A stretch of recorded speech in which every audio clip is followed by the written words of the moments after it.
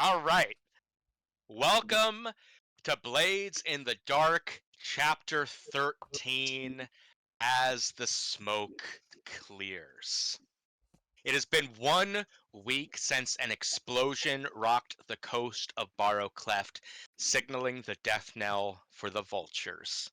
Since the incident, your rovers have been busy clearing out the river caves and extending your crew's influence along the River Dusk and throughout the southwest portions of Duskfall.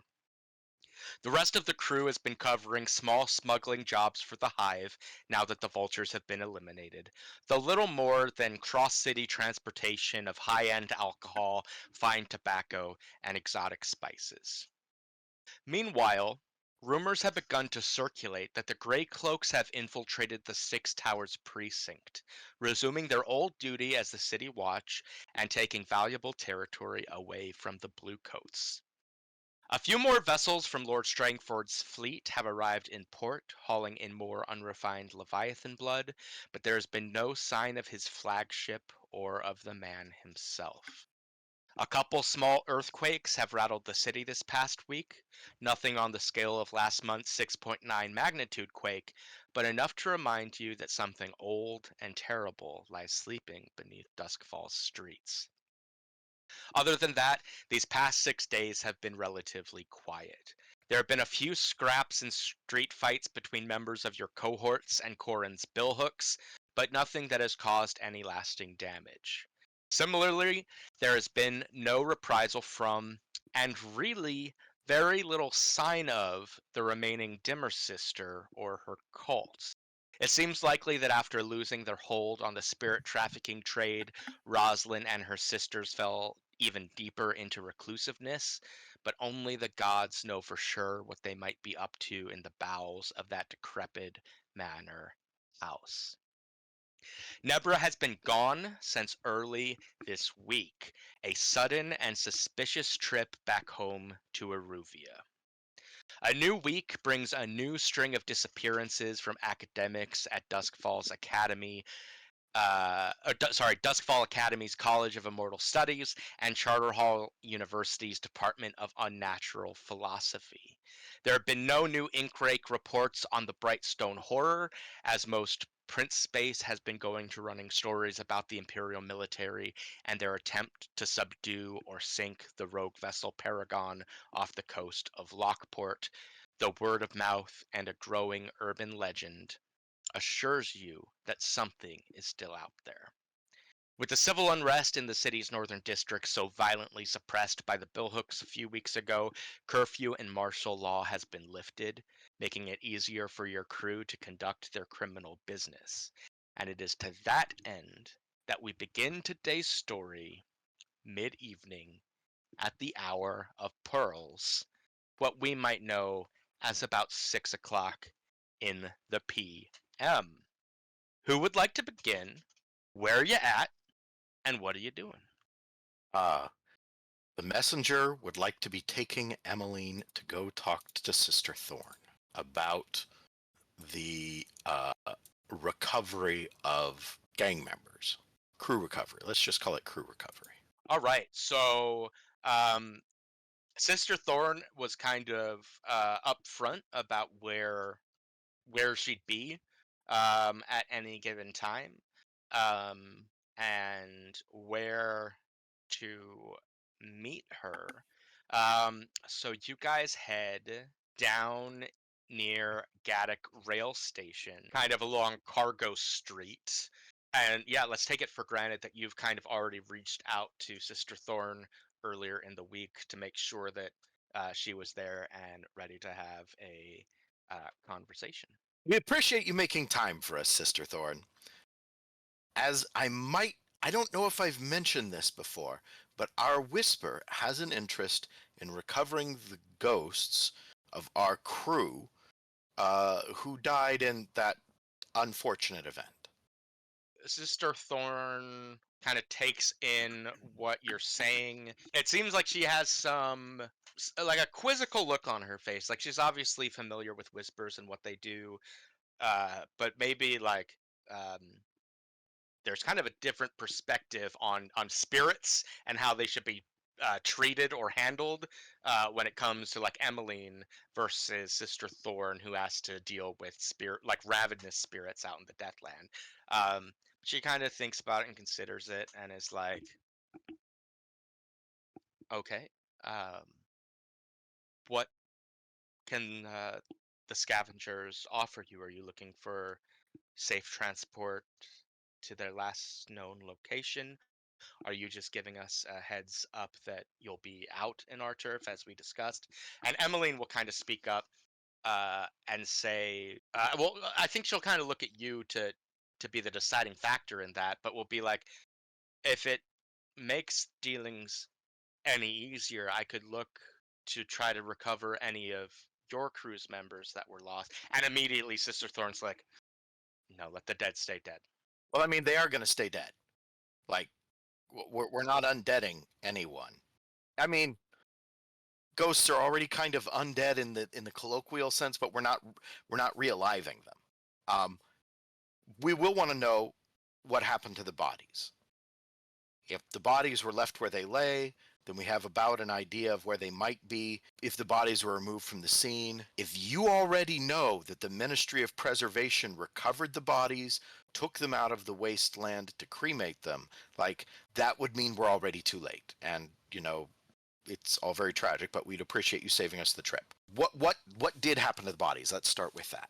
For our bodies, we recovered them and disposed of them as our traditions dictate to alleviate any additional ravages to the Deathlands ecosystem or our own survival out there. Um, as for your own people, um, you can understand our relations were not in the best place when this occurred. So, with all due respect, we left them to rot where they lay. All right. Well, that gives us an idea of where they might have been. As Um, far as the Ministry of Preservation, I can't say for sure that we've gone back to that particular location recently. Once we got this, well, once we got what we could, which wasn't much because of all of this, we left to better salvage spots. The trains have passed. The wreckage was cleared. This we know. We saw their crews out there. I didn't see any body recovery, and to be quite honest, I would be surprised unless you have a relationship with the Ministry of Preservation that goes above and beyond what we know about, that they would have any care for your people or be willing to recover them. The great thing about dying out in the Deathlands is you don't need to worry about them infesting your city with ghosts. You don't need to cremate them. Let the dead have the dead. But and she'll kind of turn to Emmeline. Listen, I don't mean any disrespect to you or what power you think you might have, but your people have been dead now for several weeks. The Deathlands is inhospitable even to the dead. I think for what it's worth, it's a lost cause and you're putting yourself in danger even entertaining it. But I'm not you. Our practice may differ. This is just an observation from business associates. If this is something you have your heart set on, I'm sure I can talk to my mother and get my people to help you. If in nothing else, just navigating the terrain, and if it comes to it, putting down whatever might rise up from what you're trying to do. I think some degree of cooperation would be good for our crews, so that we learn to better work together and coordinate. Of course, your counsel on this subject is also valued, and we'll need to bring this information back to the rest of the crew to discover that, but I think it would be a good idea for us to work together on this. It's fairly low risk for going into the Deathlands. We're not doing anything to make going into the Deathlands worse here. Emmeline is very experienced with ghosts, and other than the time that has passed, I don't think that this could be we're as close to ideal as we can get. But of course, I'm not the one who runs the Nighthawks. Of course, I will So talk to my mother. We have a schedule of our own, so let us see when our schedules mesh up.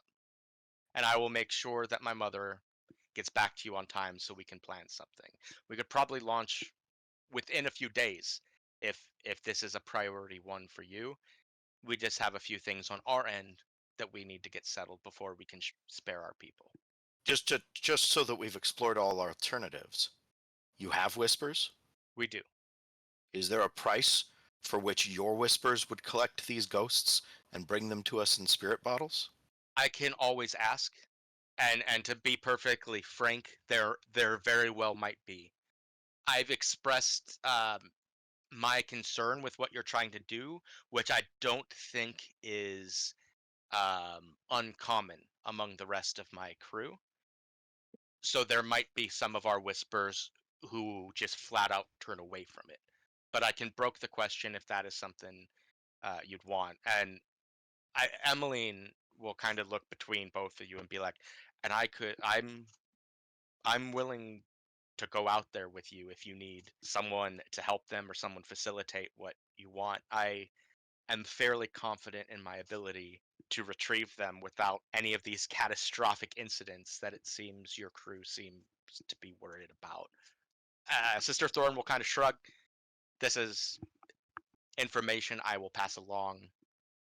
It is possible that some of our whispers will feel comforted by that. Perhaps that will reduce the price. Perhaps that'll just allow them to consider doing this for you.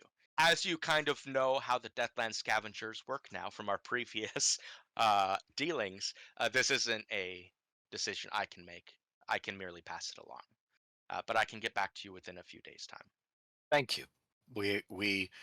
This is as much as we could hope for you to do. We appreciate this. Is there anything else we should know, or do you have any questions for us? Not off the top of the dome, unless, of course, you have insight into lucrative shipping and salvage that might befall our way in the very near future. Okay, how secure is where we are? In regards to who might be listening to you, Yeah, out of character. Out yeah, of it's character. How not secure? very secure. Like you're like a block away from the Hive's headquarters. The Ministry of Preservation is a couple blocks below you. Yeah, it's pretty terrible. You can almost rest assured someone within either of those organizations might catch wind, right? But it seems like Sister Thorn has some cojones on her. Yes. Yeah. Well, it happens that we value the current status of our relationship with the Ministry of, with a variety of shippers. When we find out something about a shipper, a transport operation who is not in the in the better graces of the Ministry of Preservation or the Hive, competition to us, the greater us, we will let you know. We did know about one recently, but we kind of took care of them, and we don't think there are any loose ends out in your territory associated with the vultures. However, in case you hadn't heard, yeah, the Hive ordered the extermination of the vultures. So if you happen to know about assets associated with them who have not since linked up with a new patron, there's nothing protecting them because the Hive wants them gone. Cool. Yeah. So I think Emmeline lets you speak, and she's kind of like walking semicircles around you, like keeping eyes out of like who seems more interested in this conversation than seems healthy, or like is anyone making a runner to But everything kind of looks good, and to that, Sister Thorn will be like, "Yeah, indeed. I haven't had much run-ins with the vultures out in the Deathlands. They made small excursions to get product in or out of the city, but they were not suited to it in the way, well, cards on the table, in a way that your crew has proven to be. Um, I heard a message was made, one that we are even talking about in the Deathlands. Yeah, apparently you do not betray the Hive. Yeah, our understanding is similar. Apparently you don't. We'll Uh, leave you to then. Thank you very much for your time. we'll be in touch soon. We appreciate it. And as the conversation breaks, uh, you do notice it had caught someone's attention.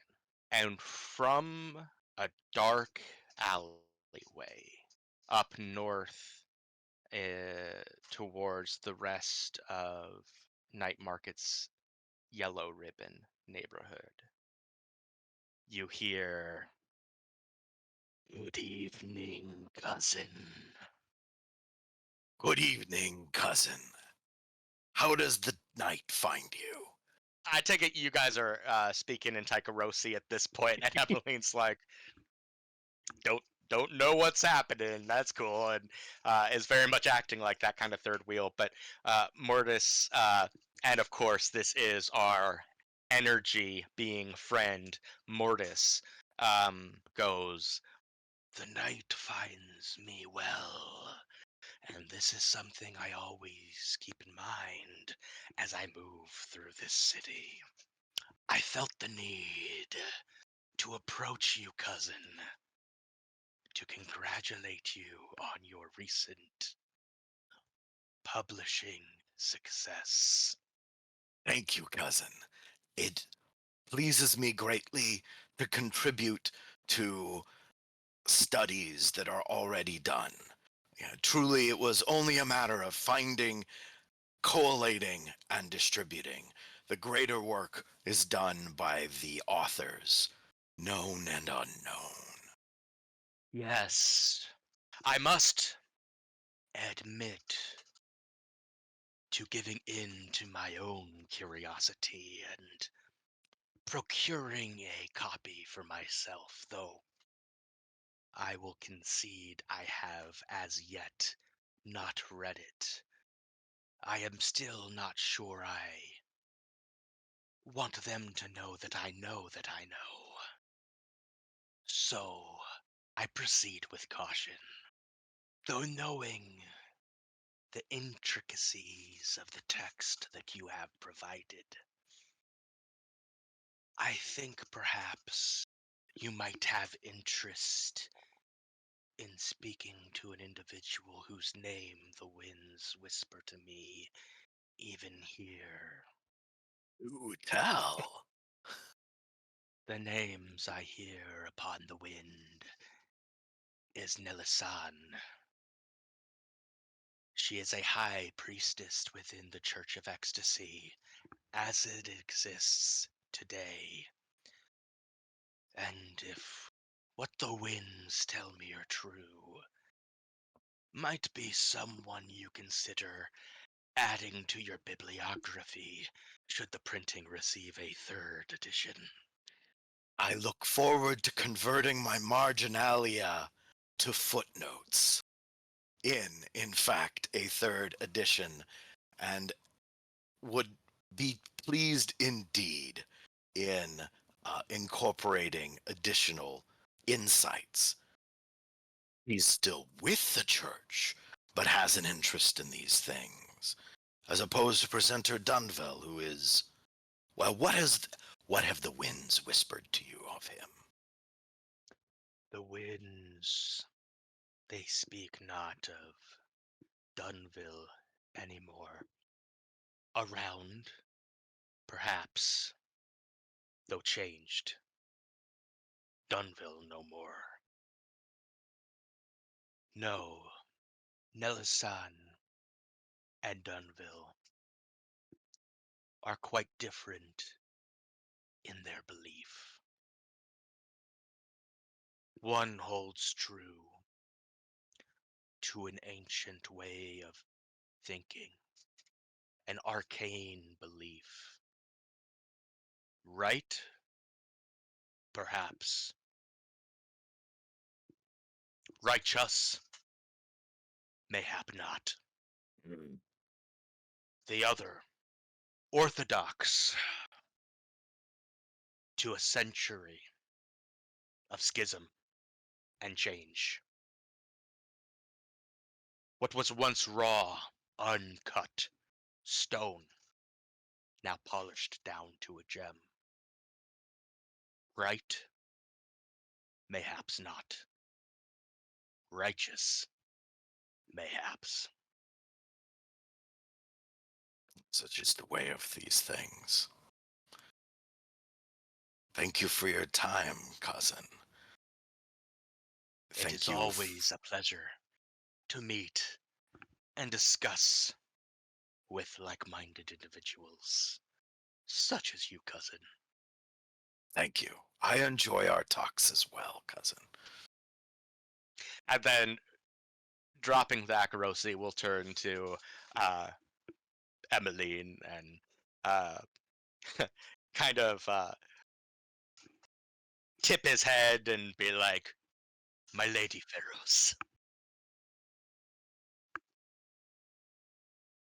Right? She kind of Good, just waves. good manners for the commoner. All right. Um, well, that'll be something I'll probably want to follow up on in free play, but we can let someone else go and get back to that. Cool, cool. Yeah, I think like as you guys walk away, Emmeline will kind of, because a lot was said there Oh that yeah, sure. was in a So language she didn't yeah, understand. So I that's think very she will good. be Let like, me. every everything good. Oh yeah, yeah. Mortis has a copy of the Principles of Oblivion Second Edition, and it's interesting that he's aware that they'll know you know they know, because I don't think I can't remember. I don't think we put that in the forward or anything, but the word is getting around that it has that effect. He's, not a careless dabbler, so he hasn't gotten into it because he's not sure he wants them to know that they know he knows. To know that they know they know they know. Um, They know. they know.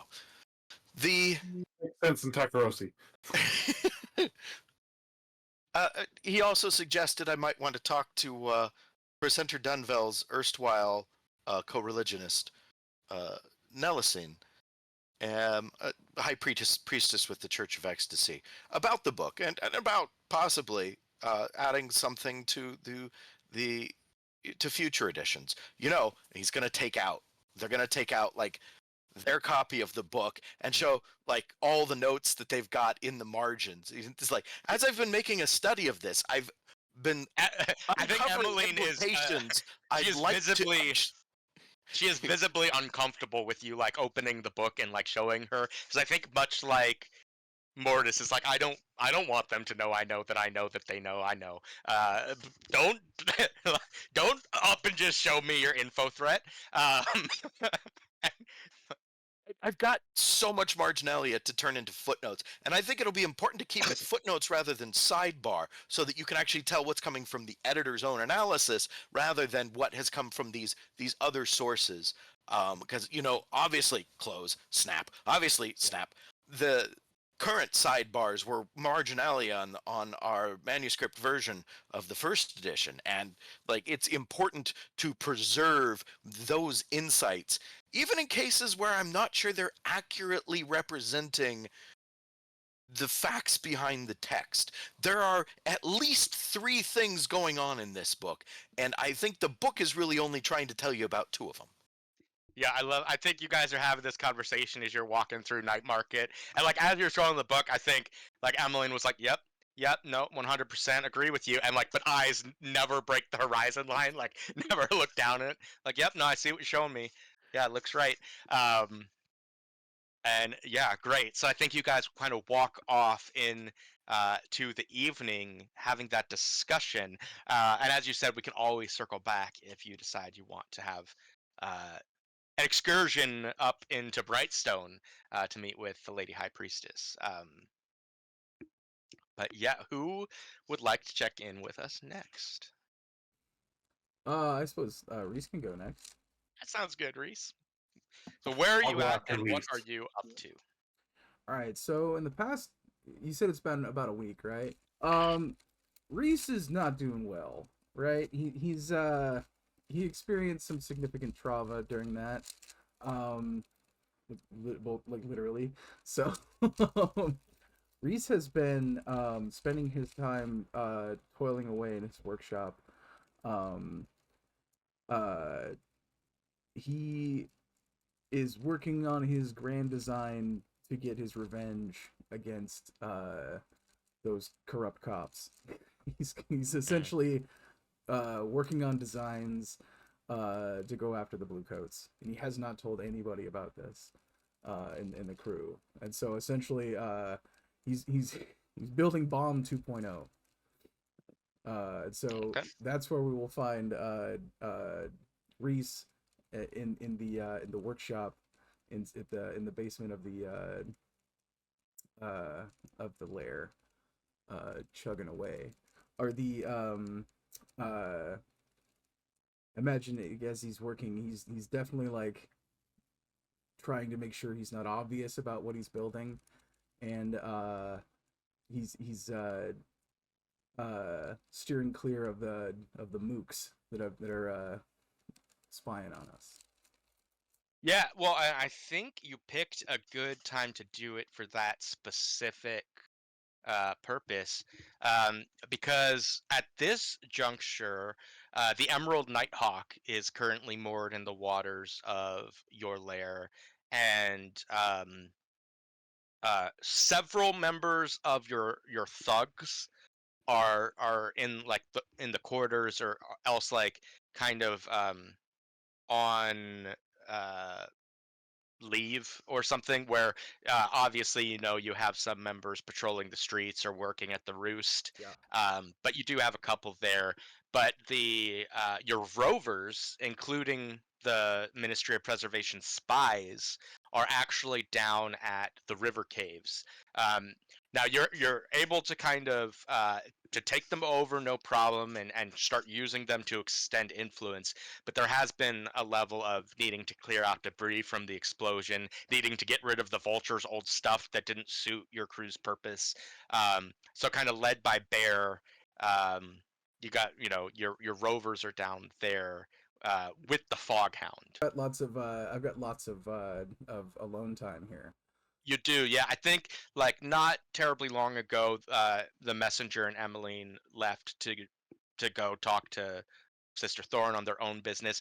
With Cameron and Nathan, I will ask: did any of you have the desire to start your evening in the lair? Because if you do, we can throw you in this scene as well. But don't feel pressured if you want to be elsewhere. That's I think if I'm there, I don't think I am. No. Yeah, cool. Because I wouldn't be right now because of, and I probably, just for purposes, I don't know if that's, I probably spent the past week or however long it's been, like, a minimal amount of time in the lair.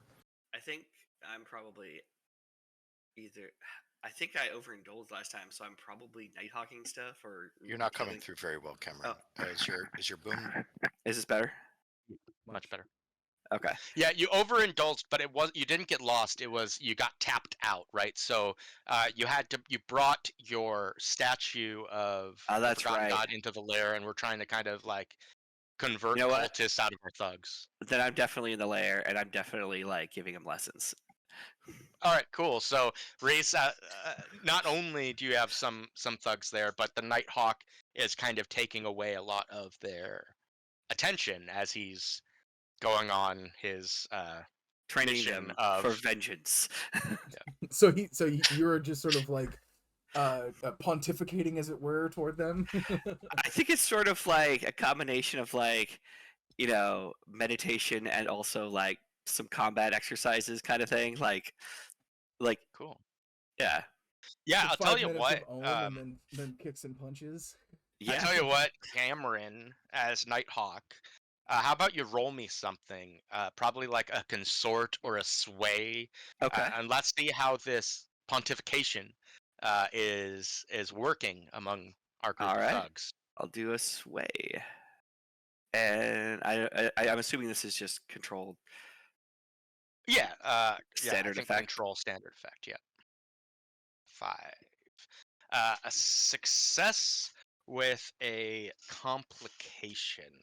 Well, I think the success and the complication roll hand in hand here, because I think, and Reese, maybe you kind of noticed this over the top of your workbench, right? That several members of these like principled thugs are are starting to kind of get into your message, right?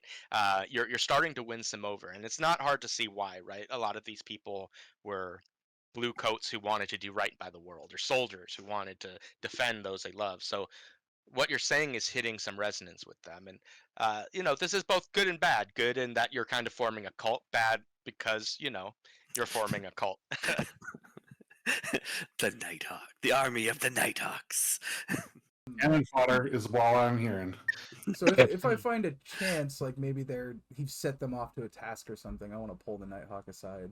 I'll take a break from what's going on my bench.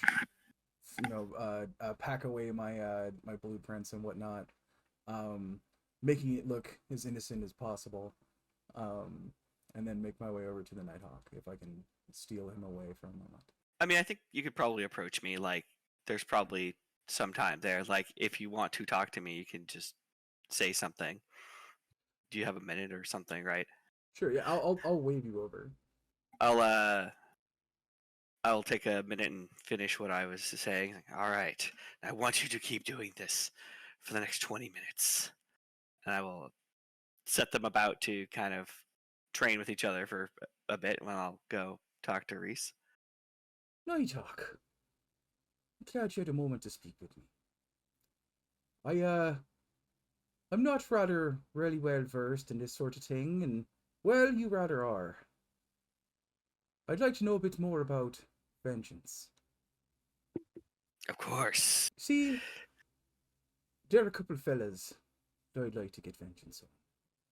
And as an expert, I would be I would owe you a favor if you gave me some advice on how to go about it. What have they done? You were there. You saw it. Those corrupt blue coats. They seen enough nights. It's time for their time to be over. Yes, they are. They have done much evil and brought much suffering to people. So you seem like the kind of person who's real good at tracking folk down and figuring out their patterns and figuring out where they're going and what's going on. I wondered if you could help me out with that a little bit. I could look into something like that. And one more thing. We need to figure out a good place to put this. And I lead him over to the table and I show him the blueprint. I don't care. It's a blueprint of a bomb, right? Yeah. Essentially, it's a device. It's a device for mounting a bomb. Mounting a bomb. Okay. Like how recognizable is it? It's like TNT. Like like. It's a schematic. So it really would come down to what tinkering knowledge you would want to apply. Like I'd be comfortable with a roll or whatever, or if your character wouldn't know, you can just ask. But Reese is kind of addled right now, and he's just assuming you know what it is. Gotcha. This is one of your new contraptions. Well, you see this right here. See what we do. If you could see this mounting point right here. See, we can play. Remember that. What happened to the vultures compound? This is about 3 times as much. Oh. I see you've improved your skill quite a bit. And I think you and me, we could do some real damage, do some real good for the city. Get rid of them blue coat bastards. Yes, we could potentially, but we must make sure we do not cause heat to fall upon our brethren. Would you like to join me in this journey of vengeance? Of course. You need only but ask. Extends his hand out. I will shake your hand. All right, let's go. Why don't we go poking around and see if we can find. Certainly. I can go and do a prowl. I think on that if you want. So would I be aware of exactly which precinct those blue coats were from, or we'd have to do some searching for that? Yeah, so the ones who you had issue with were from the Night Market precinct. That's how they were on you so quick as you guys were leaving, which is literally like across the road from your territory, really. Yep. All right. Well, we're gonna go poke around and see what we can find. So, are you guys? This sounds like a group action. Yeah. Sure. So we'll be I definitely want to do the like crawling on rooftops kind of thing. That could be a prowl. Yeah, like getting a good vantage point, watching who's coming in, who's coming out. Sure. Yeah, So I'll try to crawl up there with you. I will lead the action. I think this will be a risky standard roll. Okay. 2. All right. So Nighthawk takes a stress. Yep. But we take the 4 a success with a complication. Yeah, complication. Well, you guys are prowling the rooftops. What comes to your mind as a good complication for you guys? I think I could think of a couple things. One, I could definitely think of like we're watching them patrol, but we get a little too close and we're like right up. Some of them just walk right below us, and like somebody somebody like spits over the railing or drops something. It's like shit. So like they're like looking up on rooftops now, and so like it kind of makes it a little difficult to get all the routes and stuff because like we just drop something on their heads, right? Yeah, I like that. So let's with that, let's go ahead and mark that as 1 heat taken on the crew as these blue coats are now on the lookout. But with that, we'll say like it was a success, right? So they haven't spotted you. It's just that they're kind of on high alert. They obviously know what territory like the shadows were coming from, right? So Right. they Yeah. put 2 and 2 together, but they haven't spotted you. You can still kind of trail them for a minute. Okay.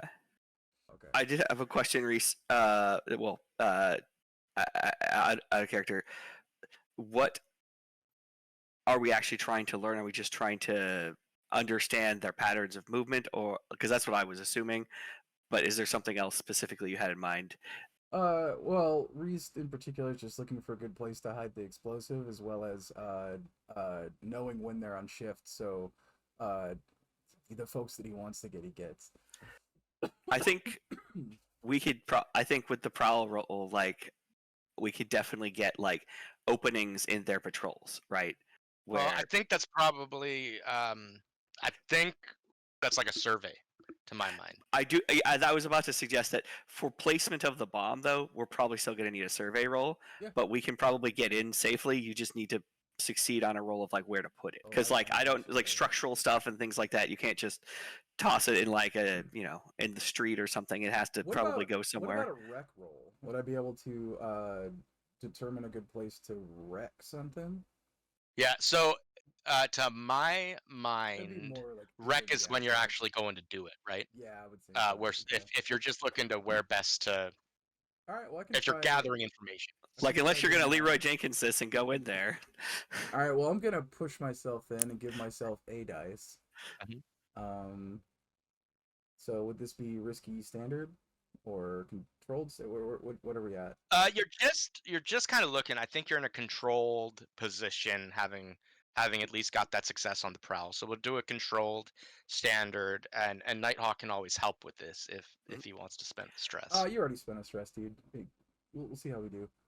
Okay, you think you got it? Like 1 die, man. We got it. Here we It's go. your vengeance. It's a 50. Oh, damn. It's a 50-50. Didn't make it. It's okay. Oof. No. So yeah, it looks like you can't spot a good way to get a bomb placed there. Like the building seems too secure. It was built knowing that Duskfall is as dangerous as it is. Mhm. It seems like if you wanted to blow it up, you'd have to walk a bomb right into the main floor. And So this plan's going to require more work. All right, we learned a lot today, Nighthawk. We'll make sure to add that to our plans, and we'll iterate from here. I've learned that sometimes vengeance requires a little patience, but the reward is still worth it. I appreciate your help. I'll be sure to keep you in the loop, as it were. Excellent. We'll just go I will about say it. from that vantage point, you spot still a few blocks away now, but the messenger and Emmeline walking back towards the lair. Messenger kind of closing up the book, and Emmeline trying to look away. I'll kind of point them down, like, hey, let's see if we can catch up. We can say hi when we get back. And Indeed. we'll hurry about our business. Yeah. We'll kind of get back through some rooftops, climb down through some, fire escapes, and get back to the lair. So this is what you do all day? No, sometimes it's more exciting. Well, I'm getting to learn a lot. Getting to learn a lot. Indeed. Good working with you for your cause for vengeance. Oh, and I appreciate your tutelage. Feel free to join anytime. I gesture at the training. All right, and then we'll head back to the lair after that. I think so. Cole very likely is still getting the latest cohort settled, even though they're being radicalized in the thug to cult pipeline. So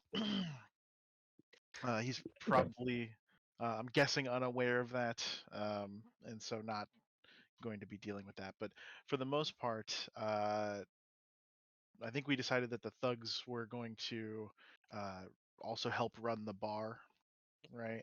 And things. And so I think he probably hired a bartender person. So it's probably not an actual asset, like not someone that will uh, fight for us or do anything, but a person that will like serve drinks and Yeah, a like a couple of legitimate employee. yeah, like actually employees um, of the bar. And so I think he's been like taking point on finding those people, like putting people to work, making the bar nice.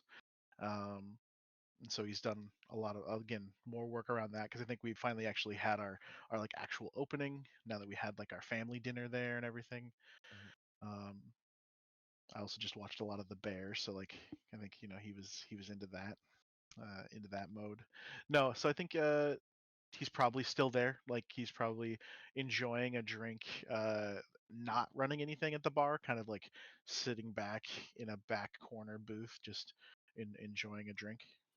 Sounds good. Yeah. I will say I was also planning in being in a back room at the bar, if that comes up here. Okay. Yeah.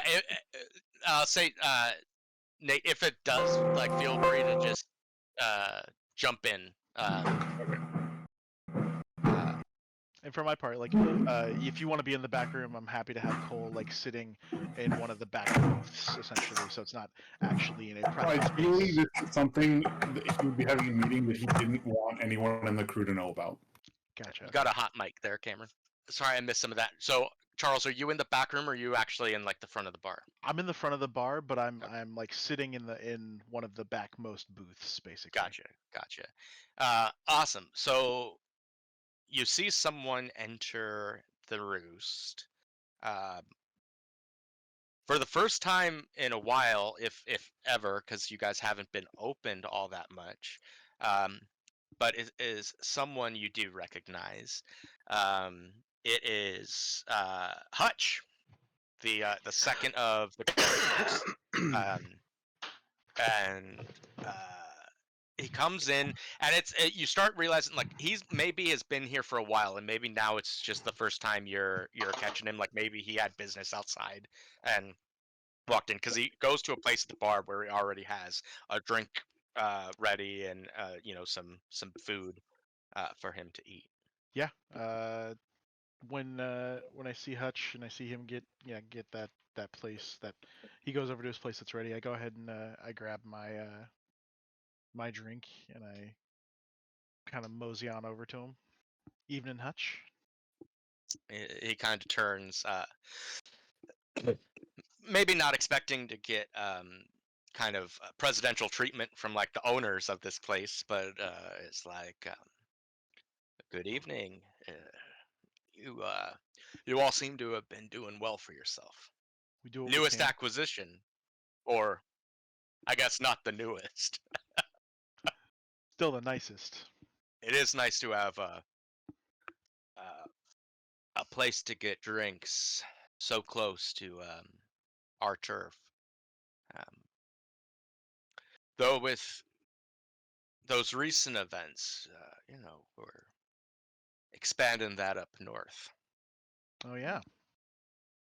What are you looking at? Oh, just setting things back the way they ought to be. And yeah, it occurs to you.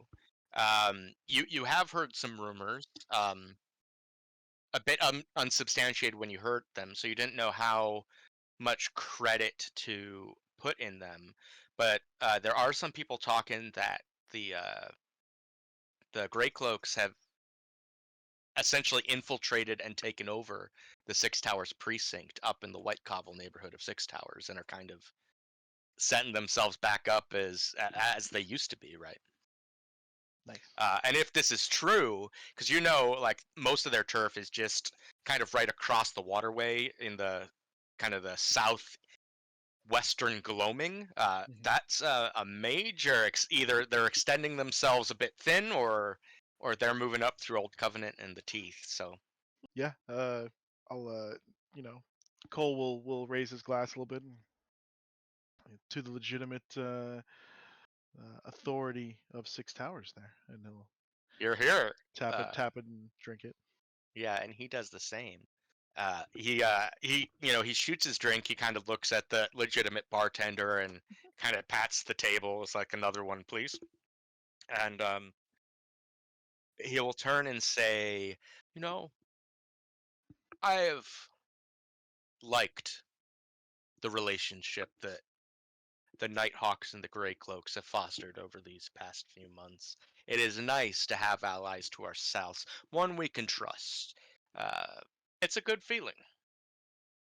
And I hope you feel the same, having allies in the north. I do. I And do. he gets another whiskey, shoots it down, and again, Hutch seems to be going all out tonight, but he doesn't seem inebriated. He probably has quite a tolerance. His mood kind of gets a bit more serious, his eyes kind of turn downcast, and he's like, our new position is good for many things.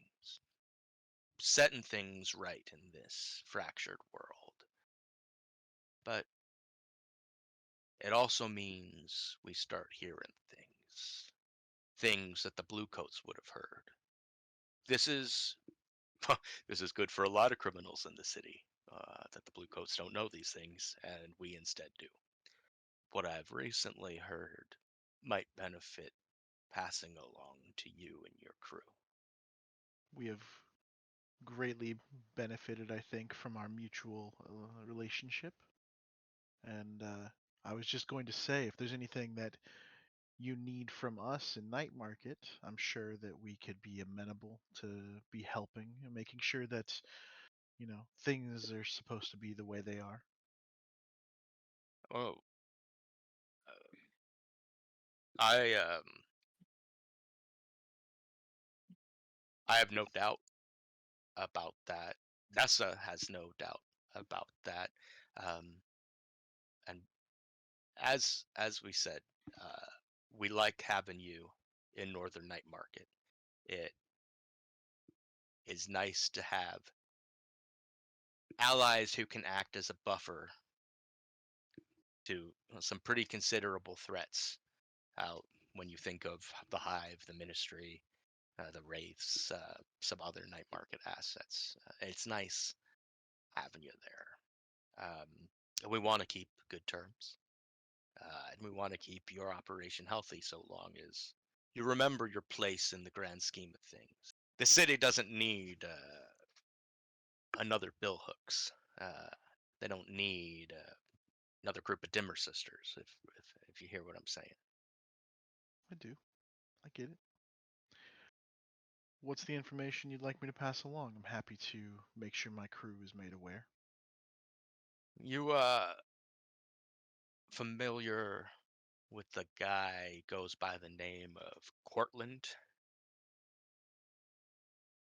Am I familiar with the guy that goes by the name of Cortland? I cannot Yeah, recall. that's the leader of the Lost. Ah, I'm familiar of Cortland. He leads a group of ragtag freedom fighters. I think they style themselves as. Yeah, the Lost, Hutch Mm. says. I'd forgotten And the name. Yeah. never has a crew's name been more appropriate, because these knights, they do truly seem lost. Not many people heard about what happened to them, where they went. All we know is where they once were, no longer there. Now, we hear through the grapevine, they pissed off the Hive, torched some of their warehouses. We also hear through the grapevine what happens when you piss off the Hive. And he kind of throws his arms back, and mimicking Edwin Pond hung up on the river caves.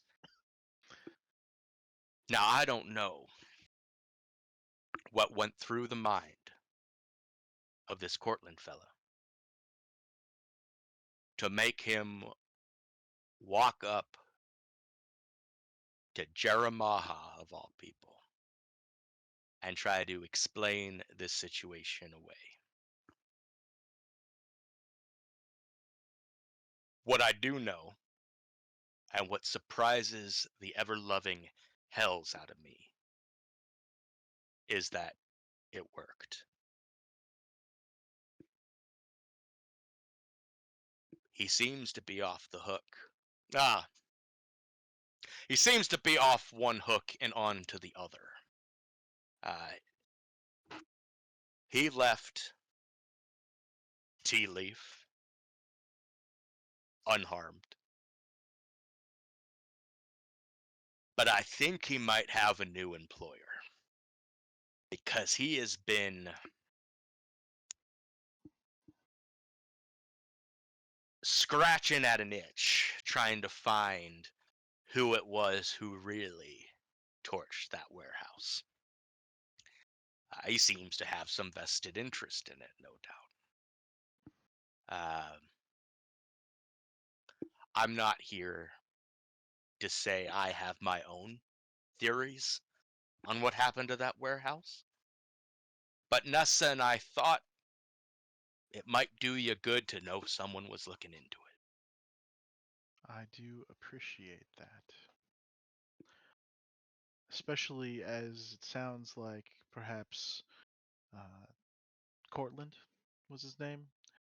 Uh, that perhaps we now share a similar boss. And so I'd be happy to aid in his investigation in whatever way, as I'm sure we'll find that the uh, who is it that we were at war with previously that wasn't the vultures? The Foghounds, the Foghounds, Billhooks, okay. Because the Foghounds are the ones that we wiped out first, and then the yeah, vultures are the ones we just stomped on, right? yeah.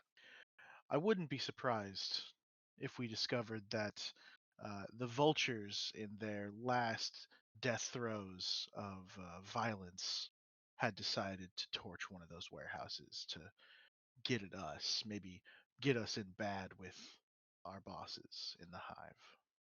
That seems like a very logical explanation and a very believable story. Uh, Nessa and I would be happy to pass along any of these other believable stories to Cortland, to Maha, to anyone looking into this in ways that, well, the blue coats just might not. Uh, so if ever you feel the need to make sure interested parties have their stories straight, just make the trek up to Six Towers and we'll have ourselves a chat. Surely I Work out will. the fine details of everything. Is Tessa working out of the old precinct, or are you guys moving up north? Uh, Nussa is still in the apartment complex. Hmm. She is a bit too recognizable for her to infiltrate the precinct in the way we need it to. Uh, Hmm. now that, for the most part, it's under our control, we still have a few we need to terminate. Uh, I think she'll be moving up north sooner rather than later. Okay. We need to make a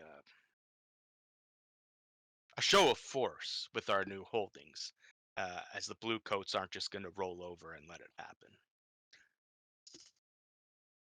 Another reason we are so keen on having allies to the south. It's very nice. It makes it a lot more difficult when folks coming in to your territory or ours, knowing that they won't be able to just cross the water and get away. I think we can be a lot of help to each other in this. Now, this Cortland fella, as you said, seems to be a peer in the organizational structure that Maha has created for me. And that's fine.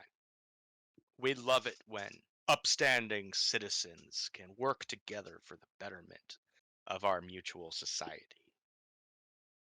But Nessa also wanted me to explain that should this Cortland become too much of a problem, the Grey Cloaks do have solutions for that as well.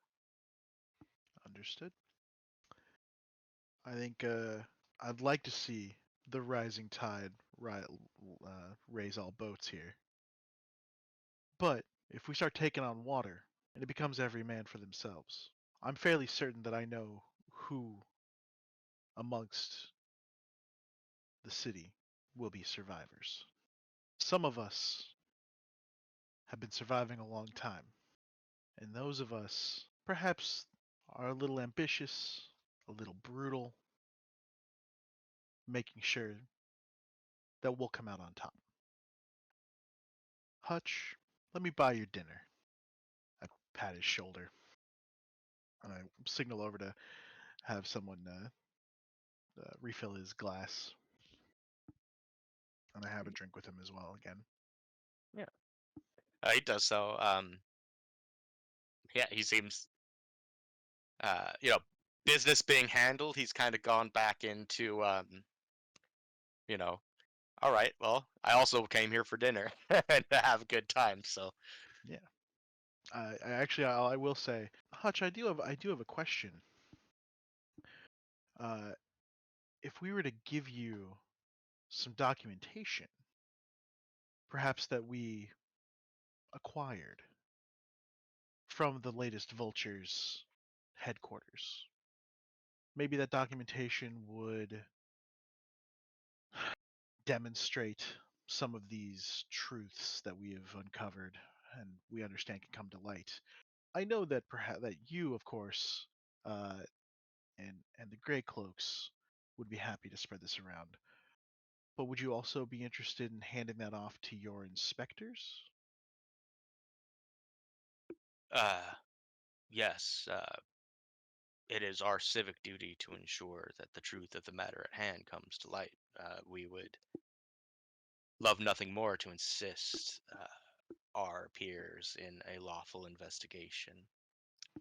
I will say, for what it's worth, having operated just north of Night Market for a long time, knowing how Maha operates to some level, if you have any feelings towards this Cortland guy, I would work hard to make sure he was the one to find out about things first. Maybe I'll direct him your way, since we've worked in the past to uncover some secrets, get into the histories.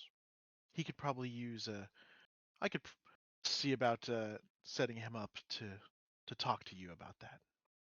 Always a pleasure to protect and serve. Are you aware? And Kyle, sorry, apologies. Can you remind me? Did we discover uh, that who was it that was springing the bill hooks? Yeah, so we know the bill hooks were being sprung as a lot of money was being brought in to this Erin, Tarvel's sister.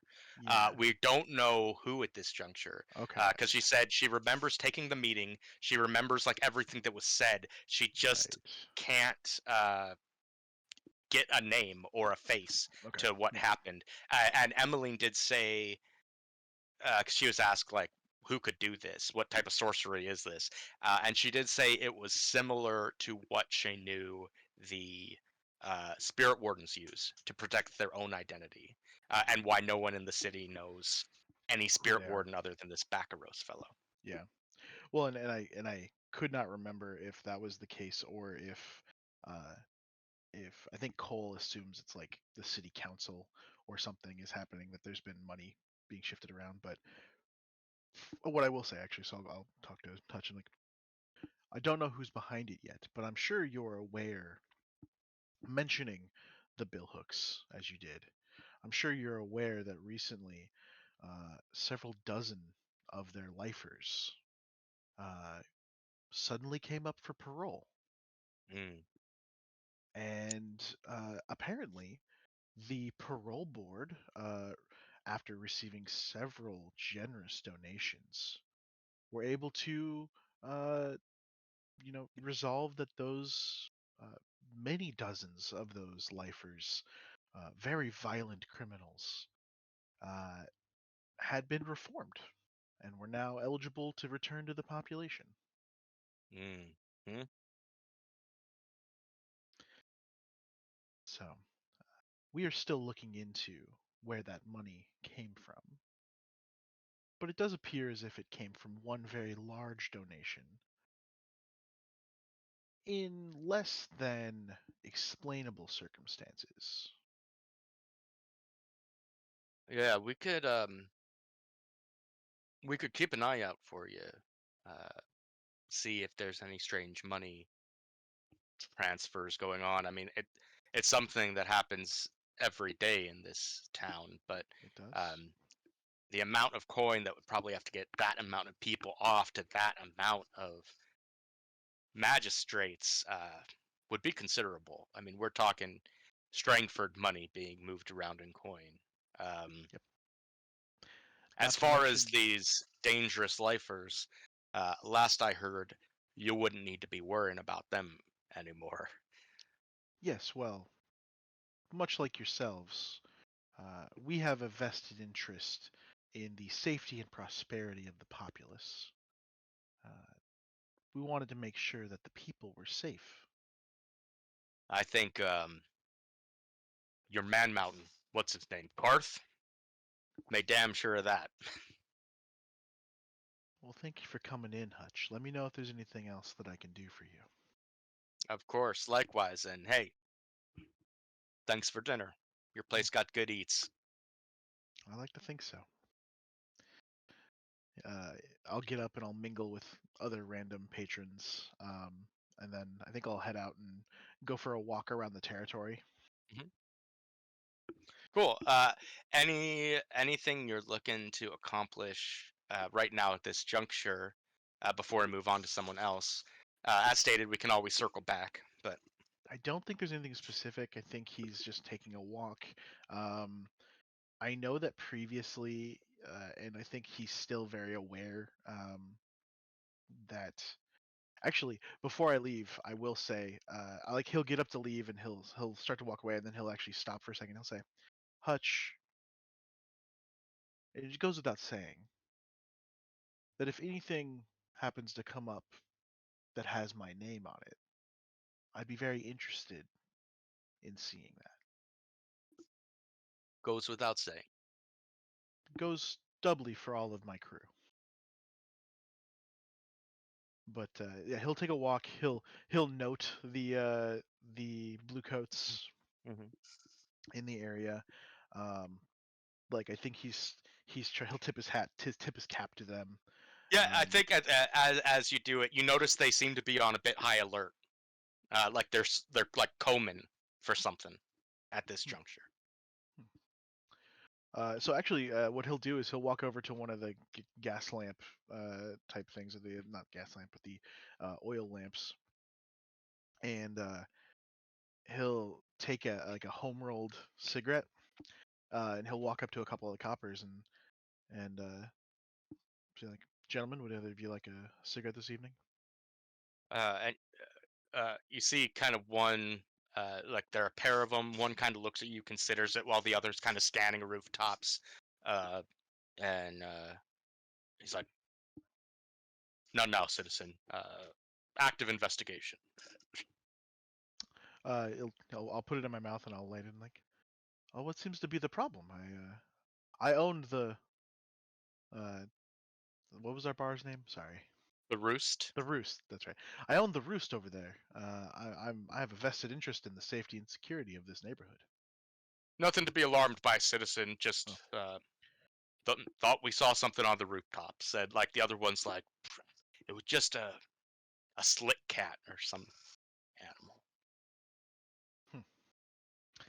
There have been a fair number of very wily slick cats in the area recently. They've been getting a little bolder.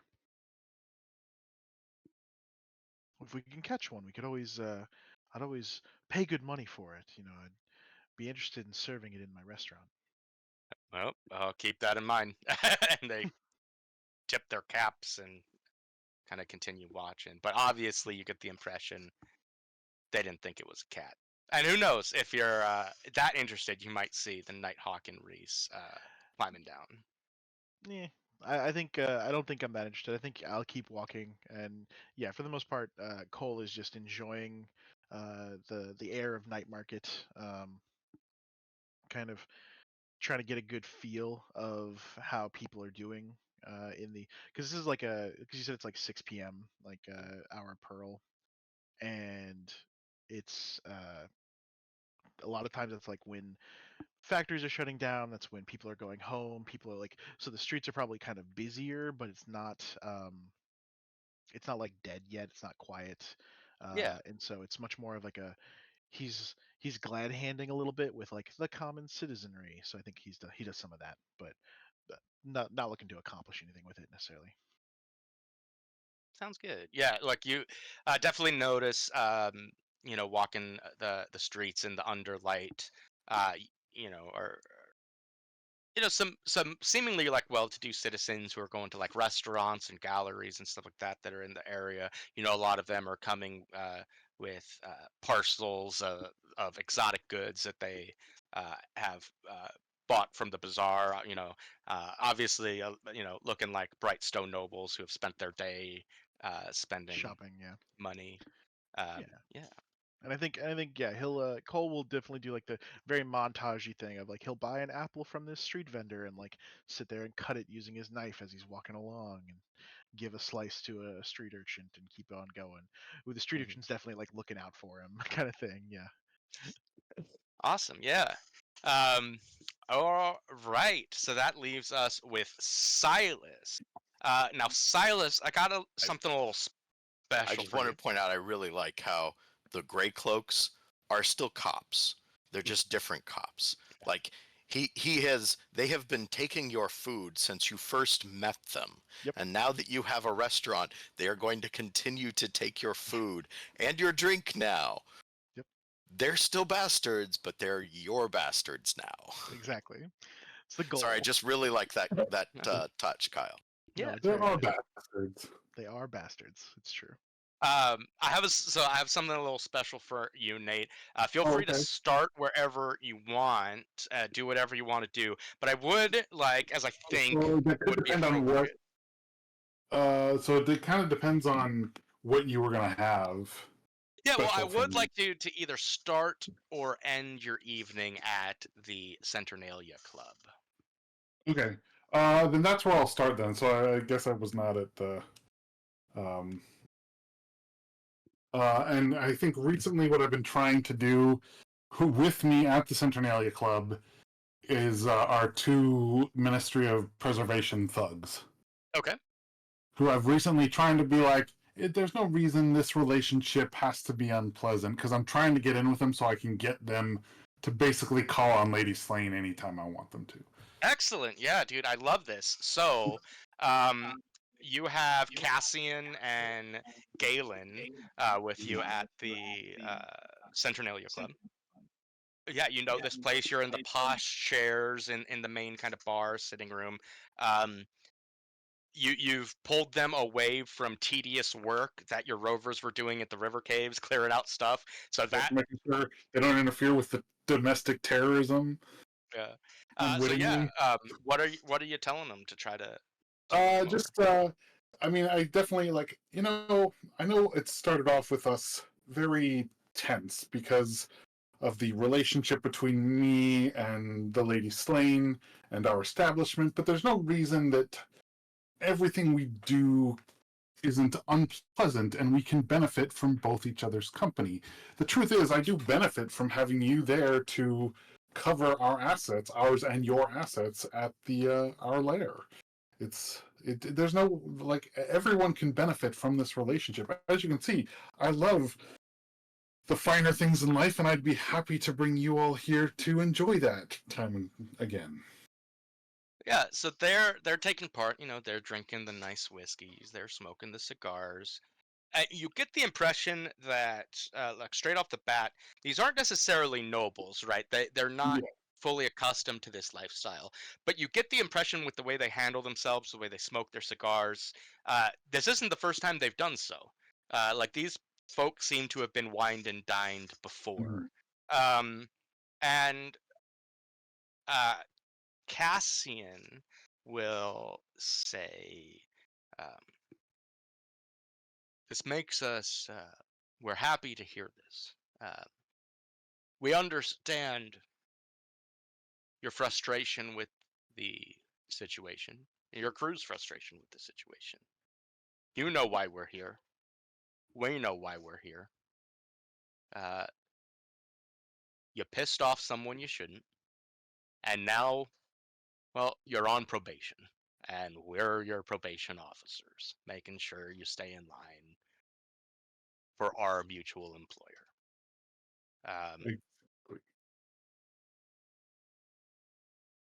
But I think you see it in the right way that maybe some of your other crew members miss. That this is an employment arrangement. We are all on the same side. Uh, and we would like to accompany you to these finer things in life, to have these grand experiences which you're offering us, like tonight.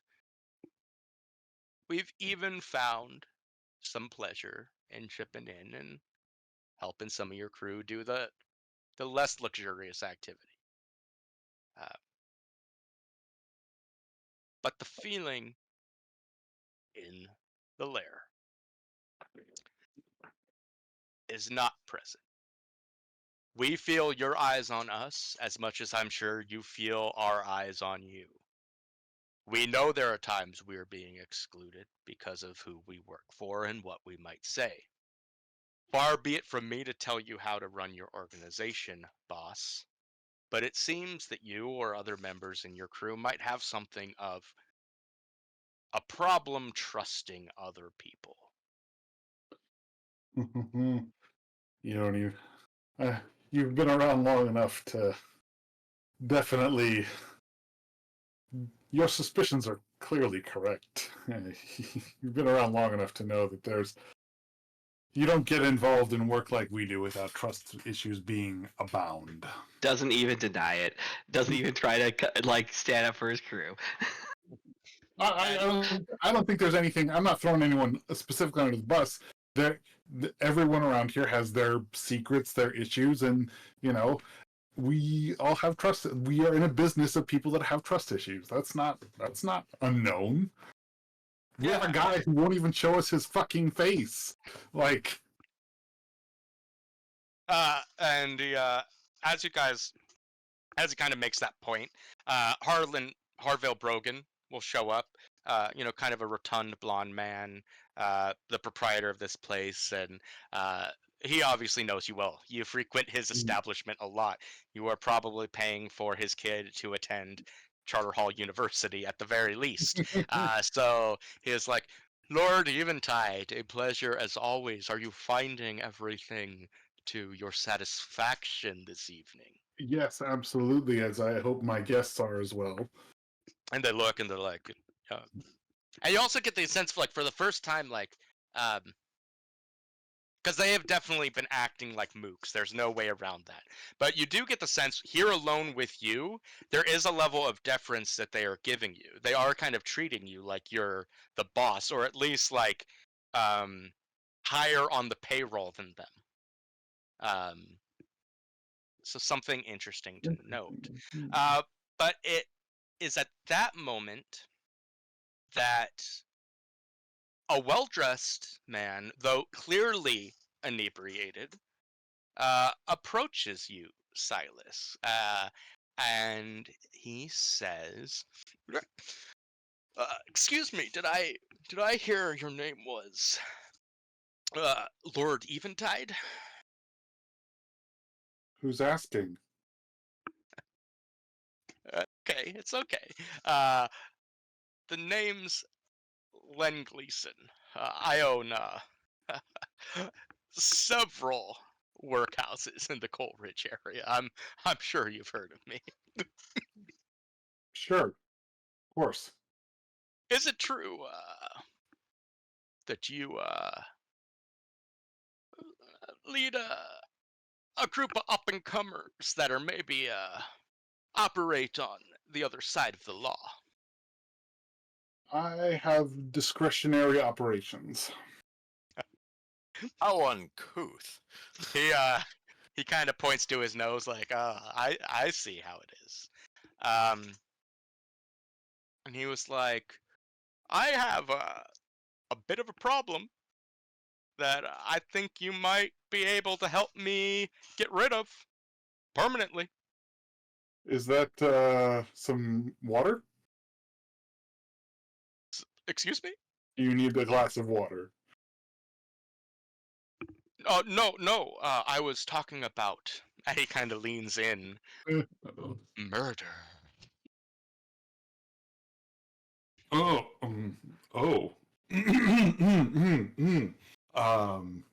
I see. I kind of like glance at the two guards, thugs, people.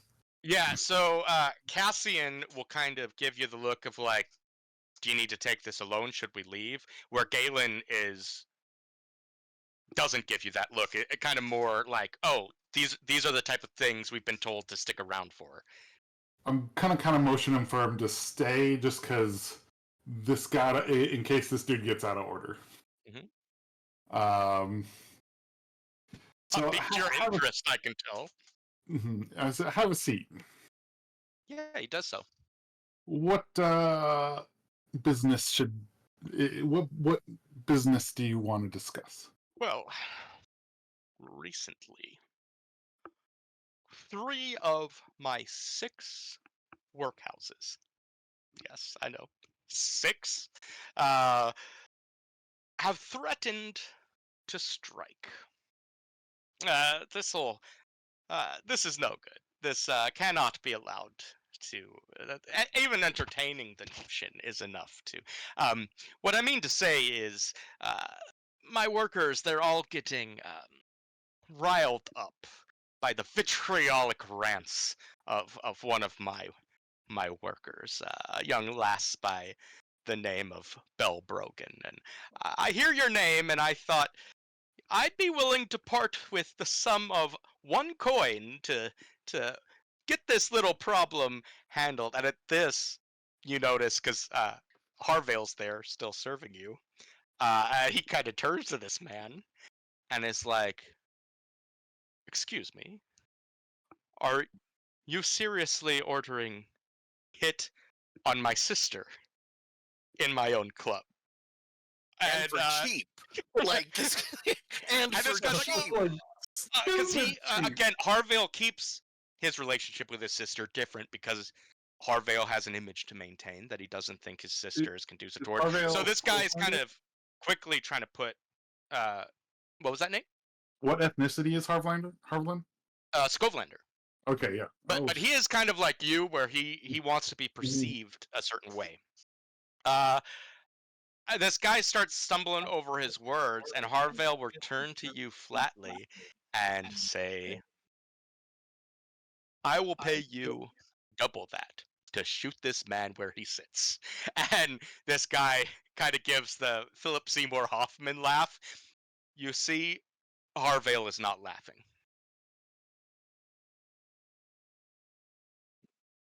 You've got a holdout weapon, right? That's part of your kit. Let me look at my what's it here? You have 2 thugs sitting next Yeah. to you.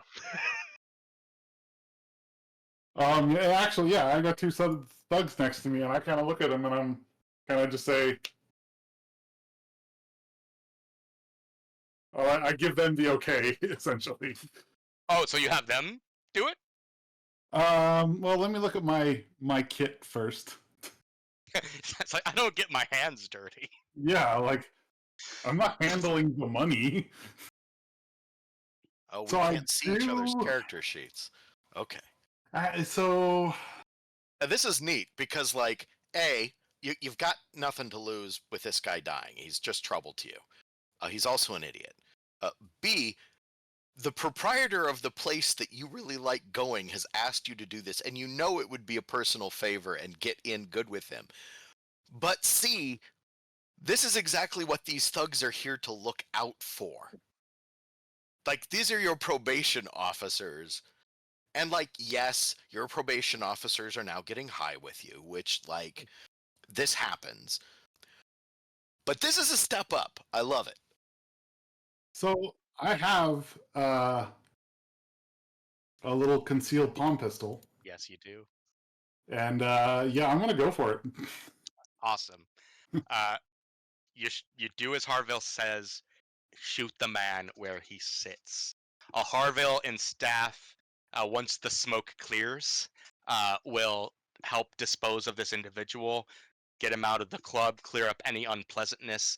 I will say I'm not going to count this killing as part of the score, but we will just take a flat 1 heat, because Harville will try to cover it up, but word's going to get out. You shot someone. But Silas, he what? does pay you. People need to know that. He does pay you double the hit and gives you 2 coin. And that's for you, Silas. Walk that straight to That the is for me. After all of this happens, you hear a bit of applause coming from one of the other tables. And you see a new individual begin to approach you. This man seems to be of mixed Scovelander and Akarosi heritage based on his features, and is about 40 years of age. He has a medium build and stands to about average height. He is dressed akin to a safari hunter, and carries himself with an air of confidence and charisma as he approaches you.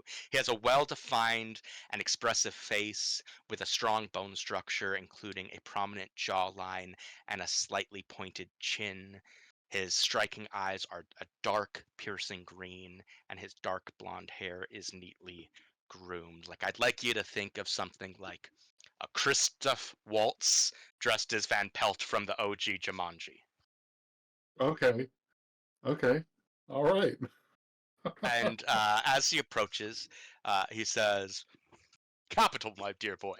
Capital. Bully for you. And an excellent shot." And I, And he look at my glass. reaches out to shake your hand. I take it. He shakes it and says, "Captain Ezekiel Lannock, commander of the North Hook Company. It would be What? of the North Hook Company. Oh, okay. Well, It would pleasure be to an meet you. honor and a privilege, my dear sir, to sit with you and buy you a drink." Please join us. And he does so, and orders you around and around for your men. He orders you a top shelf whiskey. Like we're talking the Black Veil Reserve, Skovelander whiskey. And he orders something less impressive for the lesser members of your crew Lesser today. members of the More crew. subordinate tastes Yeah, better. the hired help. Yeah. Well, Captain, how was your evening? Well, it's a spot more exciting than it was a few minutes ago, I will say, my dear boy. Oh, capital indeed. Well, what are your endeavors these evenings? Well, to be quite frank, sir, I was looking for someone who might help me with a problem, and well, I will say you've made quite the impression on your ability to handle problems directly and succinctly, and well, rather permanently. There is rarely a job that my company takes that I do not personally supervise. Excellent. These are the type of arrangements that the Northrop Company would like to be involved in. Small businesses with good and proper management. Exactly. We just how have we not met before? Yeah, and you have heard of this Northrop Company. They're out of the docks, and they have an old-fashioned estate house from which they are headquartered. And these are the oldest surviving shipping and naval exploration enterprise in all of the Imperium. The Northrop Company has a massive fleet of trade ships, though it is considered by many to be merely a private front of the Ministry of Preservation. But no one can say that for sure because enemies and rivals of the company, not to mention overly curious journalists, tend to disappear before anything can be determined. I have one of those.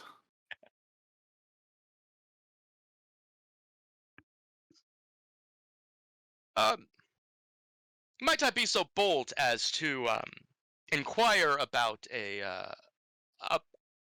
your willingness to undertake a business opportunity that I have seemed to have befallen and am able to offer you and your organization? I am 100% willing. Excellent, capital. I have recently acquired an exorbitant amount of coin. I need this money transferred to a business associate, preferably without the knowledge of the Ministry of Preservation. He says this perks up the ears of the two Ministry of Preservation spies you have sitting next to you. Well, there are just a series of unfortunate people walking up to this table this evening. I can't have this money tied to my business associate, and so it will need to be laundered, but I do have a plan for that. That would, I think, fall into your crew's expertise, allow you to make a bit of money, allow you to transfer my assets, and, if nothing else, be a bully of a good time for all involved. Mm-hmm. You see,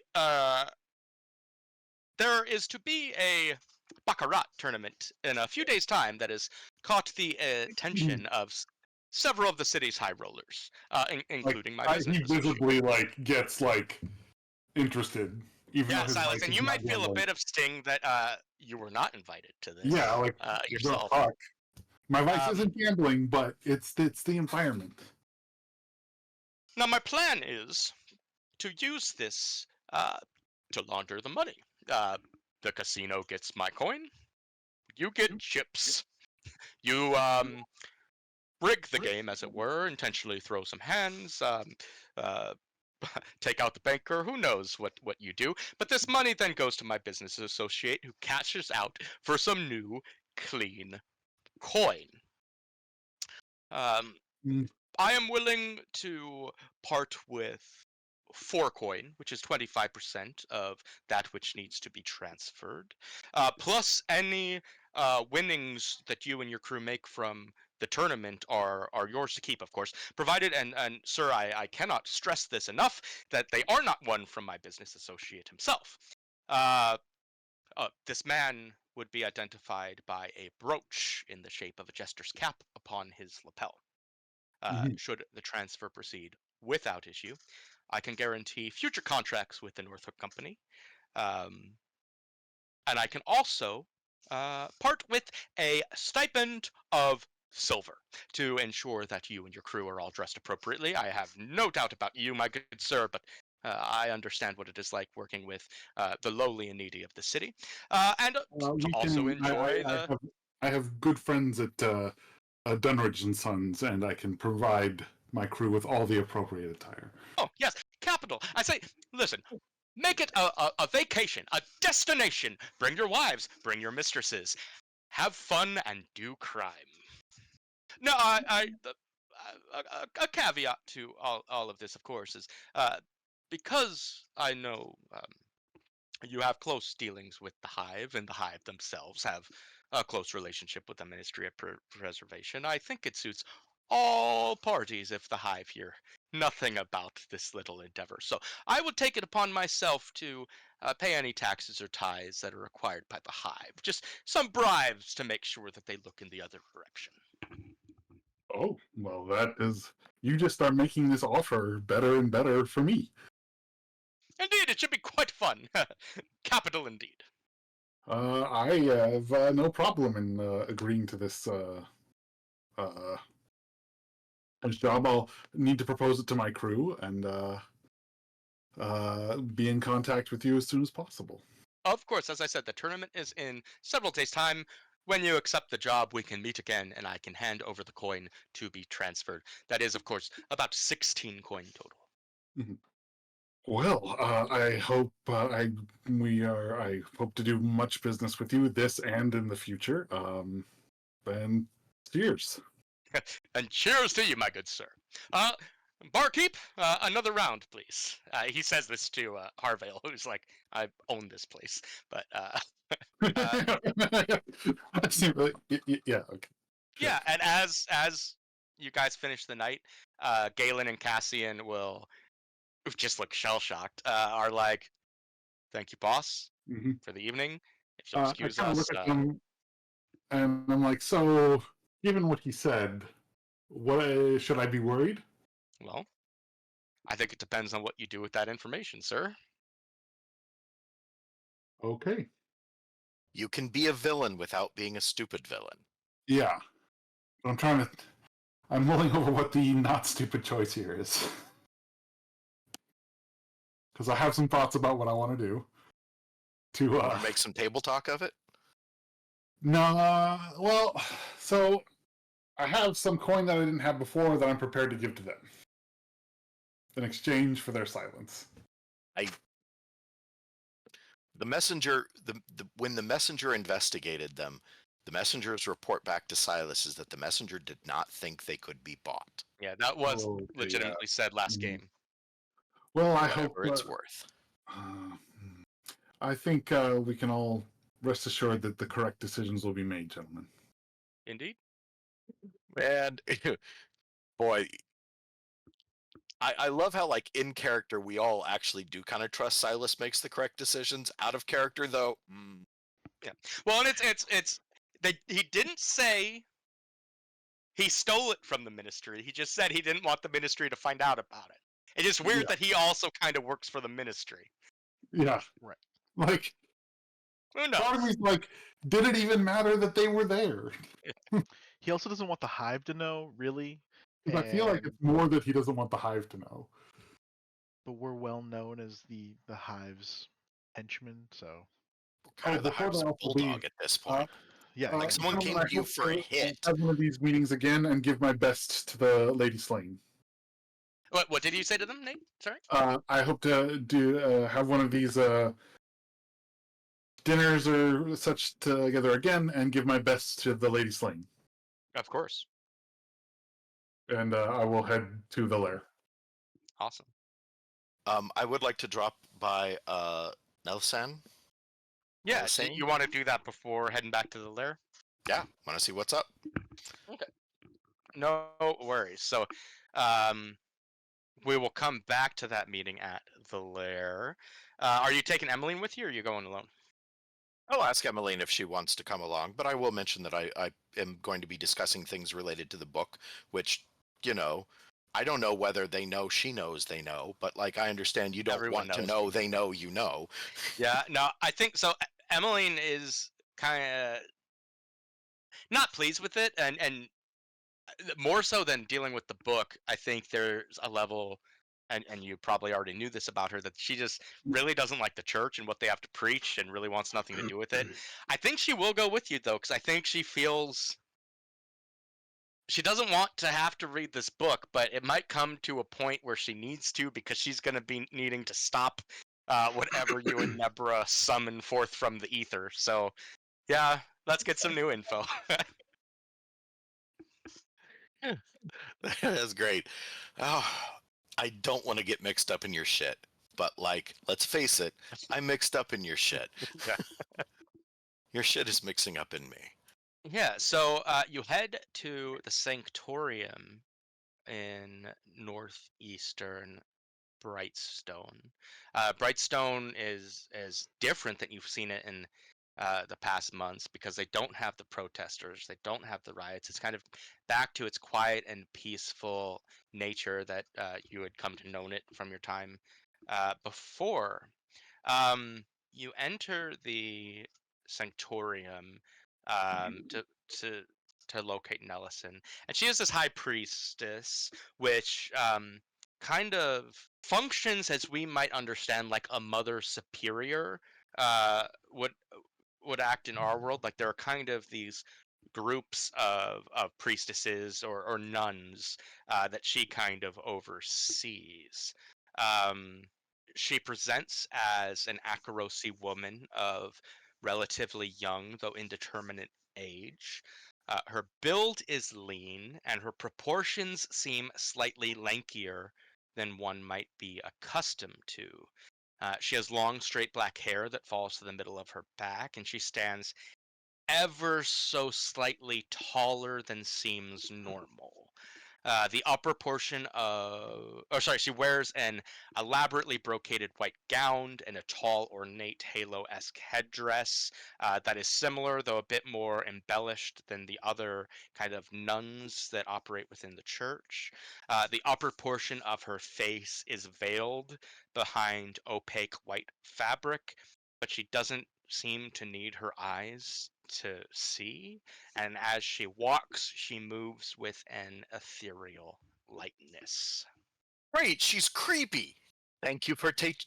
What out of character? What is the appropriate form of address for uh Yeah, for a someone of her title, I think sister would do fine. oh Like no sister. no your grace, no your eminence, No, because the leader of the your church is holiness. this elder Rowan that you met at Lord Strangford's party. This is someone. So it's like there's a difference here between like I see Elder Rowan almost like a televangelist pastor versus like a cloister of someone who like we're practicing our religion for our own purposes rather than to evangelate to the masses. Fantastic. There we go. Sister Nelison, thank you for taking time to see us. Uh, as you're likely aware, I recently have been involved in publishing a esoteric work on the natural sciences, such as nature is these nights. And I heard that that there may be something valuable in consulting with you on regarding future publications of that sort. And she almost like floats over to you. Her hand moves as if almost like a submerged being in water. Um, Shall we walk?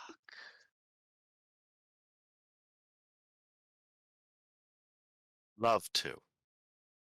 So she takes you across the embodied road into the Serenity Gardens on the northern face of the Sanctorium.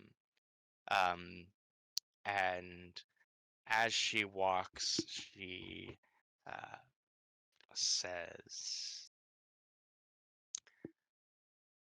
I am familiar with your recent work, though I myself have not sought a copy. It is dangerous, the powers you meddle with. Well, yes, journalism is like that. The existing structures of power, both corporeal and otherwise, frequently have something to say about the work of journalism. You misunderstand. It is not journalism to which I speak. The biggest lie ever constructed by our early church was the very nature of their divine patron. The empty vessel is anything but. It is a fluid. It will fill any container. It just requires us to empty the vessel. The spirit is still something to be abhorred. This has not changed. But ritualistic hollowings have fallen out of practice in our modern church, and are only undertaken by seasoned practitioners, and only then under the utmost care and supervision. It does no good to rid ourselves of one abomination, only to open the door to another. Is your patron that abomination? Mm. This is a schism that is held between those who hold to the old ways of the cult of the empty vessel and those who hold to the orthodox tradition of the church of the ecstasy of flesh, from which arised from this cult.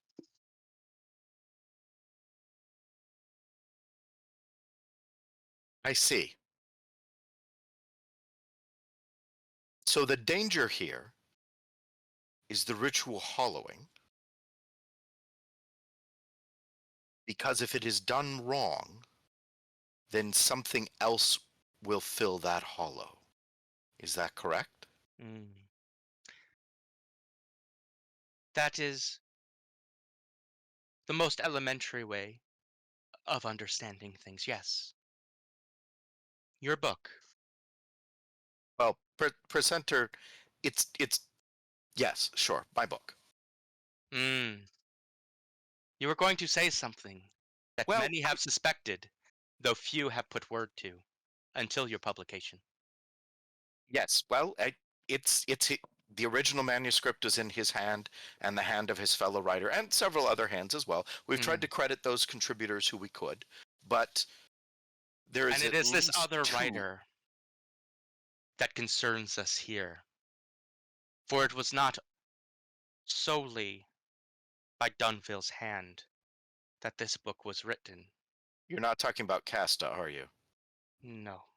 Ah, cool. Do you have the other writer's name? I'd like to credit them. Mm. It is, as you understand it, the empty vessel. Ah, Preceptor Dunville wished to obtain the power of demons. Is It- this not so? that definitely seems to be what he thought he was going to get. Now, Mm. you'll understand. I don't know. How much do you know about the great work of the Taikaros? Like, we Taikarosi are Probably. pursuing a balance with the world that is not entirely in line with, I think, either side of the schism you described. But our work is not much interfered with by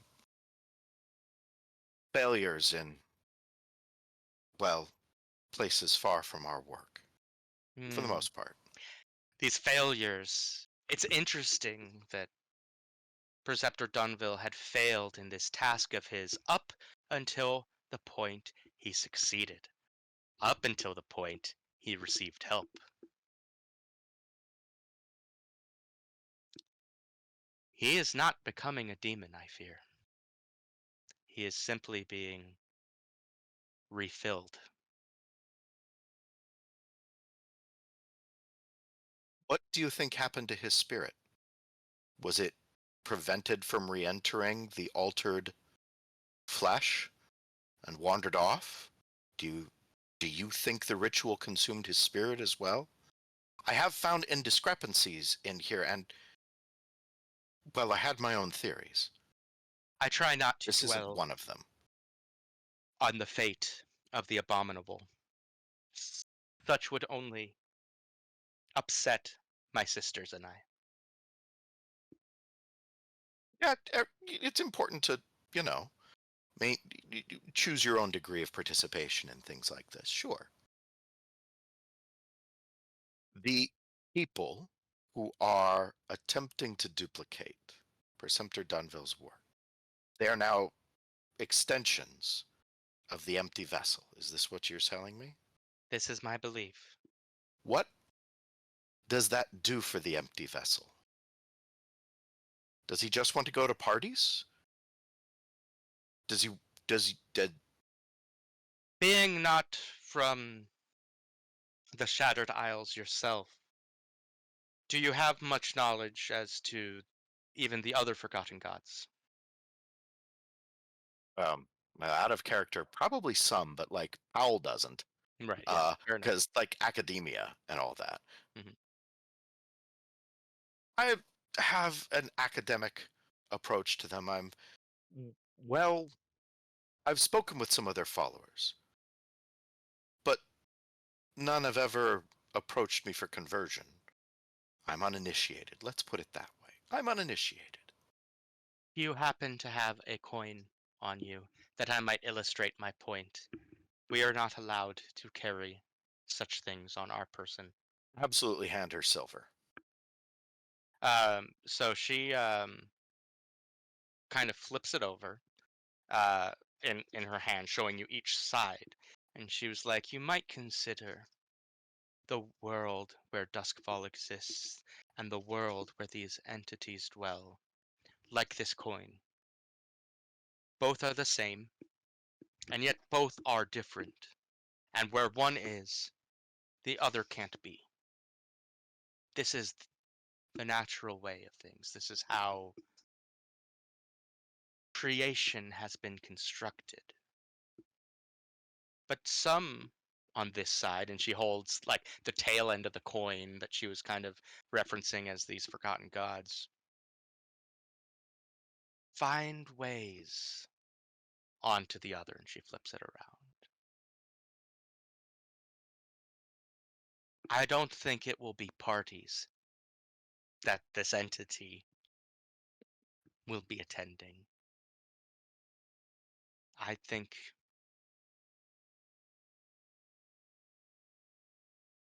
well, when something that ought not be somewhere appears, like the tomes speak of weeds growing in the gardens of the world that was. They seek to grow, to multiply, to propagate. As I said, this particular entity is a fluid. Now that it has spilled onto our side, I fear it will continue to expand, continue to fill the container that is our very existence until there are no vessels left to be full. If you catch the meaning of my words." And she hands you back the silver piece.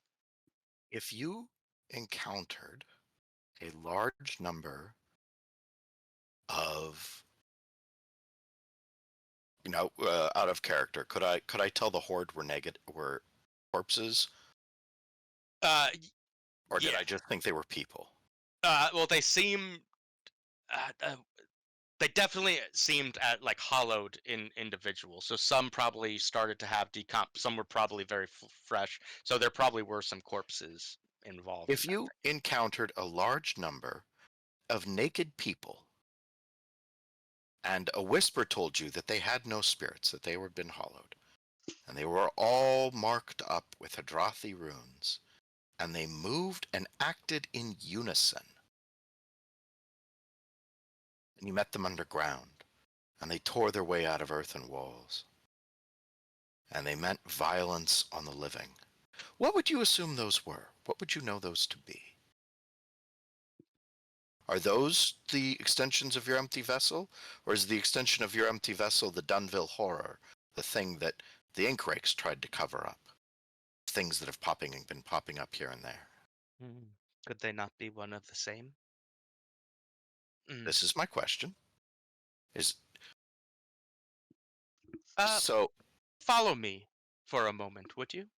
And she kind of Happily. leads you back to the church. Adeline's having a day right now. But she leads you into kind of a side entrance of this cathedral. It's kind of a modest entrance, which kind of leads you back into um, uh, the nuns' housing area. I forget the term right off the bat. Inner cloister. I don't know.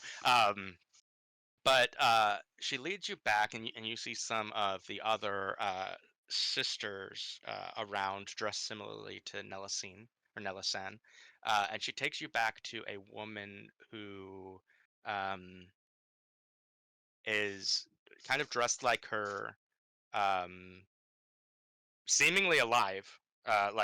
There's like respiratory processes and stuff like that, but is in kind of a glass case, similar to like if you've gone to Italy and seen like Saint Clair's mummy and stuff like that, very like holy relic-esque, and is just kind of sitting in a chair in repose, respirating, but doing nothing else. And Nelicine kind of points to her and like, a holy relic from a bygone time. My predecessor, as Mother Superior to these sisters, underwent a hollowing process to remove the abominable. As you can see, what hollowing looks like to the holy is vastly different from what you've described with the damned.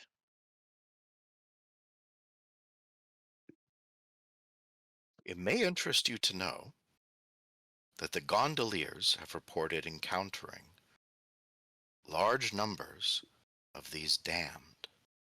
Now, their responsibility is for the canals, so they only really deal with them when they encounter them on or around the canals. The book, Dunville's and Casta's and the Empty Vessel's manuscript, is something I obtained to assist them with fighting this force. And then, because information wants to be free, the second edition. If I am to prepare a third edition that corrects these inconsistencies in previous works, and I pull the book out and show like my marginalia and stuff, things where I've highlighted things that like didn't seem to make sense or conflict with better known unnatural sciences and stuff like that. It's possible I'm wrong, of course, and what's in the book is accurate, and that you're telling me wrong, and these people are actually have achieved immortal demonhood, which, let me tell you, demons got their own problems. They're really just trading one set of problems for another if they're doing that. But are you or your order prepared to assist with making this more accurate in arming people against this problem that your patron is bringing into the world? Of course. I can't speak for my other sisters. Some have taken vows of silence which would prevent them from assisting, but I myself would be glad to help in any way that prevents an abominable transformation of our very world. I think the world is abominable enough as it stands. Like I said, the great work of of the Tycheros is to adapt to life in this world. It'd be a damn shame to start over on another one. Perhaps we can work on this then in the future. My co-editor is unavailable at this time, but would of course be an incredible valued resource in this also. Is there anything else I should know? Would you like to make an appointment now, or do you have any questions for me? My schedule, as you might assume, is relatively quite open, as my life is lacks certain excitements of others in the city. Um, so feel free to call upon me if and when you have need. I would caution mentioning my involvement with your associates in the gondoliers. Their way of handling the abominable, and ours differs in some fundamental ways that can prevent us from working nicely together. Understood. Well, I mean, they're not offering editorial help, so I don't know how they'd get involved in this. Uh, we can work on whether or not you want to be credited in the publication, but thank you very much for your time. Thank you for taking time out of your day to listen to what I had to say and see what I had to show. Always happy to learn something new. Secrets. Uh, As you does walk out, Emmeline's Yeah. slack-jawed and is like, I think like, wait, your focus is still on the book, isn't it? Why wouldn't it be? Of course it is. And I understand you have issues with these people and their treatment of ghosts. And like, if you want to make sure that your perspective gets a fair shake, we can talk about how their values get represented in here in a way that doesn't mean, they know, they know, right? Um, I value your perspective too. One day when I'm a ghost, I hope I'm treated well by people like you and not whatever they do. No, beyond all that, though, thank you. I appreciate that actually, more than you might know. Um, if what she says is true, um, this is quite bad. It would seem more so than thinking about printing a third edition. Should we not think about how to stop this from happening?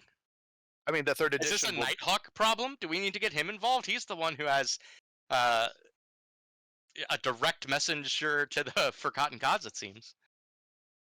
look. There are different keys to different doors and different tools for different problems. A sword can solve an awful lot of problems, but it brings some on its own. Sometimes what you need is a pen. The third edition is going to be arming people all over the place to deal with the consequences of the first and second. And let's be clear that the second edition is not the source of the problem. The source of the problem is the work that Dunville did with the empty vessel. Everything after that, we've been making good choices. We just didn't have all the information, which you frequently don't. We won't have all the information in the end, but we hope to have enough to deal with the issue. And we won't have enough information if we don't keep looking. That's a fair point. I'm willing to concede. And we're There's taking a a lot lot on about third faith edition. that what this ecstatic is saying is the truth, which I'm sure it is to the extent of her knowledge, but I do question how far that knowledge extends in really any of those people. Well, I mean, I can discuss the issues with the second edition that come to light with greater study. Like I said, there are at least three things going on in here, and one of them's hard to tell. But without looking into it further, I can't even tell if her narrative is plausible, but it could be so far. I don't think you do. If you want to get into it, we can get into it and find out and explore this to a degree that satisfies you that her story matches the problems with this book and the problems we see in the world. Or, here's an idea. Let's go find Percenter Dunville's ghost and see what he has to say. That seems like Has it been too long for him to go feral? Ghosts can't just hide anywhere in this town, right? no. And how long has it been? A couple weeks? A few weeks, yeah. If the whole negative space inversion wedgie didn't just his You're ghost right. away, which I don't know. But like, yeah, can you do you have to go to a place or can you summon them like you've got string wound around your finger? No, I could summon them, compel them. It might take some time. I would need to get some tools for this. I'm a bit surprised that with how long he has been gone, that the spirit wardens haven't jumped all over this, but I might be giving them undue credit. So Well, he uh, didn't leave a corpse, right? apparently not. This is His new corpse got ground for funny me. looking and walked away because it got filled with liquid death god. Yeah, this is definitely a new territory for me. I've been operating under the assumption, and it has served me well for all my time having done it, that there is a unbreakable process that creates a spirit. And now that thing, maybe you can skip some steps and just go straight to spirit. Well, Emmeline, I don't know why you'd think that, living in such a broken world. Like, what around you isn't broken? Yeah, fair. It just I've yet to see. Yeah. Anyway, something I can look into. We can always experiment as well. We have a guide to this ritual hollowing. Some people do merit ill fates. If we can, find someone you're upset with, see what Let's happens. put a cork in that particular spirit bottle at this juncture. Maybe we revisit that at a later date. Just let me know when you're angry enough. And with that, how about we start making our way back to the lair to meet up with the others. Absolutely. We all have things to report about today. All right, guys. So yeah, go ahead and take it away back at the lair.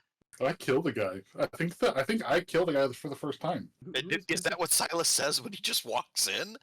No. Oh, okay. So who's the first to arrive back at the lair? Let's just do a grab bag. Let's say you all kind of arrive roughly the same time. Some of you guys are meeting outside at the door. Some of you obviously come a little later than others, but I think like you and the Nighthawk though would have been there from the get go because you went straight Yeah, and, to the lair. So yeah, and the messenger. it's other and Emily people and kind stuff, of yeah. entering your space at this juncture. All right, I'll sort of wave at the messenger and Emmeline as they come in. Yeah, Emmeline will wave at you. She's still she's got like that 3-mile stare. Like, it's been a night. Hey, Reese, how you doing? Oh, I'm doing well. Just went out on a bit of a prowl with the Nighthawk, trying to see what he's all about. It was fun. You ever been up on a rooftop? That's where he Couple hangs out all the times. time. Well, I'm glad you both had an enjoyable evening and are seeing eye to eye. That's great. Saw you and the messenger out and about. What were you up to? Oh, looking after our getting our dead crew members, dealing with yet another end of the world threat. You found any leads on finding our fellas out in the desert there? Oh, yeah, absolutely. So Sister Thorn says that they left the bodies where they were, which, considering the situation, reasonable, and that they don't believe the Ministry of Preservation recovered them either. So we've got a couple possibilities. One, we go out there as a crew and assist Emmeline with recovering them. Two, Emmeline travels with the Deathland Scavengers, the Deathland Scavengers, to see about recovering the ghosts. 3, we straight up pay the Deathland Scavengers to recover our crew as an operating expense. Which I'd prefer 2 rather than 3. They'd expect that to be particularly pricey because they don't like ghosts. To them are pretty much a threat. And I also don't know the quality of their whisper. Well, okay, we've got a number of concerns there. What sounds like you've been busy? Oh man, yeah, I've got the high priestess of the court of the Church of Ecstasy is going to help me work on the 3rd edition of the Principles of Oblivion. We've got an awful lot of corrections to apply. Yeah, it Well. turns out she thinks that everyone who's done this thing has actually ended up not turning into a demon, which I got to tell you, I thought was ridiculous from the beginning because that's not how it works. But or how I thought it works. That is not what the accepted experts are saying how it works, but are instead being filled by the death god, the empty vessel, which, by the way, is not about an empty vessel. It's actually what goes into empty vessels. It's this you think of it as spiritual embalming fluid that goes in after the spirit is gone. So probably the horrors that have been walking around and all those dead bodies we burned were parts of this thing. You mean all them bodies I stuck to the floor? Yeah, The very thing. yeah. You think they're all part of one fella? Fella, it's a forgotten god. So I'll want to involve people with more experience with that. What do you think, Nighthawk? What's your view on the empty vessel? It's an enemy of vengeance. Gotcha. The empty vessel fuck seeks does to that mean? destroy and remove all that you are and leave nothingness. I kind of like what I am. Most But days. erasing vengeance, no, that must be done. That must be executed. Cool. Maybe you can help out with the printing costs. Is this book going to generate any coin for the crew? I like to think, Silas, that's like you coming down the stairs, like hearing that's the first thing you say. Yeah, exactly. Like, boss is here. Are you talking about business? Working hard, hardly working. Yeah. So, a book, huh? What's the percentage?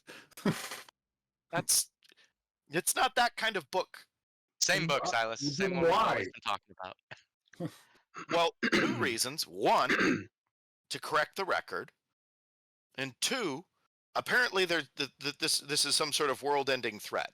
And like whatever you might say about making money or not, you need a place to spend it. Granted, but you could also, get a lot of money for a book like this. From who? People who want to keep it wanna quiet. know what to do I when mean, the world's actually, ending. Silas isn't entirely wrong. If we leak that the world is ending and then publish a 3rd edition that shows how to And you're stop on the a third ending, edition, and we haven't made any coin from this. there could be a good profit margin on such information. That's fair. Definitely not opposed to making money. It's just That's why we usually keep you when around. you make money off of a publication, it's not much money and it's much smaller books. Pamphlets? Smut mostly. But whatever brings in the money. What about you, boss? Where you been? Oh, I made some coin and killed a man. Did you really? Your Yourself? first one? He busted his cherry, everybody! And he starts to celebrate with, Yeah. with Silas. Yeah, I think Emmeline goes to the bar to start pouring you shots like this. Oh, yeah, his first And kill! then and Silas back in the night, if only they knew. How's it feel to finally have your balls strapped by? I guess I just don't like getting my hands dirty. It's not that I've never killed someone before. Are you saying your balls are dirty? Are your hands actually dirty? Because they don't have to be, if you use a gun. I mean, not arguing with Cole's Does the learned performance because messenger it not is understand stellar. metaphor? Does the learned messenger not understand metaphor? Okay, you didn't actually get your hands dirty then. That's good. Who'd you But- kill? A drunk. Wait, We need to let a lot of Emmeline drunk- pours the shot back. And is like, are we gonna need to have another Nighthawk conversation with you? No. He's just killing random drugs. Also, he's definitely, especially given the mark of his hand, definitely wearing gloves. Yeah. I was enjoying some time at the Centernalia Club with our 2 thugs, who I'm trying to get on the good side of. Wait, they're not there right now, right? They went somewhere else? They went back to whatever bullshit they do when they're not here. Right. And they, as we are enjoying our time, some drunkard who owns some warehouses that are about to strike came up to me offering a job that involved murder most foul. And I was like, well, I don't, being discreet as possible, indulged him. And while Harlan was there very right next to me, apparently the person this individual wanted me to kill was Harlan's sister. What a fool! This man coming to a Skovelander, asking him to assassinate a fellow Skovelander. So hold on. Never realized that'd be a No. problem for you. So, this, Emmeline says under her breath. so hold on. This fella wanted you to kill somebody because his workers were about to go on strike. and It's a bit for one off-brand for him, don't you coin. think? And only one coin. So Harlan looks me in the eye and says, he'll double that if I shoot the man where he sits. And you did. And You then I shot him right there in front of the flashed cops. my Emmeline pours the shot back out. grenade. Well To done. vengeance. That wasn't really vengeance for me. That was just a job. I don't think it qualifies. You got vengeance for Harlan. So Someone's probably going to want vengeance on me now, but you know, fella came up. well, to what me. else is new? A fella came up to me and asked me to take care of some of his striking workers. I would have shot him there myself. Good job. You said that he owned a couple of businesses. He owns several warehouses in, where was it? Coleridge workhouses, slightly Warehouses in different. Coleridge that employ a large number of Skovlanders who are currently about to strike. Would you happen to know if like who his litigator was or anything like that? Like, it sounds like maybe there's an opening. No, I don't even recall the bastard's name. Got halfway through the job and you quit. All I know is Farland is taking care of the mess. Okay, but Harlan's sister is involved. Do you know her name? Yes, what is it? Bell broken. Bell. Oh yes, She's the head of this Bell's- strike, Belle's a good lass. which I have no intention of doing anything about. Do we know what outfit she's with? She's a freelancer of sorts. Yeah. But I can tell you who she runs with. Yeah, she tends Okay. to be hanging around the Lost. Oh, how are they doing these days? Well, they're on our side now. Are they really? What you been up to, boy? I wasn't up to anything, but what I did hear from some very interesting contacts. So Hutch came into the bar today, and I had a nice little dinner with him. It sounds like Nessa has been making some moves up north, and it looks like that the Grey Cloaks have gone legit once more. Sounds like most of their members now are officially part of the constabulary there, and are primely poised to be feeding us information and be giving us the heads up of what bluecoats in the area are going to be doing. Additionally to that, he found out that, well, apparently there's a little fella. I don't know his name off the top of my head. I think Cortland or something like that. He's the leader of these Lost. Now the fucking brass balls on this guy. He walked up to Jeremiah, and he decided to negotiate. He decided to ask for forgiveness and try to clear the air. I'm sure that went well for him. Apparently, it went very well for him. You gotta And, be fucking kidding me. And so Cole kind of has been given this thing, and he kind of looks over at Emmeline, who he knows what happened, basically, to a certain degree. I think Emmeline knows how this went, if I recall, but I don't remember now. Oh, you were with Nebra. Yeah, but I thought Nebra told you afterwards. I can't Oh, remember. okay. now. Yeah, that's fair if we want to. But regardless, so yeah, he's like, but yeah, we so it went very well from him actually, because he explained that it wasn't him, and he offered to make it right however he could. And it sounds like what happened is that he's been given the task of getting to the bottom of who really blew up, or who really burned down the Hive's warehouse.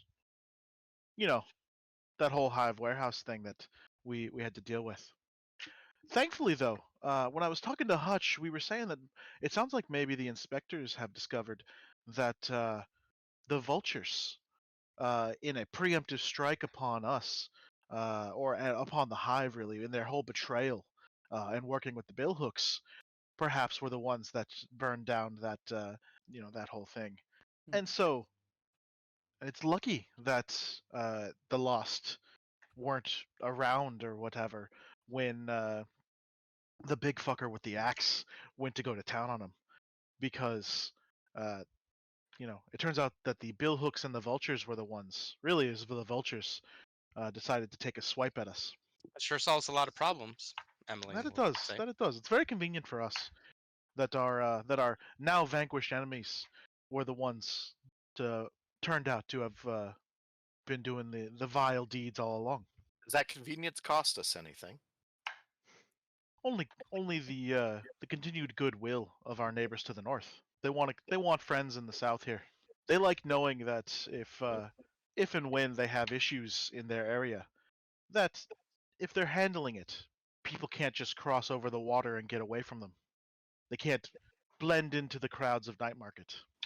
Well, what I'd like to know a bit is if they're going legitimate, are they going to look the other way if we do some skullduggery in front of them? I believe that is the intent. Yeah. As long as you Uh, keep that up, I think we won't have any problem. I mean, look at it this way: the way that their entire organization has always been is they want to make sure that you know, world-ending apocalypses and whatnot aren't happening, and that the random citizenry aren't just getting murdered in the streets. But everyone knows that there's gonna be a couple of cases falling off of the back of a carriage here and there, or that there's gonna be some light fingers or light feet happening. So I don't think anyone's gonna worry about that. Now, Hutch did also say that should we have any issues, that the Grey Cloaks also are happy to provide solutions if there are people that need to be gotten rid of. Interesting.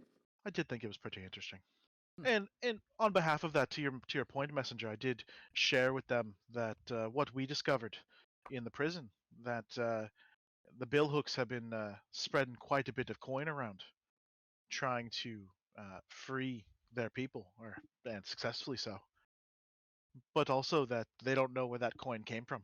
Right, the person using the spirit warden techniques to erase memories and blend into a crowd. Not to mention that we still have the potential opportunity, that I didn't mention this to Hutch, but I'll mention it to y'all because I reminded it of it this evening. But we have the potential opportunity to cause fracture between the billhooks. That they are a factional group right now. There's the young the the lad who's in charge currently, a hardliner for sure. His dad is in prison. He's the boss technically, but the lad, he's the one that's been calling the shots recently. He's the one really gunning for us. Well, it seems like whatever conversation you had with these factionalized billhooks had some effect. Is in talking with the cohorts, they say they've only really had run-ins with this Corin guy's crew. It has taken the heat off of us, figuratively, if not factually, in that it's now just this one faction of the billhooks that seems to have an issue with us. Should find some time to meet with this Erin.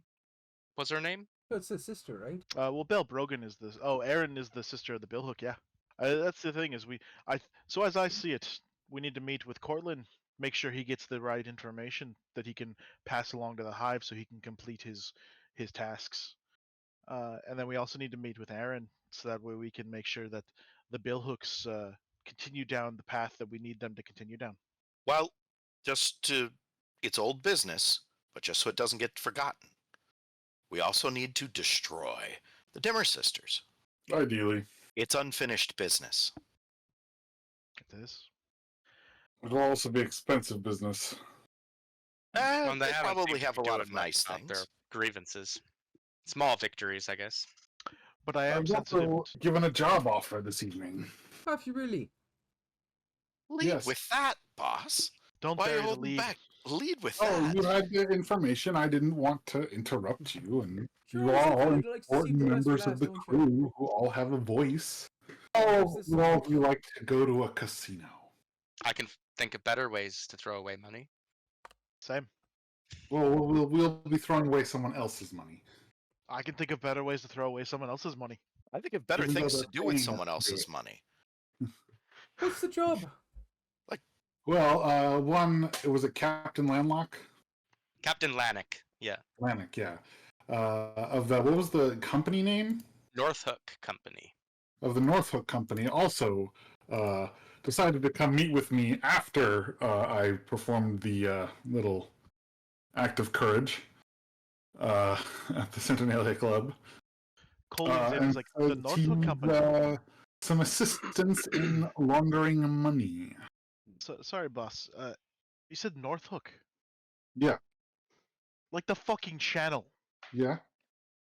All right, yeah, sure, boss. What's You know. the problem? What am I Oh, missing? nothing. Just this guy you just happened to make a fucking deal with, who just happened to walk up to you. His family apparently owns/named the entire fucking northern fucking channel between White Crown and every fucking thing else. Yeah, just, Oh, well, I haven't made the deal yet. I told him I would present it to all of you first. of course. No, I mean, you just I happen mean, to these are the roll kind of people I meet with. That's just who I am. So hold on, let's step back for a moment. I believe that. He wants us to go to a casino and launder his money. Did he say lose his money? That sounds Well, yes. So he has, as he said, found himself in an excess amount of coin recently, and he owes it to someone who will also be attending this gambling night. And we are to play a game of baccarat with this man, throw hands to make sure that this money goes to this individual so that it is clean and turns into chips, and he gets it and gets to leave. We will get 4 coin for our trouble, plus any of our own winnings that we get, provided those winnings didn't come from his business partner. Silas, you're a noble. Do you know how difficult it is what you're asking? Baccarat isn't a game against 2 players. You have a banker involved. How are we going to play? How are we going to throw hands to the player and dupe the banker? Pulling out my noble knowledge for that XP later. I mean, if only we knew somebody who was like kind of a noble. Kind of we what? work with. We have a couple of kind of nobles here, but like, how I have much an money idea. is he gonna give us to launder? 16 coin. Cool. Why don't we just leave with that? So, steal from big name family. Right. He's got some reason he wants this laundered, right?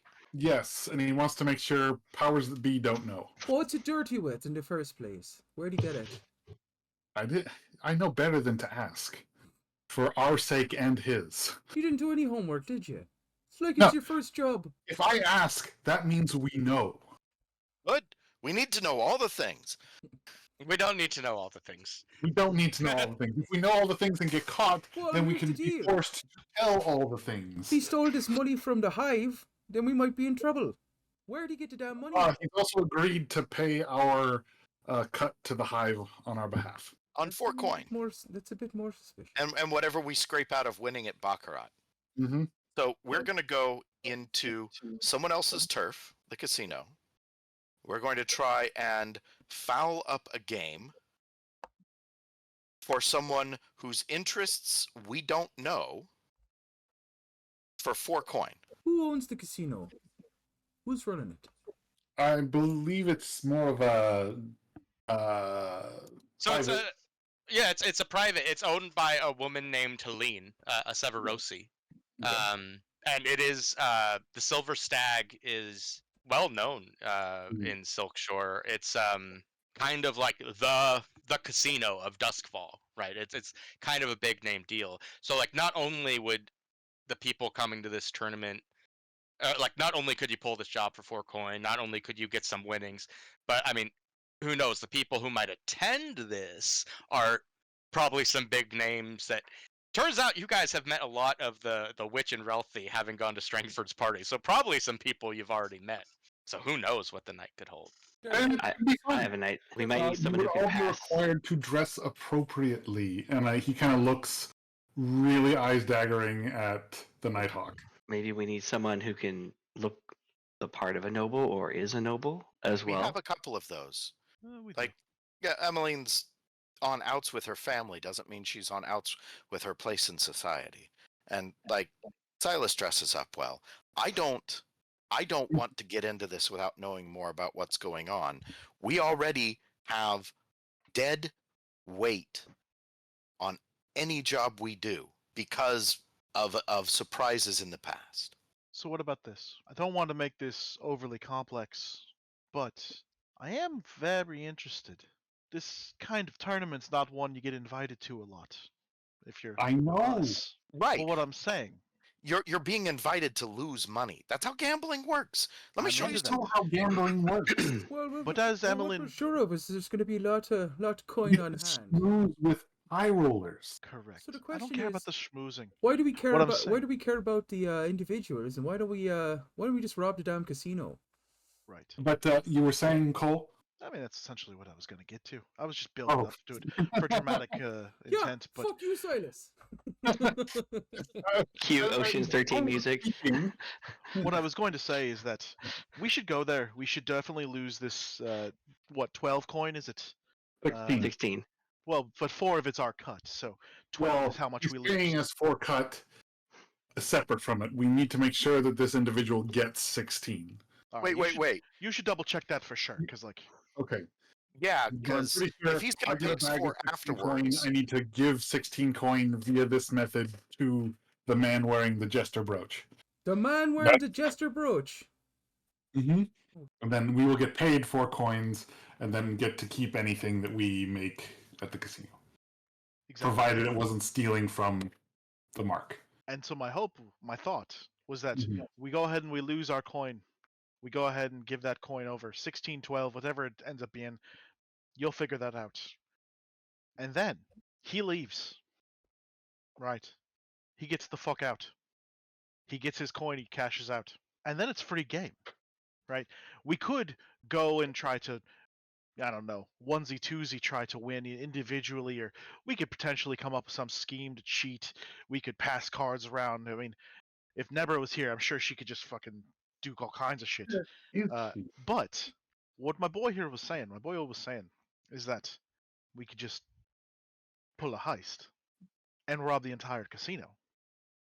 Because we're getting in. Getting in is like 80% of the problem. I don't think so. I'm fairly sure getting out is 80% of the problem. That's a whole different problem. That's fair. That's fair. 80% of a different problem. That's like 30% of a different problem. We're only talking about the first problem. Let's get in. No. What? The Silver Stag is going to be expecting trouble. We might not even be the only people robbing the place. That's true. Meanwhile, we have crew in the Deathlands. How much coin are we going to get from that? Silas, That's how gonna much be coin will we get from saving your life? A big goose egg, Silas, but there does exist the option of, as I think the messenger called it, option 2, that I go out into the Deathlands with the Deathland scavengers and attempt to retrieve Reese is our just crew. shaking his I head. know that some of you might be hesitant with that option, being that I have a propensity to get kidnapped, but I actually feel that my odds of being kidnapped reduce dramatically when I'm out in the Deathlands. So Also, there's if you're that. former Yeah, caretaker. Well, if you're just worried about being kidnapped, then. But, we just got you back. I'm not eager to go sending you off on your own again. Not to say you're not an adult and can't take care of yourself, but. You know. And having you in the casino, I think, would be very valuable. But I want to see it done. I want to see the crew Spirits return. could probably help us cheat. Well, if all it is losing some money, could we send a crew to take care of it? And we can go out in the Deathlands and help out Emmeline. Make sure she don't get taken this time. Oh my god, this is a fantastic idea. We have thugs and elite rovers, and you're going to send them to do... No, this is great. All they need to be is dressed up nice. This is fantastic. No, it's like that scene from. She said they need to know how to play baccarat. I hate this. They're probably people that have never played it I before. hate this. It's like that scene from Inglourious Bastards where they're pretending to be Italian. Grazie. I don't speak Italian. That's what I said. Third best. Yeah. You speak Cimarrosi? Yeah, third best. I'm assuming that we that we're up against the timeline, right? This is right. When is this casino thing happening? When did he say it was happening? It said it was happening in a few days, so like let's call it like 2 days time. He said a couple days time. Yeah, and so there's no way we could do both, basically. Oh, sure. Reese has definitely given us a way to do both. 2 days is enough time to teach these kids baccarat. Yeah, we I got meant an we, expert right us, here, as in Silas. us as people. You teach them all the tricks and Yeah, the that's how trade and the delegation works. You're so... of the upper I'd like echelon. to point out that the last time we did this, we had a whole bunch of crew that ended up dead in the Deathlands. Well, you better teach him how to play baccarat well, then, shouldn't you? It's actually the opposite. We want them to lose, right? Yeah. So wait, are we not Want them to robbing the literally casino? Not No. owe someone they shouldn't owe money to that then comes back to us. We don't need to end up at war with the Silver Nails or whoever else is backing the Silver Stag. Robbing the casino is a bad idea. We have made too many enemies already. I advocate that we just cleared drop all up. all of this and go after the Dimmer sisters. What are you talking That's, about, Messenger? We just cleared it all up. Both an odd cautiousness displayed by the messenger, and and also the complete opposite. All in the turn of a couple sentences. It's all about. I just think they have better stuff. And like, people are always trying to rob casinos. That because they've got so much money. They've got so much wealth. In the middle of a tournament, there's going to be wealthy people there. There's going to be their guards there. There's going to be other people trying to cheat and rob the casino. People trying to win legitimately. And again, we don't know who this guy's backers are. We're in way too deep with both the Hive and the Ministry of Preservation to be careless. But we about do where have we those 2 step days to find out. Yeah. So I can do some research. Oh, you can do research. The one who didn't do it in the first place. Listen, have you? I've seen your bookkeeping. That's Thank you. That's for the help. Which book you looking at? Yeah, maybe you need some help with the research too. Listen, when you have Are a we at conversation 16? with this, how this starts, you keep the information minimal to protect both parties. I know a minimal amount, so I can't get bitten for 16, a big chunk yeah. of it. Listen to Succeed. this asshole All right. explaining crime to us. No, your ignorance does not protect you. No one cares whether you know or not. They care what you did. If we I haven't screw done over, anything yet. Jerry Maha, she's not going to care whether we knew or not. But we haven't. It's not. All I did was have a conversation. I don't know the intimate details. We haven't acted upon any of the vague details, so we haven't screwed her over yet. Otherwise, any other way. Cool. The initial conversation is kept vague for this purpose. Also, this guy's got like 16 coin. Why don't we just fucking rob him? Again, big name family, and he'll But know not that big we name robbed casino. him. You're not worried about that. I didn't say. I have not yet advocated for the robbing the casino idea. Cool.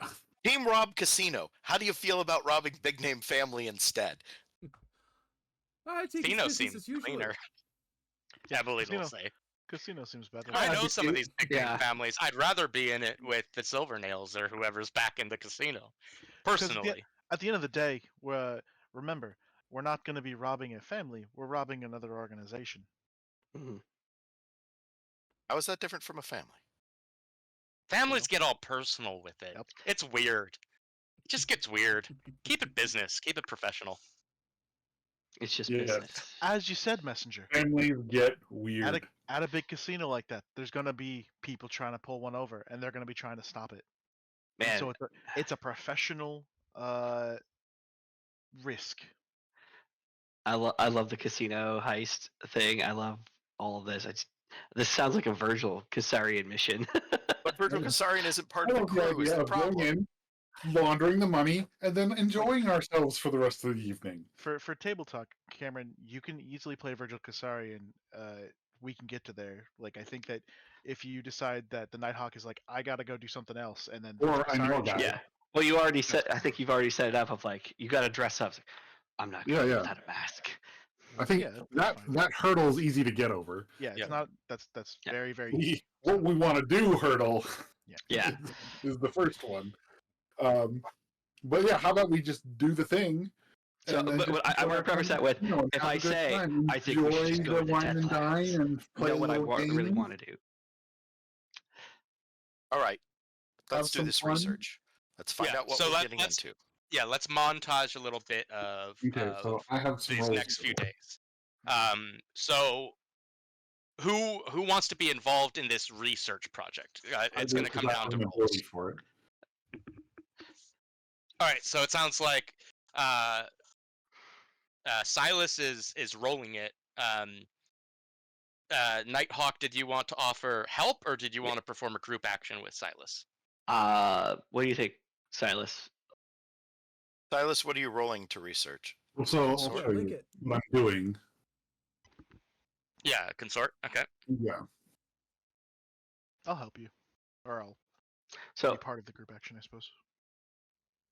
like, I was thinking of using, Nighthawk connections, but mostly Virgil connections, knowing people who frequent the casino and what they think of it, how their Mhm. security systems work. But that sounds like a separate study or a separate thing. We're trying to Well, find yeah. out where this money came from. I would even say that that's still a consort from Yeah. Virgil. You're right. It's just not a group part of this group action Mhm. because he's trying to the- find out something else so entirely. what I'm linking here, this is just because I'm doing a roll, if I'm understanding this correctly, so I'll get plus 1d to this because I'm doing it to gather information for a score. Yep. Yep. That And- still can still be the group. The it's a plus 1 consort to the group action. I would say. Yeah. Is that? Sounds good. Yeah. So you are leading a group action Mhm. at which you get plus 1d.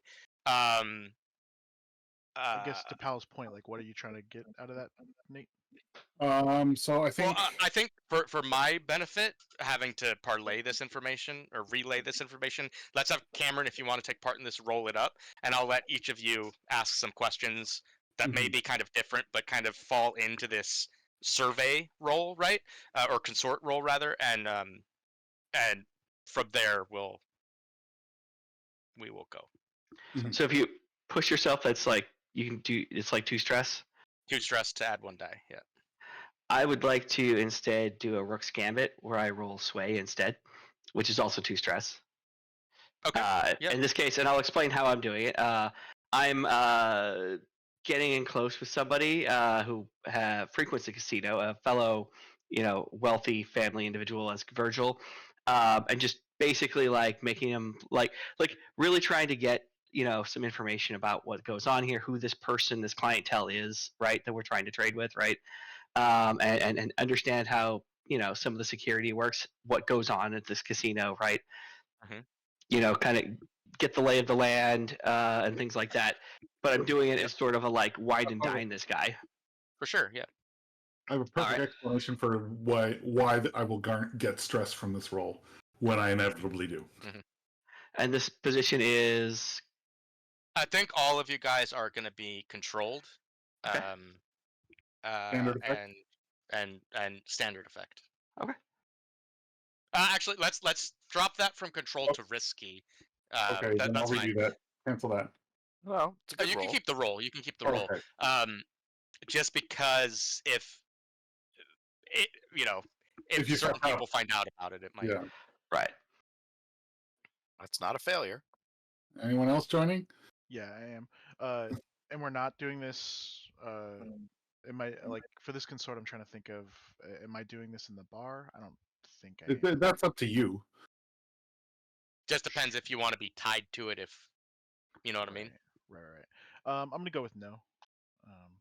And the messenger is much more a study than consort type. So Cool. So you guys got a 6, so a flat success. So no unforeseen consequences as a result of this consort. And I'll allow you to ask some questions privately, Nate. I won't let you drop. The others can hear this, but this is just to Silas. The 2 Okay. mooks come back to Uh-oh. you the following day because this is in the lead up, and tell you Lady Slade thinks you should take the job Oh.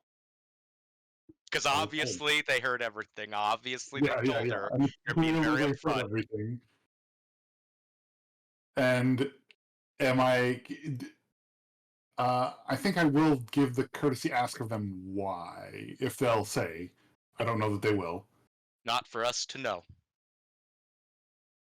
Just had to ask.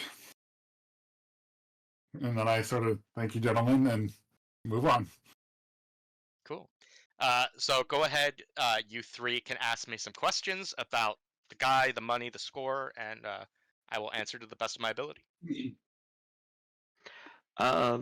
Okay, I want to know about this guy we're laundering the money to a Mhm. little bit.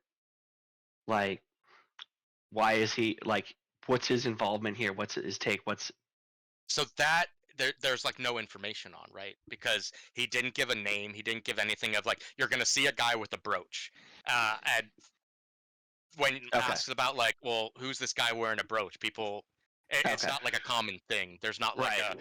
a jester cap villain or something, right? It's like, oh, that's weird. So it's like this guy's almost like a ghost in his own right, and obviously Okay. for his own protection, right? Like you say ghost, but do you mean ghost? No, Can't no, say ghost, sorry, but you yeah, mean yeah. ghost. It's great because like he can still show up and we might know exactly who he is Right. when Yeah. we see the Yeah. thing. Like it's going to be Lord Admiral, what's his name? Going to Stranglefoot. be the Yeah. immortal emperor himself. Might not know his face.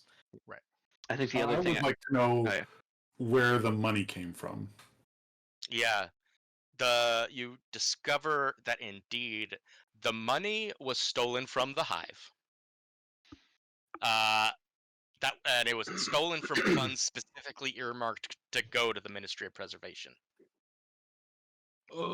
Oh. Does Lady Slade really want you to do this, or do the mooks just want you to get in trouble so they can go back to their other job?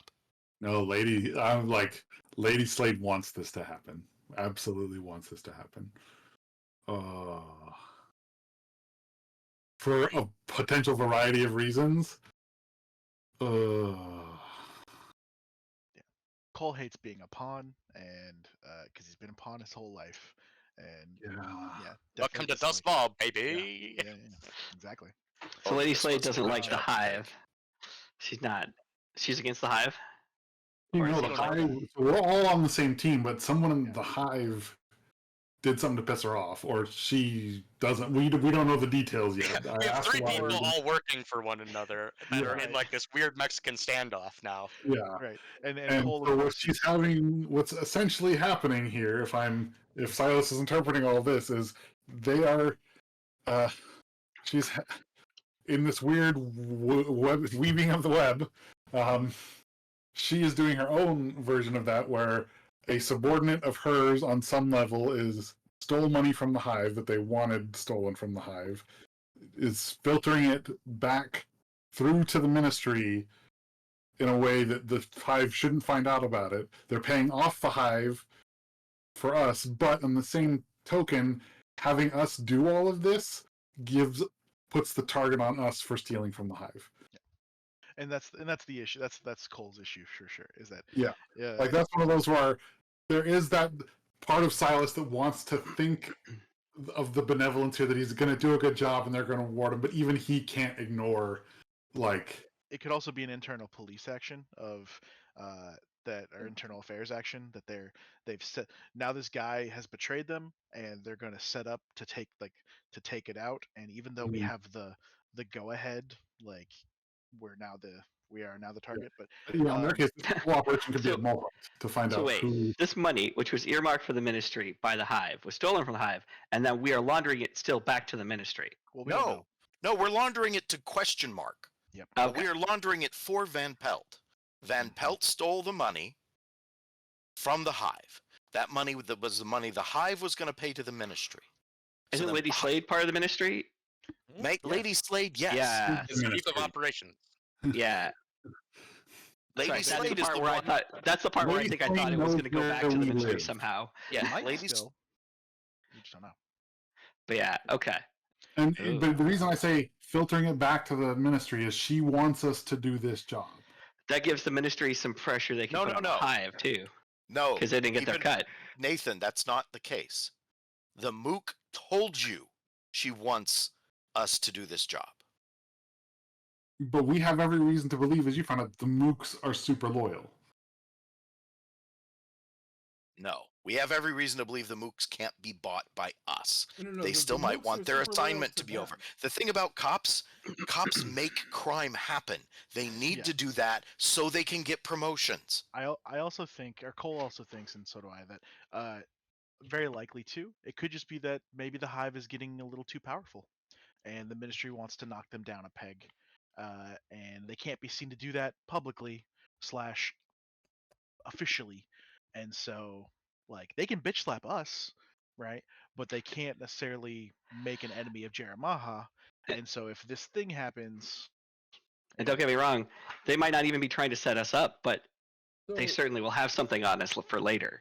so my question, or go ahead, Pete. Well, maybe you're going down the same road I am. What's keeping us from going to Jeremiah and telling him about this? We don't know. Maybe. The Ministry of None of us Preservation owns know. our hideout. No, that's not the case. The reason No, is only Silas knows this. Yeah, only Silas knows that piece. Okay. Only Silas knows that Lady Slade said you wanted to do it. Yep. Only Silas no, knows that this money was stolen from the Hive and Oh. earmarked for the Ministry of Preservation. I thought just the other piece was Silas only. Silas is also the only one. I could have that knows that it misunderstood. comes from the I Hive? could have think get a money for the clarification Hive. from Kyle. So- Yeah, no, that was all Silas at this juncture. Oh, okay. So we don't know any of that yet. All right. Well, We don't know where the money came from. Gotcha. No, that was what we found out, that it was stolen from the Hive. No, that's what you found out. Gotcha. Oh, okay, yeah, okay. Are I you thought sharing Cameron that? found out. But what's Cole's question? Well, if I guess actually, if Cameron hasn't asked a question, I was going to let him ask a question then. Oh, he did ask one yeah. about the guy and found out it. Nothing. Gotcha. Okay. This guy. I did have one other question, but we can get to you because you haven't asked one yet. I was going to ask about who the backer, like who are the players that are involved in the casino. Like what do we know about that? The casino. Yeah. Yeah, like if we have a if we can get a list of all the individuals participating in the tournament, we might be able to whittle down a potential target. Yeah. So sorry. Is that what you're looking for? Or are you looking Nope. more for like the factions? Yeah, I was involved? looking for more of the backers. Yeah. Who organizes the casino? Who runs it? Like I know it's called the Silver Stag, but if it's this big, it's got something, right? So Yeah. So what you find out is that this is a privately owned casino by Helene, who is well respected. People, claim that she would have been the type of person who'd be a queen in Severos had she lived in the days before the Emperor. Very influential figure. There's also some ties between her and the business of Madame Tesselin, who not to be confused with Emmeline's sister Teslin, who runs the Red Lamp Brothel, which is the oldest and most well-respected institution of that nature in the city. So you have some people who are running like very old businesses, and a lot of the power actually falls onto those individuals. You do have some factions that are like have their hands in the pie, right? Like people like the Red Sashes, the Lamp Blacks, the Crows, have moved money for there, but like they're almost like the smaller players rather than these big name individuals themselves. And that is probably because there is backing right to these people from higher end institutions like the city council, like the Strangfords, like Gotcha. So this like they utilize criminal elements, but there is no criminal gang essentially that's like doing this. There may be more. They could be described more as like a cartel, that they are officially in charge essentially, and that they use criminal elements to do things. or like criminal elements or operate under their purview, but Right. They're not like calling the shots on them. It's not like Helene's calling Bezo and be like, "I want you to pull this robbery," but like robberies happen there. But like the casino, not many people have tried to hit the casino itself, like tried to pull like an Ocean's 11 style heist, and that is probably again because of friends in high places. Yeah, likely. It sounds like they're probably very well tied with, like you said, the city council, probably also the blue coats, very likely even the imperial military kind of thing. Like, okay. Do I get to ask my question also about the security measures they take? Like, Sure. so like, because I'm asking somebody who's probably a high roller there, like they show up, like what security measures do they take if you've got assets and money you're trying to, store there? Yeah, so it's a pretty classical casino setup. So underneath the gaming hall, there are vaults, which they will keep their money. Money goes directly from the vaults to excuse me while I pull this up real quick. I like to think that Kassarian is actually like asking, like, I would like to transfer a large sum of money into Yes. this casino. Yes, Yeah. I'm thinking. I'm a young up and coming. I would like to launder money. How Yeah. might I do Yeah. that? So I haven't gambled away a bunch of my parents' wealth yet. Let's try that.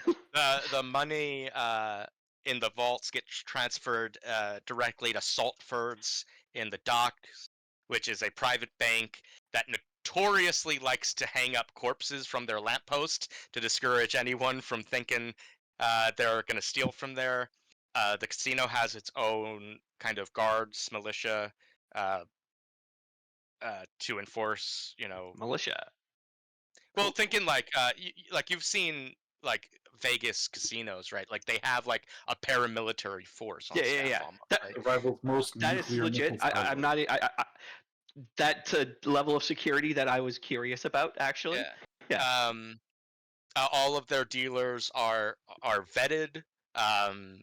Like like we'll say like there's been news articles of like dealers who were caught like shorting or stealing, right? Who end up very publicly deceased. There's not much in the obviously just based on technological elements of the time. There's not much like mechanically, extravagant security members. Um, you know, there is a rumor that Helene is like a Severosi mystic, so there might be like ghosts on site or other supernatural wards and stuff like that. But I mean, who can believe Also that good. type of stuff? Also good to know. Those aren't real. I'll certainly relate that to Emmeline at the very least. Where is the casino? The casino is in Silkshore, and it is across the Bridge of Regrets in the Ease neighborhood of Silkshore, right on the canals, next to all the pleasure houses and kind of lower end gambling dens. And it is, as stated, an impressive structure. Well then, Yeah, I will relay the information I got about the security, and also mentioning like pretty much like very little information on like anything about like the guy, right? It's so nondescript. There's no one with that name, or with that description, or that like he's gonna have this brooch. It's like that could be anybody, right? It's like So that's a dead end.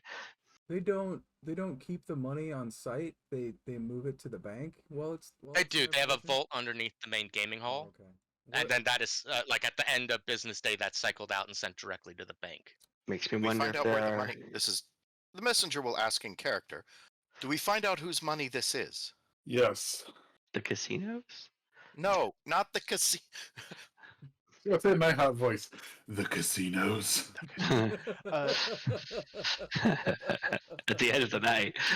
Did we It's all find out casino. whose money it is that we're laundering? Yes. um, Yes, we did. where's the Bridge of Regrets? Where? Sorry, I was Out just with looking it. for it. Hey, we're about to cross. What did you find out? I wasn't sure if we were done asking questions. Sorry, I Oh, Didn't know I'm if sorry if we aren't. I don't. Please. How many You questions? guys- do we get? You guys who made your successful rolls, go ahead and keep asking questions. So if you find Tafeta Road Yep. and the Greenwater Canal, look up where it says like the in the Ease, and just underneath you'll find the Bridge of Regret. Oh, okay, cool. Thank you. I was just curious. So how many questions do we get? I'm not ask away. If there's Okay. something I'm like that's going to be outside of the purview of Right. your information, I'll tell you. But So we Alright, know right. generally who's backing them. We know kind of their layout of security, I guess, and that they're very hard to get into, etc. How many people do we know that actually end up working there? Like, what's the just? Is there a rough estimate of like, or do they operate every night? they do. You get a rough estimate of the staff, but it's not. I mean, nothing to write home about. Just things Yeah. you'd expect. I mean, I think to either Reese or the messenger's point, like nobles and stuff will bring their entourage, like their own personal guard, but they are disarmed. Unlike the Centralia Club, Helene doesn't seem to want to have violence in the casino, so no one, it seems, is so crass as to like pat people down because this is a well-respected establishment. But if you are fined with a firearm, there are tales that are told of the things that happen to you in those back rooms. Is there a minimum buy-in? So there, for this particular deal, there are going to be other games running in this casino, and yeah, it definitely caters to a more higher end cartel. For this particular tournament, there was, and it looks like this 16 covers it, and maybe then some, or however, whatever way gets you in the door for this Mhm. thing. Okay. Are there any other questions that you guys want answered? I mean, Yeah. the only other question I have, which is probably going to be a separate role, is those vaults and those tunnels. Are there like how connected to those tunnels are they to the surrounding area? But that's, I'm guessing, probably a separate role. Probably, and it'd be one that like it'd be difficult to know, Yeah. really. Because they're Like probably obviously the money goes out some way, and it's a very canal-laden area. Um, some of this, I'll say, like the find out the things you want to know to make informed decisions. But the more you kind of leave up as a question mark, the more you can create in the middle of the Yeah. score, right? Yeah. I think, I don't know. Okay. Oh yeah, I guess the other question would be because we asked the buy-in question, like we have access as we are allowed access to this if we show up, or do we need somebody as a representative to like get us in? Yeah, so the impression you get, like, so really any of you could just show up at this casino, right? It's open. Like there is a dress code. You have to dress appropriately because they have an image they want to maintain. But no, like all of you can just go at any point. But it does seem like this money and this dude who you're going to be working for if you accept the job got at least one, if not more, of you in, and we can determine how that works as like players in this game. Cool. I'm good. Right. Okay. I want Virgil to play this game. But I also should drop the bomb on the money. Well, yeah, the messenger definitely is going to want to ask about that, being paranoid and all. Yeah. Yes, I did find out where the money came from. Go on. It was stolen from the Hive. So we're going to be helping. Okay. We're going to be, and you said they're willing to pay our fee, what we would owe the Hive for running this job. Mm-hmm.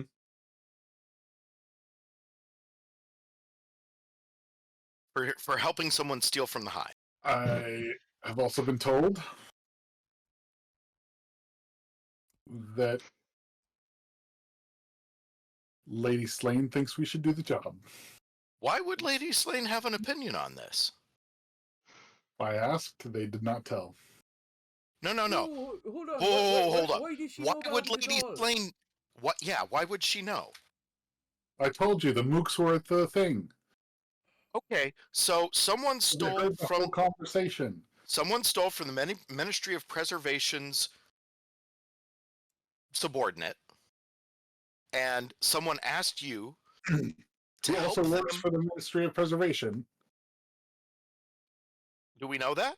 Yes, Captain Lannick is works for the Ministry. How do you know that? It's in the journal, and Silas knows that. Oh, I'm sorry. That's a fact. I didn't know that came up. Yeah, that came up, and it's also in the journal under Ministry of Preservation. He's name dropped there. Well spotted. So this His guy name works dropped for the there. Ministry of Preservation. Mm-hmm. And the He- Ministry of Preservation is apparently fine with this job. No. This guy, did Lady Slade tell? Well, let's get into that. So what we're looking at here is this guy stole from his subordinate, his employer's subordinate, and he's hiring a subordinate of his employer's subordinate to help him recover what he stole. to help him get value out of it, to fence his stolen goods. His employer knows about this, knows he stole from their subordinate, knows he's hired his subordinate to do this, and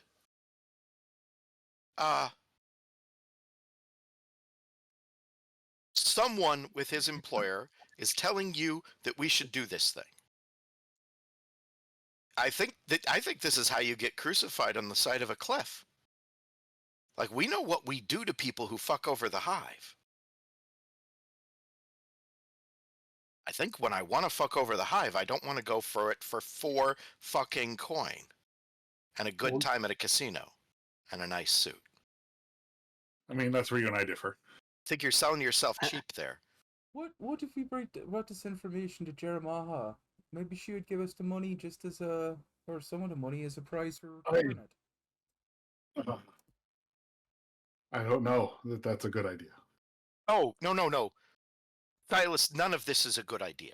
There isn't a single thing we can do with this that's a good idea. Because now that you've asked Lady Slade... I didn't ask her anything. So how did you hear was about it? whining and dining the mooks. This guy came up to me and just started talking. Right, okay. That's fair. Not on you. Now that Lady Slade has told us to do this, there isn't a thing we can do here that isn't disappointing someone powerful. I was told that she thinks we should do it, not that we were informed should do it.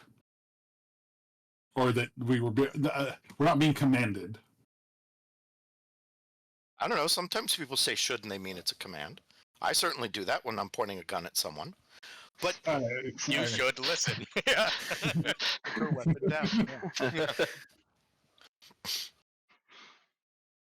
So we can do this job, and maybe Lady Slade will be pleased, and Jerry Maha will not. Maybe it'll turn out that they'll all be pleased because they're trying to set this guy up. Or maybe they'll all be pleased because they're trying to set us up. We've been so nice. No, we haven't. You shot someone today. Well, was that a few days ago? The proprietor of the Was there a new one? Like, the owner of the club said, "I will pay you 2 coin to shoot that man in my establishment." Yeah, well, it wasn't nice to him. So you can't just say we've been so nice. We've been nice to the ministry, and the Hive. Mm-hmm. The messenger does have a point, I think, Emmeline says, that we've been put in a position where no matter what we do, we piss off powerful people, if I understand the situation correctly. We either take the job, Maha finds out, and Maha is pissed because we helped someone steal from her, and we know Maha is not someone who likes to lose.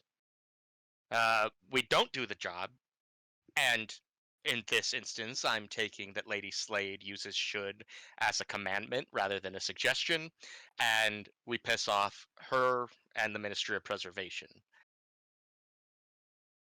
Likewise, we take the job, Maha never finds out,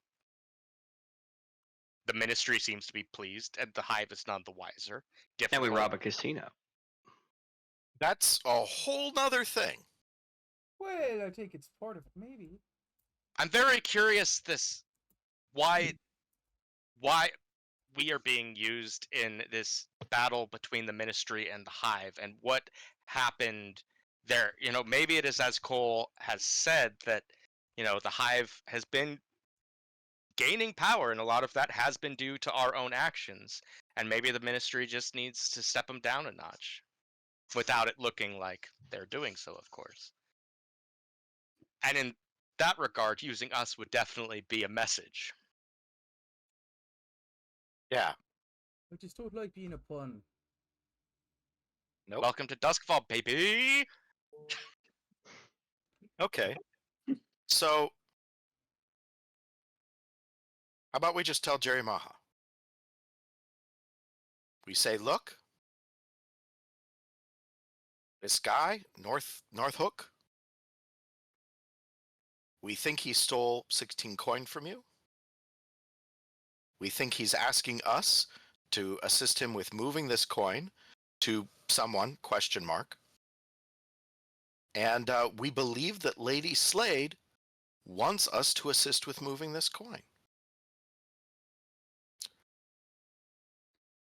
Yeah, What you want to do about this? Because if Jerry Maha decides she doesn't want to cross Lady Slade, then that's fine. But if we come to her with it first, Yeah, I mean, she's been much more the ally to us than the ministry. oh yeah, the ministry's planted mooks on us. Ah. I mean, yeah, we stole from them, but They shouldn't have lost their shit in the desert. they shouldn't have lost their shit in the We'll desert. say the Hive, we did that job on the behest of the Hive as well, and I see where the conflict may have come from. And we got stuff for the Hive, and they said we could do what we wanted with the rest. Yep, absolutely. If this is I don't want to be part of the Ministry of Preservation teaching the Hive a lesson. Yeah, I'm on that boat as well. Not unless, of course, we're destroying the Hive, because like obviously there's a if you come across someone in a quagmire up to his waist, pull him out. If he's up to his brow, push him down. Yeah, Maybe I'm butchering the prince there, but I know where you're going. No. All right. I'm really just in it for the money. I don't think 4 coin is worth screwing over the Hive. Yeah, I'm right there with you. Sure. I mean, Now, getting access to the casino and doing all the things is why I was interested in it. But So we should ask for more money. No. I like the idea of going to Jeremiah with this one.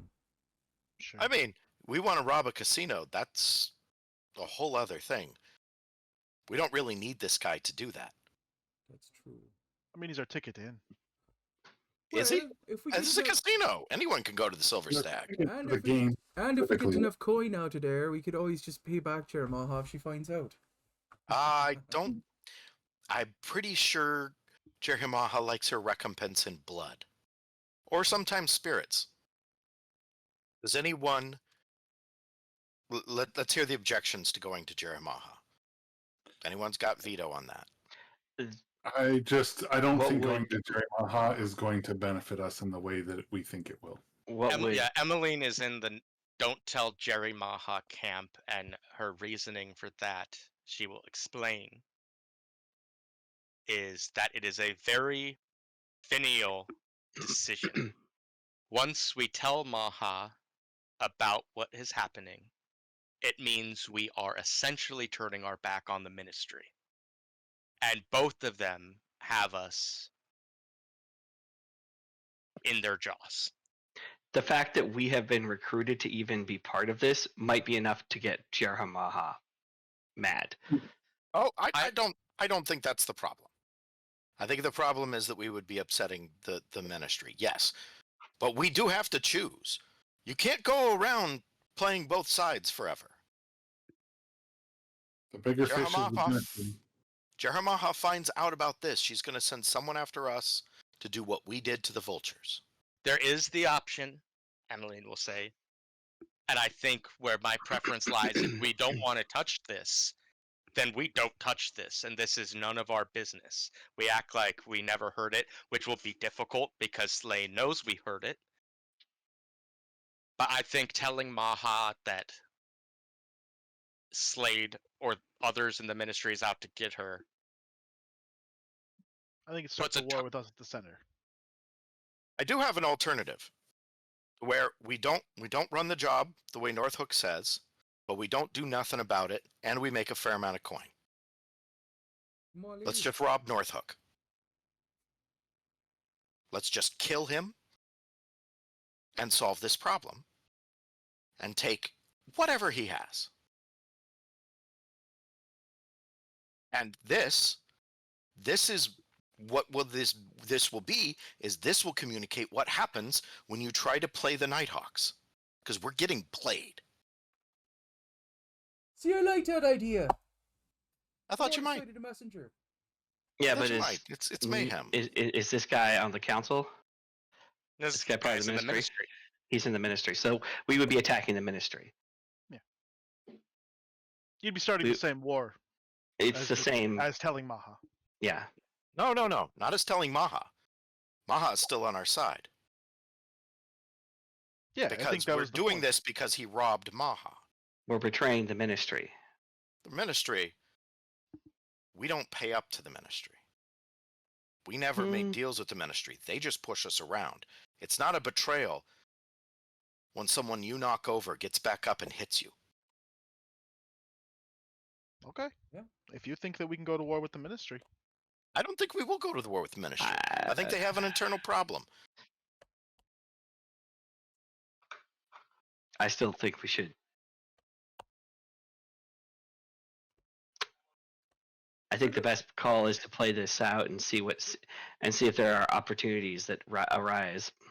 I don't Okay. think there will be any. Because I think that's another option. No, it's a casino. There's a lot of money there. We don't know who's going to be Four coin there. We isn't don't know enough. who this person is.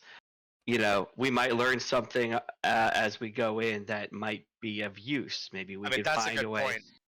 To your point, there's a lot of question marks as to what's going on with the Hive and the Ministry right now that this man with the jester lapel might provide answers to. Yep. Okay. We can do this job and just pick off targets of opportunity as we go. Possibly that. including the man with the jester lapel. But taking the job means we've taken the job. I feel like almost hearing about it means we're pissing someone off. Because Yeah. if we're not going to do anything, I say we hands off, go get our crew. We're busy. Sorry, can't help you. But it's not a perfect solution because Lady Slate already knows. Yeah. We know that she knows. Oh my God, the messenger. It happens. It does. It's not as uncommon as you think. Mm-hmm. It's And just Emily's different out, when it happens just because you read a book. That is weird. Yeah, I think we're already dug into a bit of a hole, and we can dig ourselves Shovels out. are not how you. When you're in a hole, the first step is stop digging. All right. We go to the casino. We maybe learn what's going on, what's going on between the Hive and Jerry Maha. We can make a call. At that point, we might even be able to tip the scales in our favor. Yeah, that's perfectly fine. So what I'm hearing is you're gonna take Lannick's money Mhm. and you're gonna go to the casino. What happens there, you'll make a judgment call. We'll play it by ear. Does that sound fair? Yeah. Cool. So moving into the engagement, how would you like this to begin? We have the assault, which I need a point of attack, deception, the method of deception, stealth, the point of infiltration, occult, the arcane method, social, the social connection, or transport, which is the route and means. Social. I think it's social or deception. It's basically one of those two. We've also never done social, which I like Yeah, about let's do social. We have with Strangford, I believe, We did? the party. I thought we did deception, but Or maybe you did.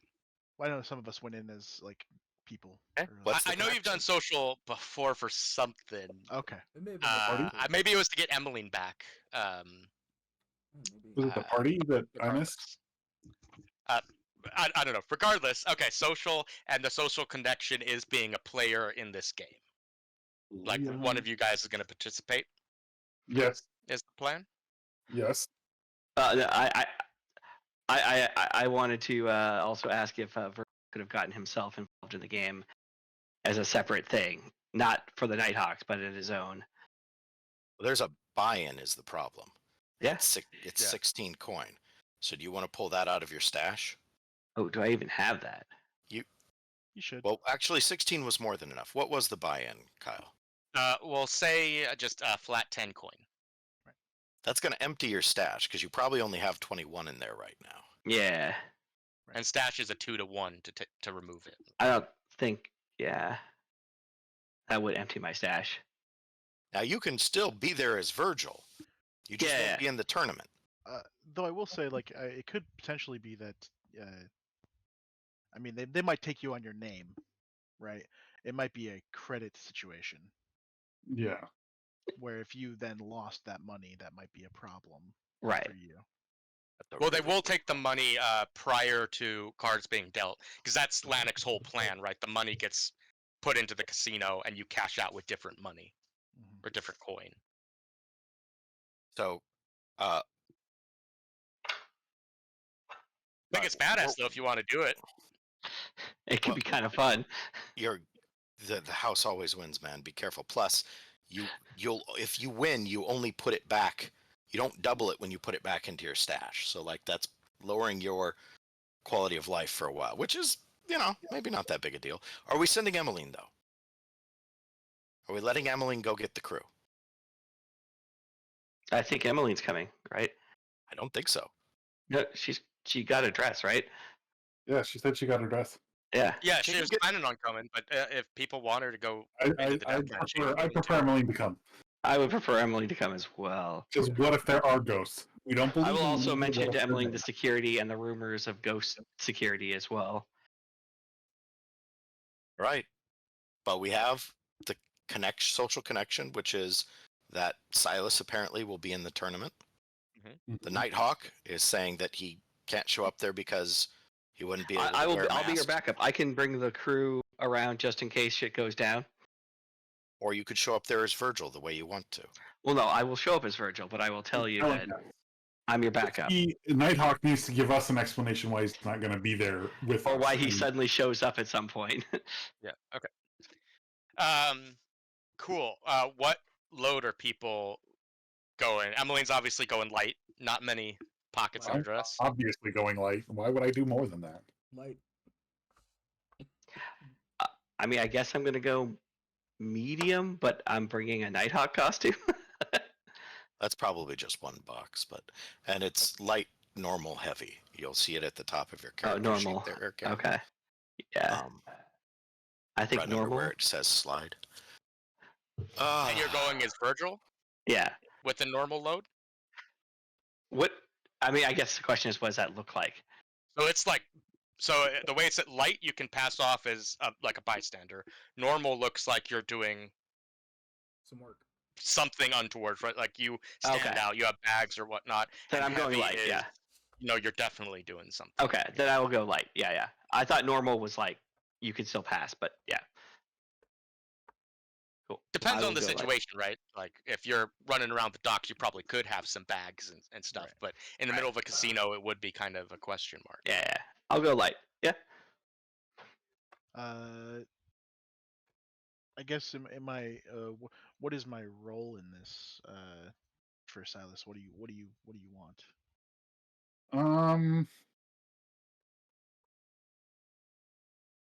Like we're saying we have 2 players? I think yeah, you could be the second player. Or, Unless I didn't know if Emmeline was going to be. Oh, that's I don't know because if we Emmeline's have fine room- just being decoration. yeah, Quote. because and actually that's the thing is I think she could be like shoulder candy essentially, while she's doing her like ghost Ghosts, yeah. security sweeps. Mhm. Reese, what are you planning on doing? Because I could see you being my partner at the table as well. Because you do, I've been with you a lot. You do well in these settings, Cole. You've had good times in these settings. Just not super finesse like Oh, see, and that's the thing is, I think personally, this is where you don't need to be. That's the perfect rank because we got this guy who just is just like not finesse, Yeah. tossing raises out like. I think Reese is going to be going about throughout the place looking at all the technology, seeing if you can get a handle on the vault. You know, basically looking at all the technology in the house and see if there's anything you can do there. Are you gonna show up as like a technician? No, he's just gonna have his eyes out. Yeah. Okay. Just eyes. I mean, open. this is a casino, right? You can just walk around if you're not Yeah. playing in this tournament. So yeah. Right. Yeah. In that case, then I'll go light if I'm going to be a player. Where Cool. was the Bridge of Regret again? Oh, that We're found it. about to cross it. Okay. So which side of that were we on? It is closer towards the of the E's on that corner structure there. So Okay. So we're in a place that's accessible by gondola. It Mhm. looks like that's So we'll be getting there by boat. So we have Mhm. 16 The coin. messenger which will we go have... heavy Okay. and stay with the boat. So we have 16 coin. We have 1 buy-in. Is everyone else going to do their stash then for the other? Not everyone's planning on playing. Yeah, I'm not playing. Okay, it's a casino. You can go there dressed up, play other games. It is to be at this specific table. Yeah. But If the you want to messenger is play. getting a suit. But And like they I will was be gonna say, wearing like, the yeah, suit. if you want someone else at the table, I can certainly get Virgil a buy-in as well. That'd be badass if you want to, man. Yeah, I think Yeah, that's up But to it's up to Virgil. you. The thing is Silas can't sit there and say, "Hey, I want someone else at the table," especially if it's going to be Virgil. Because Right. like, we'll know Virgil, and I'll be like, "Oh, that jackass is here. Yeah, I know. He's gonna fuck everything up." Right. But yeah, I think I kind of would like to do that, and like that way, Virgil will be the other person at the table, and I'm happy to We'll like try and steal. Well, and we're like, "Hey, let's get that guy's money." Like, let's fuck YOLO that. this. Let's see what happens. Okay. Yeah, so you actually, just mark off. Go ahead. I actually have an idea. And to make this a little bit easier, right? So you said that the buy-in is 10 and he needs 10. I'm happy to have Cole somehow not. So basically, this would be probably done in a flashback, but it's a little bit of flash forward. Is that if Virgil or the Nighthawk wants to say, yeah, I'll go ahead and make the drop, like put the money in, like I can do that, and then what he does is he puts up As like Virgil. well, yeah, Or- essentially like there's a mix up, something happens, and so the two people that get bought in are Silas, and Virgil Caesarion somehow sweeps in and outbids us, and the 16 coins still went into the thing, but Virgil Caesarion / the Nighthawk aids it with 4 coin and doesn't get the other half or something. I don't know. Because do we have as a crew have to put up a 4 coin then to get like Oh. Vibus to be the person? I No. don't think we have to put anything up. We are given all that we need for at least to have the seats at the table that'll be needed to launder the money. Sounds good. So I think what I'm proposing is that basically when Cole walks in to be like, oh, I'm supposed to be here, the security's like, actually, sir, sorry, there's been a misunderstanding. Silas is on the list, you're not, kind of thing. Yeah. So Sure. If you guys yeah, want would- to do it that way. Yeah. That sounds like a role as well. Maybe if you want to do it as a flashback or just as a like. You can I don't think it's- flashback without rolls. yeah, Okay. I don't think it's a role. It's just a thing that happens. Okay. Yeah. If you want to say, because I'm not going to fight you on it, like Sure. if you want to say, yeah, as the Nighthawk, I'm going to go take this drop and Yeah. I'll be outside. You could say I'll be outside for I'll be backup. outside. Yeah. Yeah, like you made, let's say, like a couple days ago, right? Like the guy gave Silas the money to launder. A couple days ago, they needed to get the money at the casino into the secured vaults, and you're like, that's your job, right? Yeah. Nighthawk's gonna do that. And when they're like, what's the name of the buy-in Right. holders? You're like Silas and Virgil Caesarion or something like Yeah. that. Yeah. You guys will play together, and then that night you're like, I'm gonna be, I'm the cavalry, even though we also have the messenger who's like, I'm also Well, cavalry. So I like the idea that the messenger's going to be in the boat, and the Nighthawk is like, I'll be on the roof. Yeah. Yeah. I'll be on the roof. Cool. Messenger's like, see I me. can't find that fucker. Where's he hiding? Yep. And you went heavy, right, messenger? Oh yeah. You said? Are you still going to be in a suit? He Oh, is, yeah. he said he was. No, the I did. messenger will be at the boat in a suit, and we're gonna put a little starched collar on redress as well. Yes. Yes. Little doggy tuxedo. 100% Silas approved. The Love dog it. tuxedo, absolutely. All right, so we take 1D for sheer luck. Is this operation particularly bold or daring? As it stands, I'm not sure it is. Just a simple money laundering. Once you guys figure out how to rob the casino. Yeah, yeah. Um, Does the plan expose a vulnerability of the target or hit them where they're weakest? Not really. Can any friends or contact provide aid or insight in this operation? I don't think any of mine can. I'll give you. Yeah, no. All right, so we're still at 1. Is this operation Hold overly up. Actually, casino, right? That's some James Bond shit. Mhm. How about the messenger's buddy, the spy? What do you think they could provide? That's a good question. What the fuck? I don't go to casinos. What relevant information is there about a fucking casino? I have an idea. Well, I mean, if you want to use the spy, it could But be go ahead with a one better of the idea. back rooms. I don't know if it's a better idea. I didn't say that. But uh, so I have a lounge singer as a contact. Oh, That Mhm. could is either be better. performing that night. Yeah, I like that. Let's have her in the That's an building as amazing like idea. That is, She's in another the plant building. potentially. Yeah, Mhm. yeah, love it. that's All right. And she could also maybe get like the idea is that she could give us backroom access type stuff. Yeah. I mean, she'd be putting herself in a bit of danger to do it She as would well. be. But yeah, I like that. That gets us up to 2. Is this operation overly complex or contingent on many factors?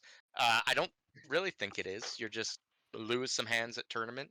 Baccarat makes it a bit difficult, as Emmeline explained, but I don't think that's going to be enough to remove a die. Is the target strongest against this approach, or do they have any defenses or preparation? So, like where I said it's not particularly bold and daring, they're not strongest against this approach. You're just losing money. yeah. That's You're fine. like, oh, you want to lose money? Are Please. enemies or rivals interfering in this operation? No, I don't believe so. And Are there any other elements you want to consider? Yes, a +1 from Silas's weaving of the web. That brings us up to 3. Here coming from Emmeline. A 4. So we find ourselves a mixed result. The crew is in a risky position when the action starts. Did So did that include Silas's bonus die? yes, it it did. did. Yeah, Sorry, go ahead. I brought it to 3. Pardon me. Carry on. Yep. Weaving the web. Okay, so starting off the score here, we find ourselves on the Greenwater Canal as we approach the Silver Stag Casino, coming in boat, because a casino like this, of course, accommodates carriages and gondola in equal measure. Uh, as you approach, you see it in its splendor for the first time. Now, the Silver Stag Casino is essentially, if we're honest with ourselves, just another luxury vice den.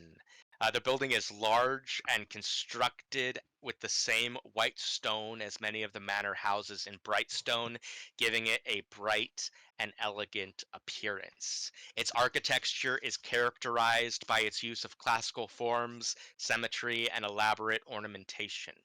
Its facade is adorned with balconies supported by ornate columns that offer picturesque views of the neighborhood's canal network.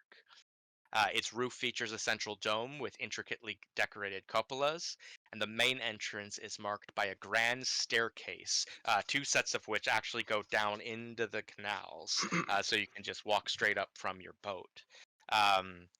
And lead to an impressive portico. Decorative wrought ironwork can be found throughout the facade, adding a touch of elegance and sophistication, and elaborate sculptures and statues are integrated directly into the stonework, depicting the mythic cycle of the golden stag, the forgotten god of luck, and its silver incarnation as the forgotten god of fate.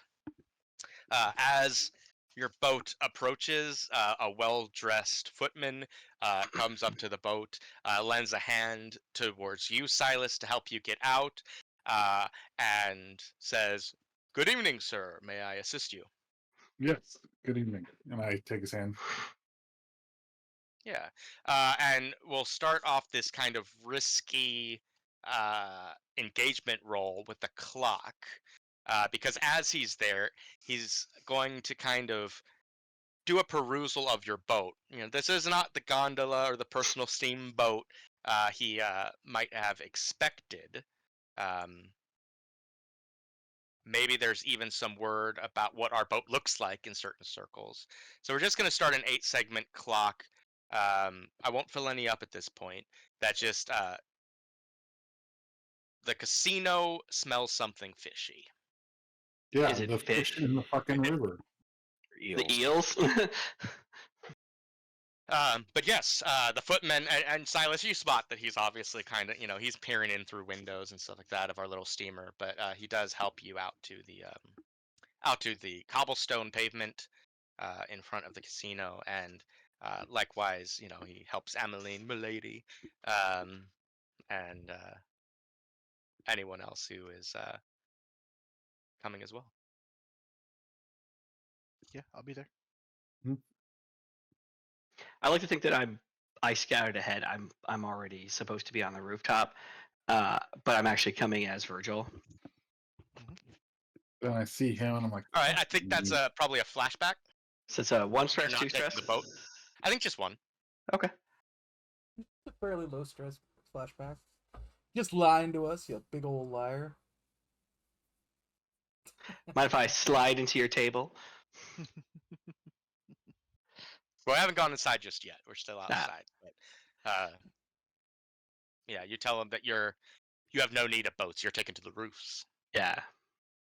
I scoured out. I took the stuff down earlier. I'm out. I'm already there, basically. Did you all? So do you want like your carriage to be arriving, or your gondola if you want to come by boat, at about the same time, or do you want to already be in the casino? I think I'd like to already be in the casino. Fair enough. I guess actually, do I want to like? No, it's fine. I said I was there. I was gonna ask if I should be separate, so that way it's not all of us in this crew rolling up to a place that then we're going to maybe rob. But I already said what I said. All right. Yeah, Reese will step off the boat. Fancy digs. Thank you, sir. And he'll like, welcome. He'll stalk off after Silas.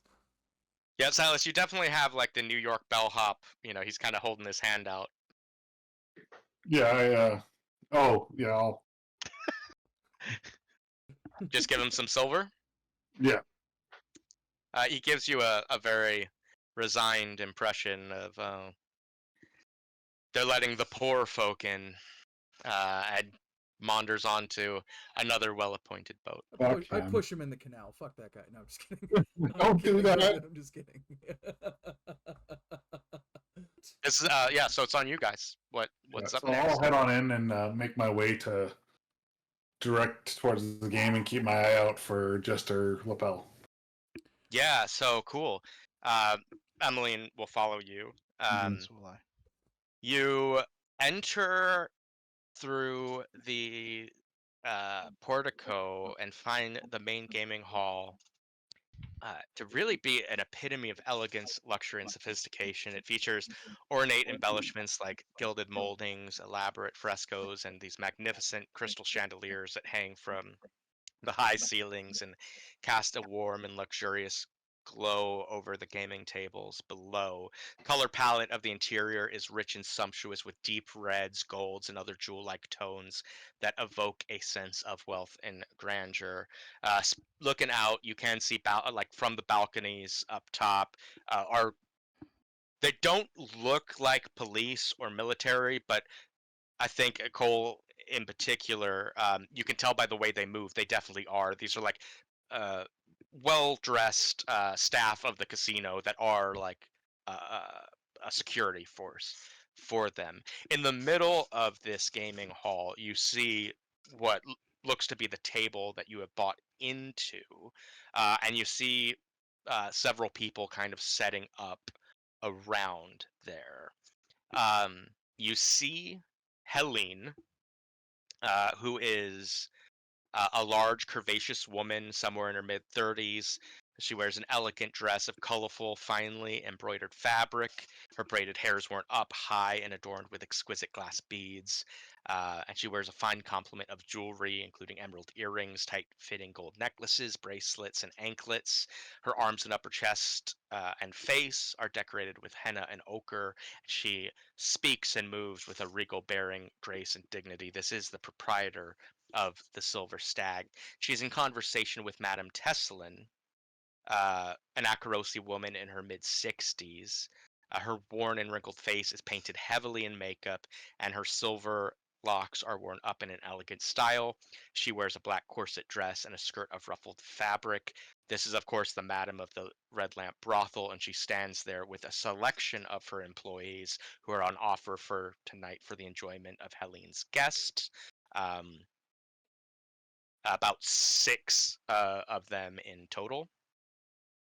And then closer to the table, you see the players. So the first person you see, which is maybe a sigh of a begrudging sigh, is of course Virgil Caesarion. Needs no introduction, the man himself. Then you see some folks you know and some folks you don't. There are 2 men, no, 3 men that I'm not sure you've met before. One's kind of built like a thug. Looks almost a bit out of place in his suit, like Cole might, kind of. And he's kind of turned away from you, so you can't see his face just yet. The other dresses like he knows what he's doing. He's looks to have a noble bearing and is probably about the same age as someone like Silas or Reese. And then there's another man dressed very similarly who carries himself very similarly, but his hair is much more done up, very ringlets and very stylized for the time. At this table as well, you see our good friend, the half-beautiful Lady Clave. You see Lord Dalmore, the who you met at Strangford's party, the executive officer for the Ministry of Preservation here in Duskfall. You see Lady Pendrin of the City Council, who you have met before. And you see Bezo Baz. Okay. Right. And no Jester Lapel? You haven't spotted it just yet, so it's probably on Okay. that one guy who I said was kind of built like a thug who's facing away Okay. from you. But you Okay. can't be sure until you spark up a conversation. All right. I'll sort of ground and is anyone already seated? They're kind of taking their seats, yeah. Okay, Let's yeah, so say I'll- Lady Clave is seated. Her feet are up on the felt. And like you see like a casino employee is like going over to be like, ma'am, you can't do that. And then another one like quickly is like, no, don't say anything. And she's kind of she's like seems more interested in specifically the women that Madame Tesselin has brought this evening. I'll take because my that's seat what her because business is now. Are these seats clearly like assigned, or is it just take a spot that's open? It just looks like take a spot. Yeah, I'll take whatever the closest open spot. While But we're it doesn't look like I'm preferring will- any particular person. I'll come and sit down next to Silas. And good evening. It's been a Oh. while. Yes, it has. What brings you to this establishment? Indulging yourself in Of course. in these finer games? Yes, and you of course have met. Is Emmeline with me? She is. She's I think hasn't clocked that Virgil's there because she's doing Oh. like her ghost scan kind of. So she's like Okay, wide-eyed off. if I notice her doing that, I'll kind of let her do that rather than an introduction. So she's just got like white eyes and she's like, oh. Yeah, pretty much. Yeah. Ma'am, what would Of you like course, to drink? I am one to enjoy the taste of the finer things. I was And just in gonna fact, just as you guys are talking, I'll do a quick attune for her just so she can spot any ghostly security. And she is going to push herself 2 stress for 1 bonus die. Cool. A success with a complication. So she gets knowledge of any ghostly security forces which she can relay in RP here. I will say I love kind of what Risa says of like the complication here. I'm going to fill up a segment of this casino thinks something fishy going on clock of like, ma'am, ma'am, Mhm. ma'am, your drink order, ma'am. Is she with you? Oh yeah, Yeah, Emily. I sort of like touch her. Yes. Your drink order. Uh, I, I just, water would be great if you have fresh water. Thank you. I'll get a whiskey of some kind. I think I'm already drinking one. Try the. I think I'll recommend the 10-year. It's a good year. Reese will go to the bar and order Yes, out. it is a very good year. But yeah, I was just thinking, we don't work together often enough. I enjoyed some of the fun we've had in the past. Um, uh, Likewise, I've guess we don't find ourselves too often in the same circle. Well, to the future and future endeavors. Mm-hmm. Yeah, I think he's just gonna kind of do a circuit and look at try to see if there's any like if they have any devices or machinery on like set up for security purposes. Mm-hmm. So I guess this would be like what, a survey, right? Yeah, survey, tinker. Well, if I have the option of doing tinker, I'm gonna go tinker. Just make sure they don't have any like, if they don't do anything wacky technology wise here. So is Cole supposed to be the other one in the game, but he can't? But he's gonna find out soon. Is this a risky standard or a risky limited? Where am I at? Risky standards, fine. Yeah. A crit. Woo! Yeah. Great. So I think you do a much better job of Emmeline of keeping it cool, so that the casino doesn't notice you're kind of snooping, and you realize no, like as in the terms of like mechanical security system, this place isn't the best. Like you do spot, much like the embassy, like you've seen at the embassy, there does seem to be some like uh mechanical security systems on several doors, like, and perhaps these lead down to the vault or something. So like if it were opened without a key or if it was forced open, some sort of alarm would go off.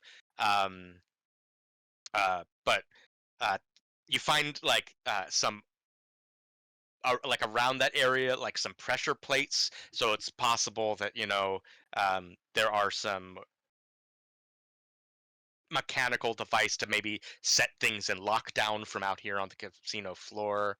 Like you notice these kind of behind, like on a walled off area, like where like the dealers would be. So it looks like the dealer could step on the ground and maybe lock some doors or something. But Interesting. you get the impression like a lot of the actual, like a lot of the security is probably fallen into what Emmeline was looking at. Like you find like a lot of like, oh cool, there's some like very distinct and weird writing that's made to look like artwork on this door, or like, All right. whoa, I just walked by and something got really cold real quick. What could that be? But yeah, you're pretty confident like any real security systems, barring like the main door and like would be like leading into the vault area. Okay, so it looks like that the majority of their security is just through their security personnel and whatever And weird probably like means they've whispers. employed. Yeah, whatever Yeah. weird means they've employed. Okay, well that's good to know. No bombs or nothing's gonna go off on us, or no flamethrowers or anything. So Yeah, and I will, like, right in that crit will say you also don't notice any mechanical tampering that seems like it wasn't done by the casino itself. So it doesn't look like, someone else has set something up, bombs or other things, to would I be able to do a scan of the tables themselves? Are they using any sort of machinery to play the games, or is it all just manual through cards and dice? I'll tell you just based on that crit. We'll roll that all in. So there are some like quote machines here, like roulette wheels and stuff like that, Sure. and it's possible that some of those could be rigged. From what you've seen, it doesn't look like it. It looks like they actually do run a legit operation, and that's probably good PR for their business. And maybe they have other ways of cheating. Yeah. But like at the baccarat table, it does look like there's going to be a dealer there, of human dealer. Okay. Cool. That's all I wanted to know. Not ghost dealer. Oh, and I will say, let's throw this in the works. Like in where I said they had those pressure plates, kind of in the staff section, like the off, like you can kind of peer down as, let's say, a door opens, as like a cash tray or coin tray is being wheeled out, and it does look like they have hulls at work back there as well, Oh, really? Okay. which were like the ghost machines, like Yeah. Strangford had. Okay, interesting. So essentially, like the people that are running their vaults and stuff are not actually people; they're hulls, so that they can be trusted because they're ghost people. They're not, they don't have any of their own motivations. That is some information I would like to try to slip to Emmeline, because that's something she might be able to do something with. Yeah, cool. So as you are coming back down to Emmeline, we'll pick up that conversation in a moment and remind me if I do move past it. Yeah, no But I worries. do want to just focus in on the table real Go for it. quick. So like as Cameron was kind of alluding to, as Cole walks up, Silas kind of sits down and takes his name, and this the person who is kind of facilitating this looks to be, like, based on like where she's standing and like the look she gives, looks to be one of Madame Teslin's sex workers. And she has kind of a clipboard, and she's like, "Pardon, sir, your name?" As you like move to sit down. Yeah, I'm like, Lysander Colburn. Um, she kind of looks through, and she's like, I'm terribly sorry, sir. We don't have you on the list." I look over at Silas. Are you sure? And like she will actually like show both you and Silas like the list, show like, I'm sorry, sir. Oh, that's not. I a sit problem. down. Oh, it was a really expensive buy-in to But get you into do this catch table. some names Yeah. on this list. I'll take a look at the list. Yeah. So you see the ones that I mentioned, right? Lady Clave, Lord Dalmore, Lady Penderin, Basil Baz, who's going to want to have a conversation with you guys at some point. You also see the names Roland Watt, Mr. Grull, and Lord Mora. And Virgil Caesarion. Say that again one more time. The names. So yeah, the three you didn't get before are Roland Watt, Mr. Grull, and Lord Mora. And do we recognize any of those? Should I? Roll me something if you could. Yeah. Where's my thing? There it is. I'll just do a survey. Surveying my brain, as it were. This is just regular controlled. Yeah, controlled standard effect. Can I set him up Nope. with like a consort? Oh no. Oh, I guess I just did it too quickly. No, it's fine. Oh. Did you want to do a I feel like you probably were trying to if be you like. wanted to help, did you want to do a control or a group action? I could roll. You take some stress on from Silas, but I feel like he was gonna set me up, and then I was just like, I don't know if anyone there. It's like, God damn it. Yeah, I was in charge. I will take the stress from Silas. But it's a controlled standard. Okay, so you take a stress. Yeah. We'll take the 6. Mr. Groll isn't a name you've heard before. Maybe a pseudonym though, right? So maybe it's supposed to fly. First name David. Yeah. Lord Mora, you don't know all that much about. He is a noble. Uh, but you can kind of like, based on the other one, who I'll describe in a second, you can put two and two together. So you spot the dude he was. So he was the man of noble bearing without the extravagant hair. And there's something about him. The way he moves, his body language makes him seem awfully familiar. Like you've seen him or been in his presence before, but you don't know the name, and his face isn't ringing any bells for you. The third guy, this Roland Watt, uh, the name falls into place. He is an influential magistrate who handles property, endowments, and financial cases. He is stylish, elitist, and shrewd, and is known for his extravagant parties, sometimes not with his own money. And he is the guy with the curly, extravagant hair, who seems to be like super interested in Lady Clave, and it's like, oh, I didn't know a good lady would know how to play the game. Let me, and is essentially like explaining the game that she is clearly about to play very well. I also feel like what you just said is like what Cole ended up saying in my ear, like Yeah. as he's looking at the names, like verbatim. Yeah, I do think Cole like leans over and he hands the girl a silver and kind of flirts with her a little bit. He's like, "Oh, no worries. I completely understand. My accountant must have misplaced the funds, and he was sent over to bring it I'll here. kill So him later. I'll deal with that later. Thank you, though. Am I able to hang out in this area, or do I have to leave? Like, Of what is course, the? yeah, of course you can watch. I feel terrible, sir. I mean, I could try to talk to my boss if it's just an accountant error. I could bring her over here, and maybe you two could sort it out. I might want to chat with her. Yeah, if you don't mind grabbing her when she leaves, I go ahead and I relay all that the overall thing. So Yeah, great. Um, cool. So, she goes and she talks to Madame Teslin, and then Madame Teslin talks to Helene, and then Helene starts walking over to you, thinking something has happened and wanting to resolve the situation. But it is at that point where uh, this thug guy, who you've kind of identified, this must be the Mr. Grull, um, turns around to sit down at the table, and you do notice he is wearing a silver jester's cap pinned to his lapel, and really Cole, and only Cole, recognize him because he's someone you've seen before. He is that this ugly man is that creepy cab driver you seem to always get. mm, What? It's Kane the First Vampire. What? Oh, he's a he's a reference to another game.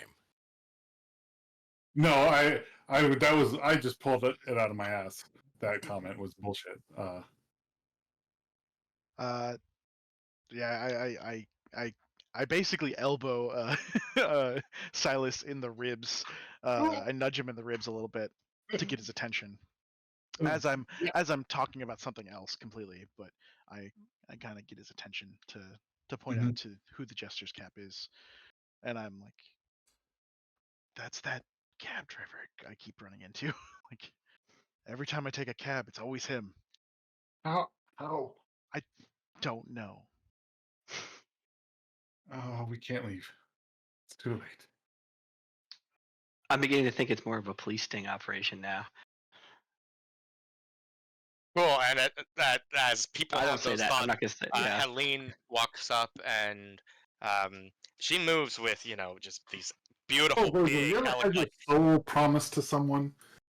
This woman takes up space in the room she is in, and she is like, "I beg your pardon, sir. It was brought to my attention that there seems to be a misunderstanding about the table's buy-in," and she runs her hand along your shoulder as she kind of circles you, and you get the impression it's almost like a school of sharks circling a wounded eel, rather than what she is trying to impress, which is like a matronly hospitality. Yeah. So Cole, I think will lean in into this and try to be consorting, uh, in a way of, but this is her territory, so it's not necessarily going to work. But he's like, ah, yes, it seems, uh, for whatever reason, uh, my accountant failed to deliver the funds that were required. Uh, and of course, I'm not carrying that amount of coin on me this evening. Um, and I would not want to impart on your propriety. I just did not understand.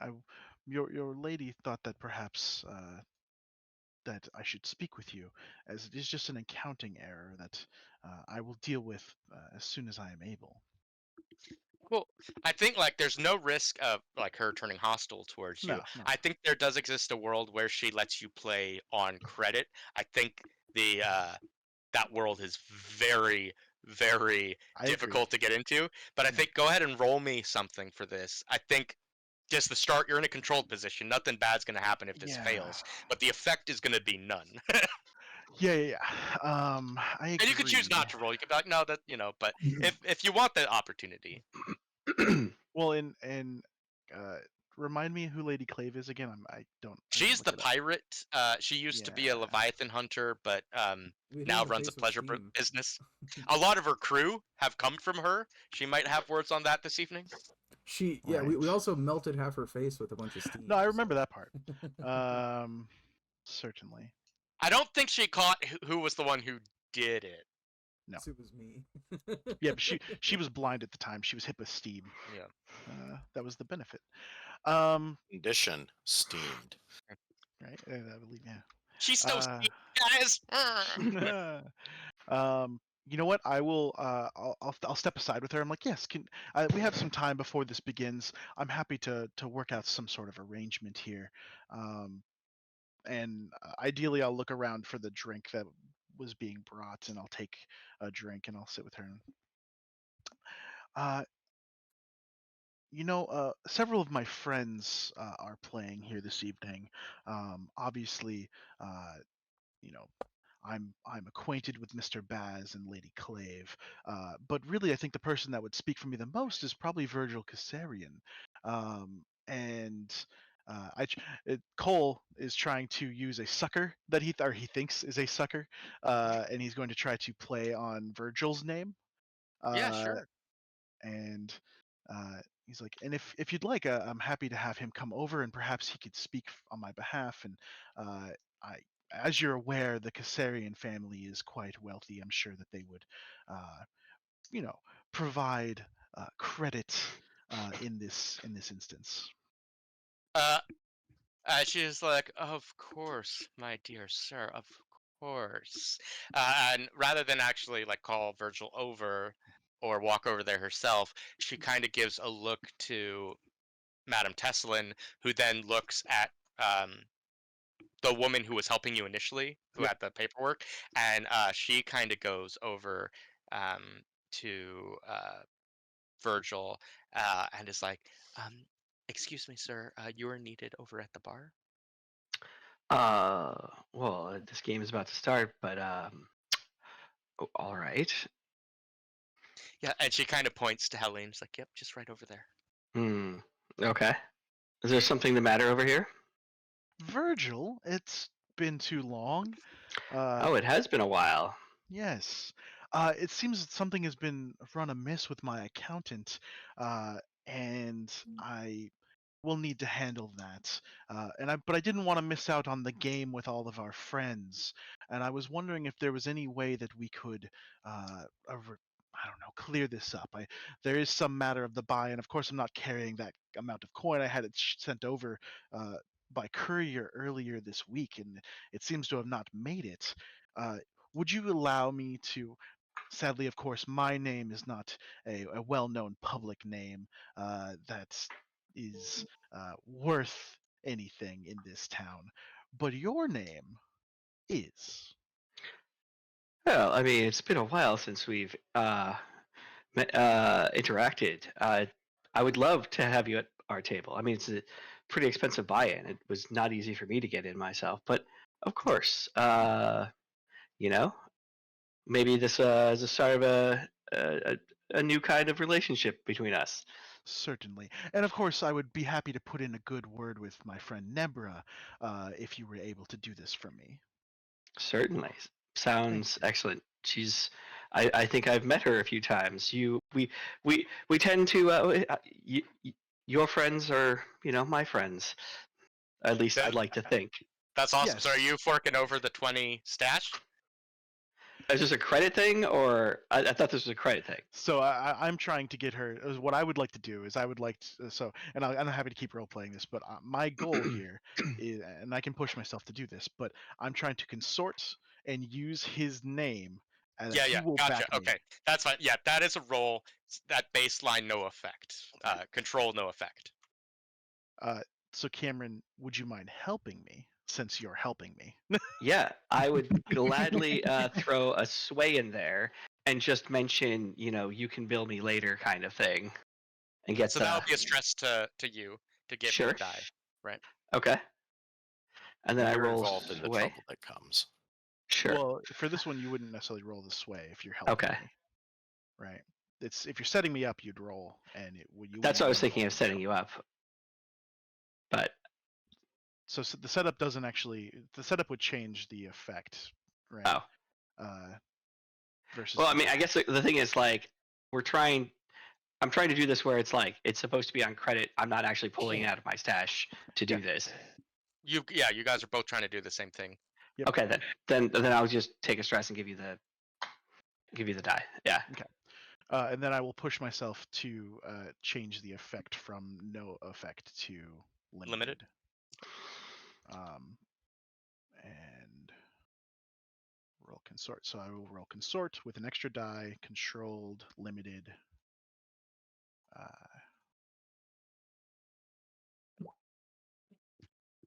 All right. So with a success, she's not going to think anything's fishy. We won't add anything to that clock. She will let you play. The limited nature of this effect is, of course, sir, of course. You pay us half now, and we can collect the other half later. Okay. Well, Then how much of that? That'd be How 10 much- stash rather than 20. Okay. What if all my lady, and he'll take her hand and he'll kiss it, if she allows him to. But if perhaps instead of asking for someone to hand over coin now, what if at the end of the evening, Mr. Kassarian could, remain on the premises until the coin is handed over? Of course. Because, as you know, I'm going to be a big winner, and so I will have your 10 coin within the hour. The casino needs to cash out its chips. You understand. I'd be willing to do. pay for half of you because, as you said, Kassarian has a good name. But even I am not fool enough to gamble the full amount. Present company notwithstanding, of course. I'm sure you are all great with your money. I mean, I guess I could cash out on that if you want to join the table, right? That is the intent. As I would like to join this table, as I was supposed to be a player here. But Right. if I can't, that's okay too. I Yeah. understand if you don't have, and actually, so what Cole will say to you is, I understand if you don't have the cash on you, Mr. Kassarian. It is a lot of Oh, coin no, to walk here. around with. Let me just. Well, and Cameron, I'm saying Yeah.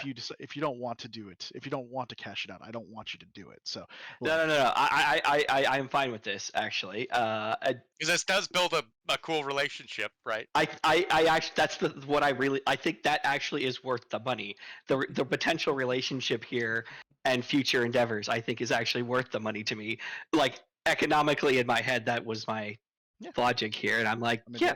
I think instead of pulling out the coin per se, I'll like do the sophisticated, like, I come from, what is it? I think I live in like White Crown, or is it Brightstone? Brightstone, we've said. Brightstone, yeah.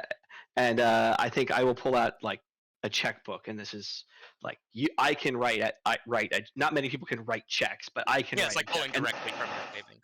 Right, and that is good. Like, I don't need the coin on me. I come from enough money that when I write this check, it's good. Yeah, so yeah, that's great. I think it works fine. So go ahead and mark off 10 stash that you're paying to Helene.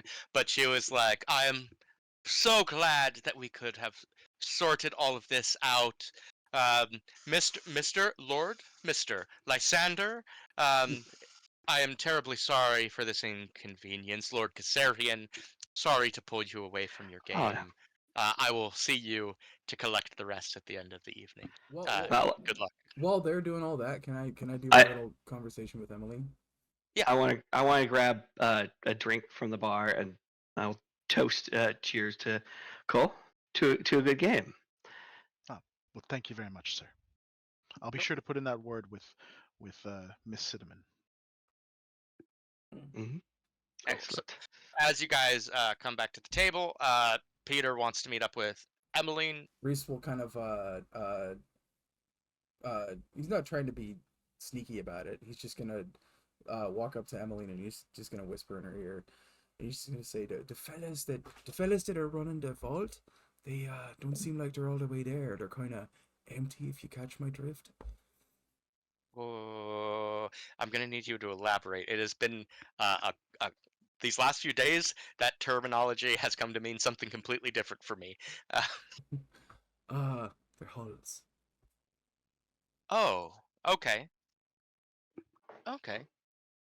So worst comes to worst, a collaboration between you and me could probably make short work of them. Mm-hmm. Oh no! So as you try to leave, you feel hands on your back, like on your shoulder, and Emmeline's as well, and you realize it's Bezo Baz, who kind of gives you a smile. It's like, you two whispering this close to a large amount of money gets me nervous. You and me As both. it should. As it should. He'll sort of like, just Reese will sort of just like, oh, if it ain't old Bezo. How's it going? Oh, it's Keeping well, I hope. I'm doing well. How about yourself? I can't complain. Professional courtesy here for a moment. I am planning to play in this game. You guys aren't planning to hit this casino, are you? No. No, we're playing No, on we'd have losing to a bunch be of money. We'd have to be some great idiots to do something like that. No, we're I'm here to for the lose same money. reason you are, my friend. Just the only person I'm planning on knocking off, as it were, would be you. Oh, good to hear it. Good to hear it. And he kind of takes a seat next to you, Silas. Cool. I just want to go outside real quick to the messenger on the boat. What's happening out there? What are you doing? There is some kind of big event going on here, right? The messenger, the first thing we're going to do is look for other people who are hitting this. So the the casino security is definitely interesting as well, right? So we're aiming to do a survey of that. I want to know about the casino security. I want to know about other people acting here. Now, I don't get to see the creepy cabbie, the Mr. Rough and Mr. Toothless. Roll. And now I don't want to look like I'm casing the joint. So maybe that makes this risky, but you know what's actually going on. What's my position and effect? Are you staying in the boat, or are you I'm taking to the streets? I'm puttering around in the boat. Okay. I think this will be a controlled position standard effect. Okay. A Whoops. 6. That's a study, not a survey. Do you have the same dots, or is it a different? I do not. That's different dots. Okay. Well, what would it look like? Is there a way to do that as a study? I don't think so. I think I just clicked the wrong thing. Um, yeah, no, that's just the wrong roll. So that's a failure. Yeah. You don't spot much. Like you spot there's obviously casino security. Um, because there's like people walking the balconies and stuff like that in very like regimental styles. Can't gain any more information on what they're armed with, what they're doing. And it seems like there's some, there's obviously some traffic of big names coming. No one that you, um, no one that you notice or mention, or is of note to you. It seems like there might be like, they might be like some construction or something going on, maybe with the foundation or like working on a sewer line, because it does seem like there's some like workers on the street down the road from the casino. um but we will say with that failure, I'll do another dot of this something's fishy clock, Yep. and one of the staff comes up to you and is like, excuse me sir, are you lost? Or just trying to exercise the boat here, sir. Would you like me to direct you to one of our valets so you can take your uh, table inside? Oh, I'm just the help. Same as you, man. Oh, of course. Well, and he's kind of pointing like, if you go there, we have a small marina that you can. And he's like Oh, taking you to the other side of the casino. thanks. That's great. Hey, can you tell me what's going on up the road there? Kind of squints like, oh, that's news to me. Who knows with this city, huh? Who knows, in fact. All right, so I will go park the boat where he said, and then I'm gonna try and sneak over and find out what's going on over there. Because if he doesn't know, then I don't know. Then that's suspicious, and suspicious is the messenger's middle name. I'm not sure that works. Um, the suspicious messenger. Actually, no, that does work. So I would like to sneak over to spy on the road work and Mhm. see what's going on there. 'Kay. So I believe that will be a prowl roll. What would my position and effect be? Uh, it'll be a risky roll, and the effect is going to be limited for reasons. Well, a limited effect. I am going to push myself on this one for a bonus die. So 2 stress. For Limited effect and limited success with complication. Yeah. So we'll say the complication, you're able to sneak up on the sewer workers, the city workers. That's the success portion. Complication is like the casino staff see you're kind of sneaking, and you're not necessarily trying to hide from them, but we're gonna tick up one of those. Something's weird here. Something's fishy. But you get the jump on the city workers. I just want to sort of hang out there listening to him, find out what's going on. Yeah, they seem to be lowering load down into the sewer system. And yeah, you've been around her enough to recognize Pickett leading some of the crew down into the sewers. Pickett of the Lamp Blacks. What's our relationship with the Lamp Blacks like? I'll move us over there. I think it's +1. Looks like 2. 2. Yeah, there we go. That's a pretty good relationship. I'm gonna go talk to Pickett.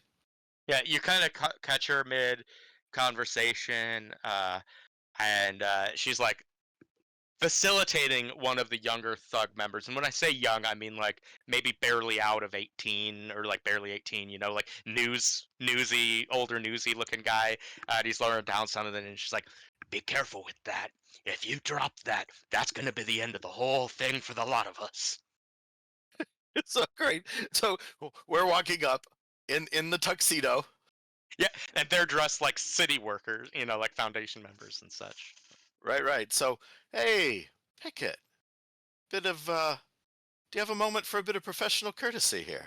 Yeah, so I think when someone comes up to her and it's like, "Hey, pick it," she's not expecting someone to recognize her in disguise or address her. You do notice, and it's like I think there's a modicum of respect you have to give because there's very little motion, but just from the hip holster pointed at you in one quick motion without much movement of the arm is the gun ready to be like, if this isn't someone I like, it's gonna end poorly. And then sees you and lowers the pistols like, I see we're both affecting different attire this evening.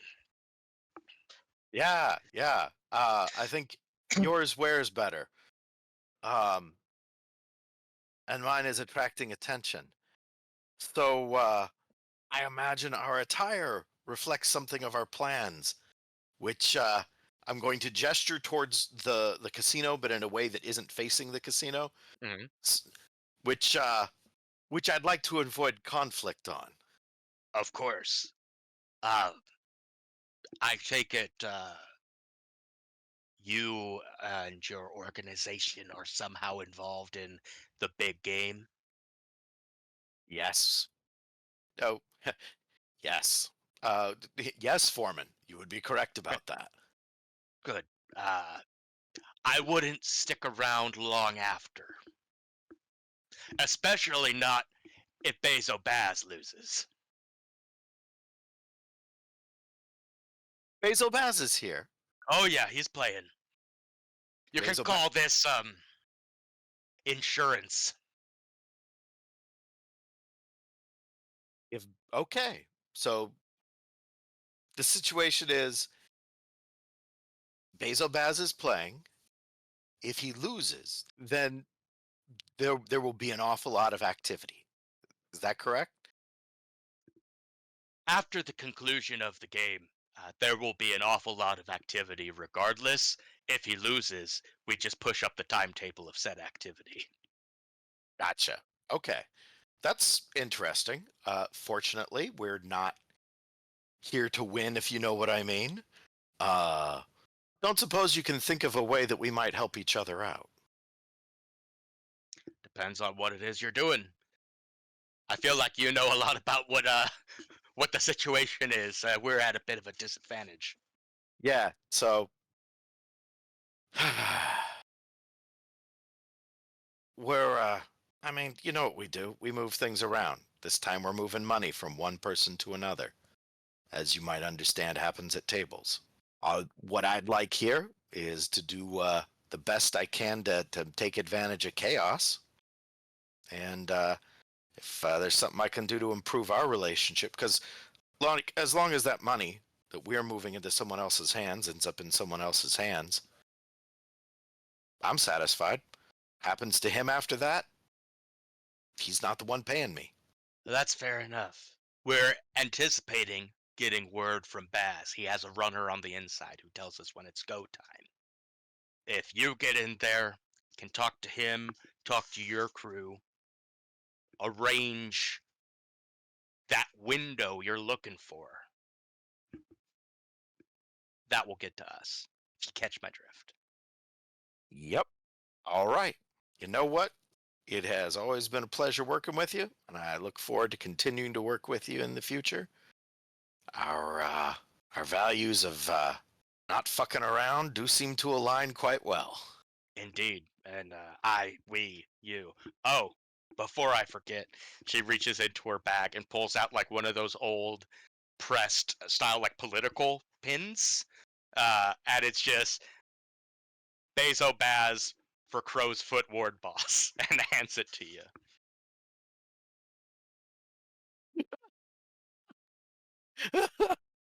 Hmm? Yeah. On the lapel it goes. And it's like a big honker type thing, Oh. you know? Yeah. Oh no! Well, I'm already wearing the tux. Like that's just fine. That's just fine. All right. Who hates the lamp back blacks right now? Who am I putting a target on my chest from? Uh, I'm gonna go in there and talk to the crew, but like I do want to know who the lampbacks are at war with. The blue coats, the cabbies, and the red sashes. The cabbies. Neat. Okay. Blue coats, the cabbies, and the red sashes. Not really concerned about the red sash hate. Oh, and now actually too, kind of a bit of the crows, since the red sashes and the crows has some seepage. Sure, that's great. Let's we're going with this. All right. I will make my way in as a guest this time, and yeah, gonna get up and see if I can get Silas's attention. Yeah, I think you're able to, you get some weird eyes because now you got the big Peso Bass thing, but they also know he's in there, so they might jump to some assumptions about your loyalties. But also so they're a little suspicious of you, but they let you in no problem, so you could easily just walk up to the table. So I'm gonna walk up to the table and make eye contact with Basil Baz. Yeah. Like, the pin probably says something to him. Absolutely. Like, he looks at it, and he's sitting next to Silas, so he'll clap Silas on the back, and he's like, you know what I appreciate about you, Silas? You keep trustworthy individuals. This one's a keeper. Love your style. Have we even started you this might card be game muted, yet? boss. I've found so many times that individual has been one of the most beneficial crew members to ever have. And I look back and see the pin. So for the benefit of the crowd, there's a problem with the boat. Can I get your ear for a minute? One moment, everyone, and I go to a discreet spot with him. Hey, so as you might imagine, I ran into some lamp blacks. Yeah, so what's up? You need to get done what you need to do before Bezo Baz loses. Is he going to lose? It's a casino, man. You're all gonna lose. Every one of you is a loser. That's a table. You look over there at that table. You've got a table full of losers, and not just because you're a Scovelander either. I think I misunderstand. Is he supposed to? Well, okay. Things will get exciting when the For game example, ends. I'm losing on Here's the purpose. thing. He Here's the also thing. losing on purpose. Things get exciting when the game ends. That's important. Define exciting. Lamplight exciting. Things are going to get exciting when Basil loses if he doesn't make it to the end. So you need to do everything you need to do before Basil Baz is out of the game. And before the game ends. Do I need to try and keep him in the game? Your call. Okay. I'm not sure what his... I mean, if you haven't successfully transferred the cash, then yeah, I guess you'd want to throw a couple hands to Basil Baz to keep him from losing. But that's your call. If you want the chaos to start before you've made the transfer, cool.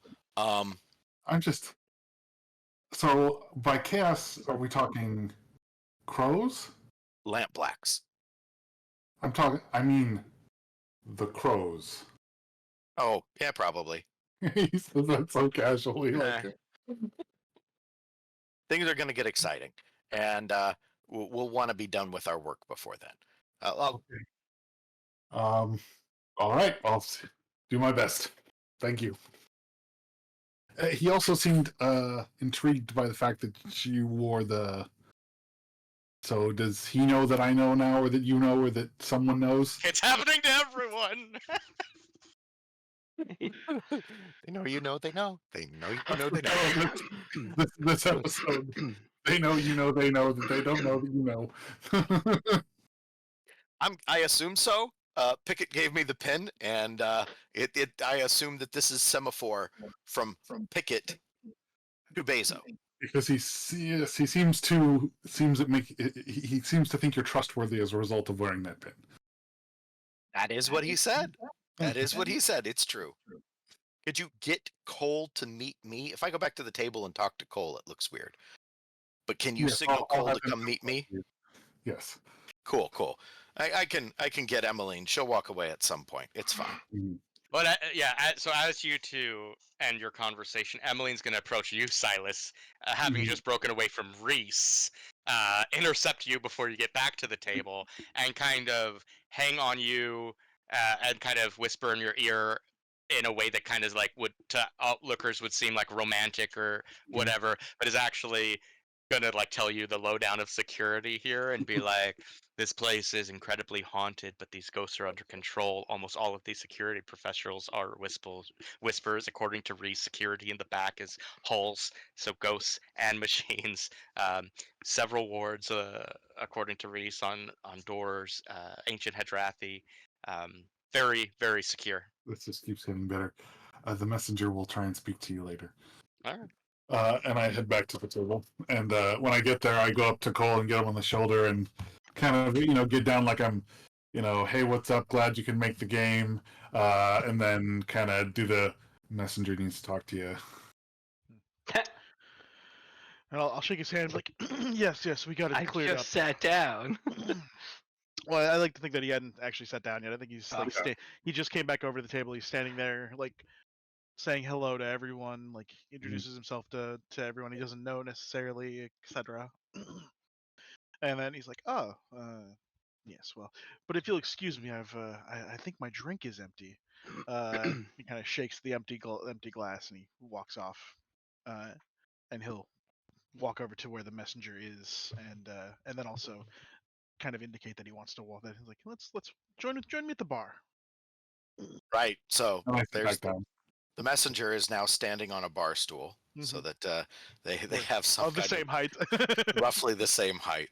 They might not be that short. They might not just be standing They're on roughly rungs on the bar stool, right? Yeah. But like whatever, they're taller, and is like, just says, taps the pin and says, other plans, and says, so you might be aware, Basil is campaigning. Looks like there's going to be some campaign activity here, and boy, if he doesn't win his campaign, he's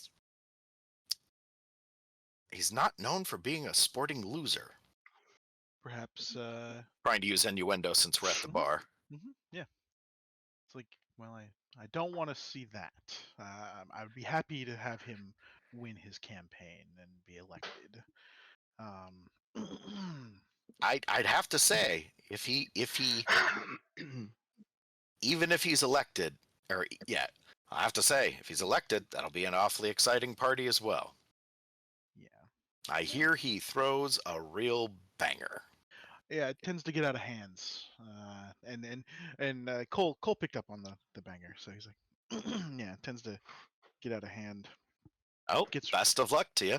Best of luck to us both. yeah.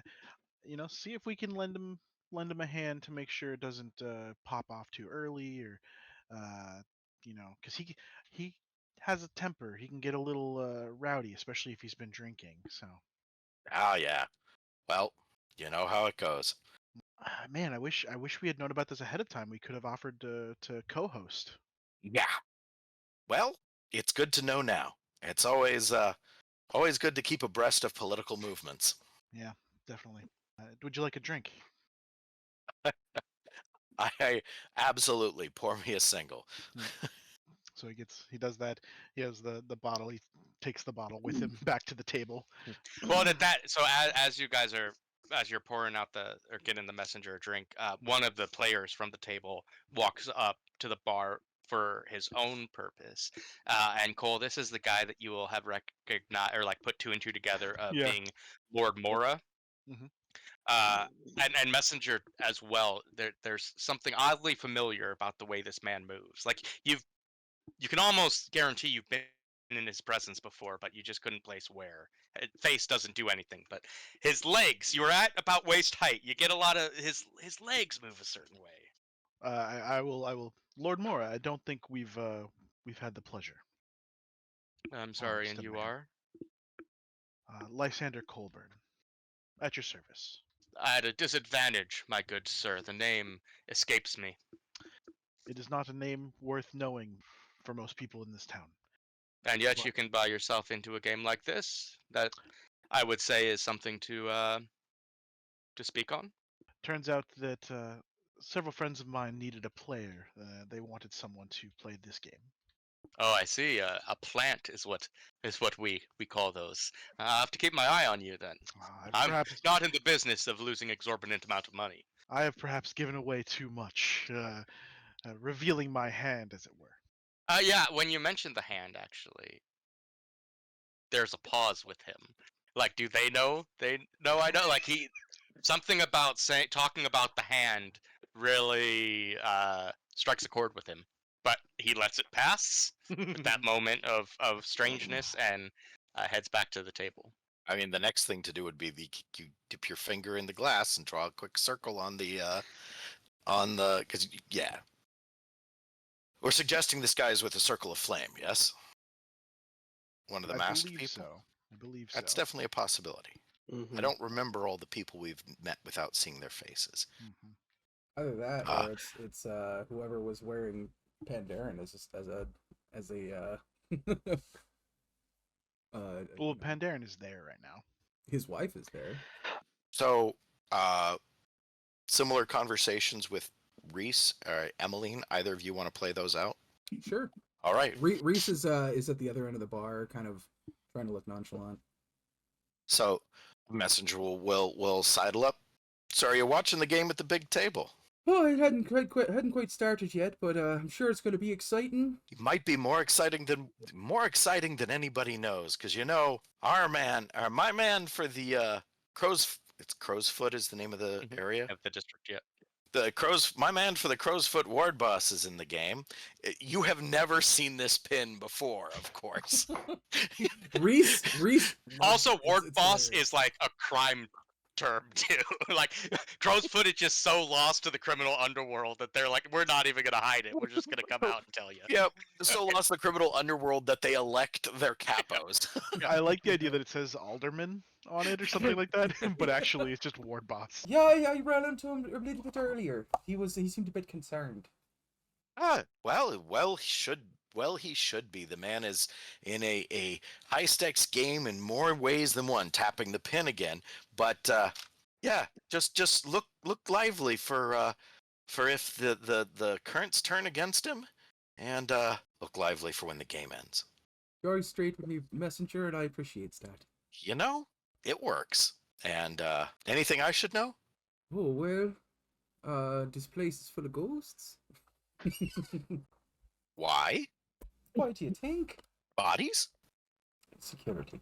Oh, I'll get a look at the fellas backstage. Let's just say they're a little emptier than some others. huh. Yeah, that's been a theme lately. Did they have Adrathi runes written on them? Did they? Like No, squishy empty or crunchy empty? crunchy. Yeah. Oh, okay. But that's what we found out so far. And it seems like you found out a good deal on your own. Well, had a talk with Pickett. Oh, all right. Well, everything's really starting to come together then, isn't it? Yeah, she's involved me in the campaign. Oh. We'll see how that goes. You going door to door then? Giving out literature. I tend to go in through windows, but yeah, just about. Well, let's hope we get out of here before the party starts. Maybe. Maybe. There's one rule of politics is there's a lot of hay to be made during the chaos as well. Yeah, and in short order here, you hear a bell ring, dung dung dung, not the bells, but just a silver bell within the gaming hall. Who died? And you hear Helene kind of take to the stage in a very dramatic performance and be like, "Ladies and gentlemen, if you will please take your seats, the main game is about to begin." And people do so. At the table, Lady Clave is sitting on one end. She kind of lowers her feet down from the felt, kind of meaning business. Roland Watt is sitting next to her, still mansplaining everything to her. Then we have Lord Mora and Mr. Grohl kind of sitting towards the center. Lord Dalmore is sitting next to Lord Mora, and he is next to Lady Pandaren, and they're kind of having their own little chat. And then we have Cole, Bezobaz, Silas and Virgil Kassarian. And have we confirmed the lapel? Yeah, on Mr. Grohl. Yeah. Okay, yeah, right. Who I told okay. you was the cab driver. Yeah. Mhm. Oh, right, okay. Yeah. You do have one of Madame Tesselin's sex workers comes and sits on the lap of Lady Clave, and she seems eager to share that company. And then two others come to sit on, like they've kind of are all joining the players, though some are like, no, not for me. Like Lord Dalmore's no, Grohl's no. But one comes to sit on your lap, Cole. One comes to sit on your lap, Virgil. And as they kind of see this happening, Emmeline's just gonna sit on Silas's lap to be like, "Nah, I got you." Clay.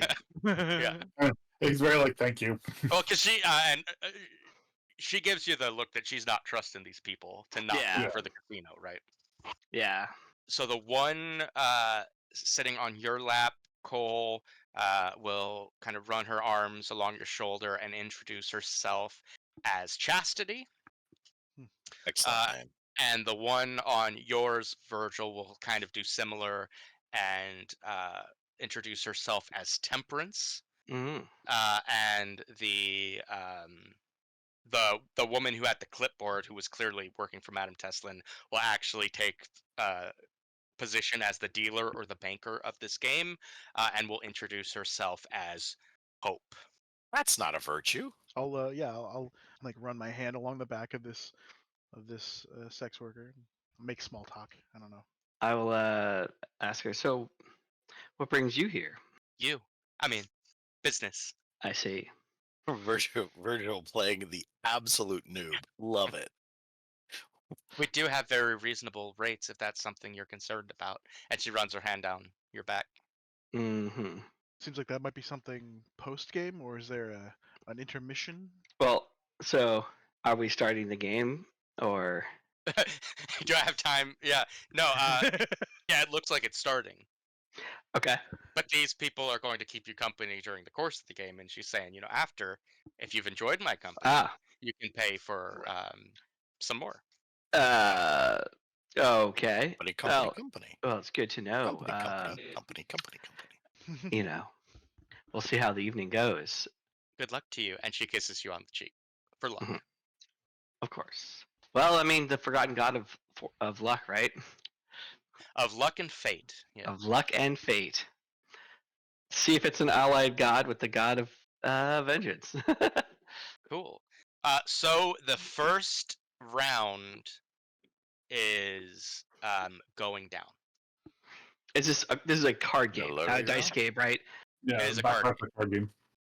Okay. So the three of you who are taking part, well, actually, we'll do it like this. We'll have, if you want to assist Silas in losing hands, you'll roll a group action with him to try to transfer money over for this first set. If you are trying to win for yourself, you can roll separately and see how that goes. Okay. While we're playing, I'm going to be using this to see who's bluffing. It's not that type of game, actually. Okay. It's a game that's like blackjack. So this is what Emmeline was kind of saying. It's actually kind of hard to do what this dude wanted to do because you're playing against the house. Mm-hmm. And what you bet on is if you think the house is going to win, or if you think the players are going to win, or if you think they're going to tie. So I would like to do a flashback because I have trick cards as part of my default load. God. And I would like to put essentially a marked deck in when they were setting up and everything like that, and they were getting the cards kind of. Yeah, love it. So take 2 stress for the flashback. Okay. Mark your kit for your Yep. cards. Fine loaded dice and trick cards. Okay. Yep. And now give me a roll. It's going to be a great effect, but it's going to be a desperate situation. Okay. If you're not making this switch, shit's going down But Yeah, if you do make it, it's going to be great. I will deny knowing you at all. Let's see how this goes. I got 2 in finesse. Yeah, I really can't take too much more stress to do anything else. I can only mean, if take you- 1 stress. What? Go ahead. No, you go ahead. I was just gonna say you're either taking stress to make it happen or taking stress to resist the results. That's fair. All Okay, right. what happens if you get trauma in a flashback? We might find out. I don't know. All right. So Maybe Someone comes up. memory of it takes you out of that scene as you're like, oh god. Well, desperate really- great. So what I personally what I think would happen is that a guard would come up at that exact moment in the moment here and be like, Mr. Kassarian, we believe this deck is yours. You're going to be escorted from the scene. Like, Right. Let's see here. All right. Let's see how it goes. Son of a bitch. Come on. Let's see. All right. Either way, this will be fun to try. Let's do it. Oh, beautiful. Yeah. Virgil is gonna be thrown out of the building and loses all his money. So yeah, so oh man, that would have been great, Cameron. I know. But it does not work. Yeah. And I like what Charles said. So some security come up, but rather than kicking you out, back room. it's, yep, sir, you're gonna need to come with us. And they actually Oh. drop the trick deck in front of you, just so All right. you know they know. Yeah. All right. You get Danny Ocean. Virgil. I love it. My. Let's Now, go. does All that- right. Does that smear onto Cole, who is only there because of Virgil? No. We don't, We even don't know know it's the you. Nighthawk. Yeah. Yeah, Well- we don't know the Nighthawk. Does it smear on to Virgil? Or Cole. Yeah. Oh. Yes, yeah. I think it would have to really, because if you're cheating at this, can she trust your money's legit? So I don't think. Oh yeah, no, I think they would. I think someone's gonna come up to you, Cole, and be like, much more generous than they were with the Nighthawk, but they're gonna be like, excuse me, sir, there's been an issue. If you could just please step with us. Oof. And I think that what you get, like, because you're seeing this go down, they've caught Virgil trying to cheat. He's in for some tough shit.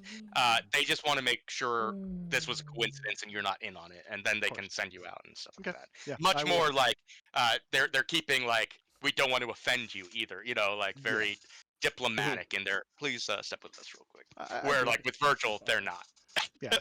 Oh yeah. No, I do. And actually, I think, like in sitting there, I tap the gal's leg. I'm like, I'll be right back, dear. And I take off my coat and I leave it on my chair. And I head over to talk The with them. seat warm. Yeah. Oh man, this game just got interesting.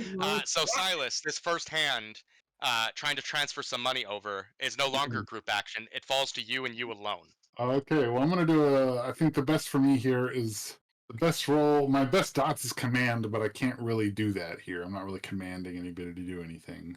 I could see a finesse. I could see a survey or a study. So I'm thinking survey, in that I've studying how the money is moving around the table, who's betting what are my guys bidding, so that I can try and make sure that he, Well, in particular, knowing if he's gonna like has the because I don't know in Baccarat, how well do you know?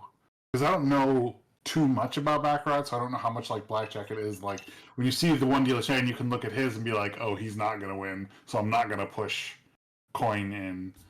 I mean, it's kind of it is kind of similar. As I recall, there is a level of guesswork, because I can't remember if you see the other opponent's cards or not, but Yeah. you do see what the banker has. I Yeah. do believe.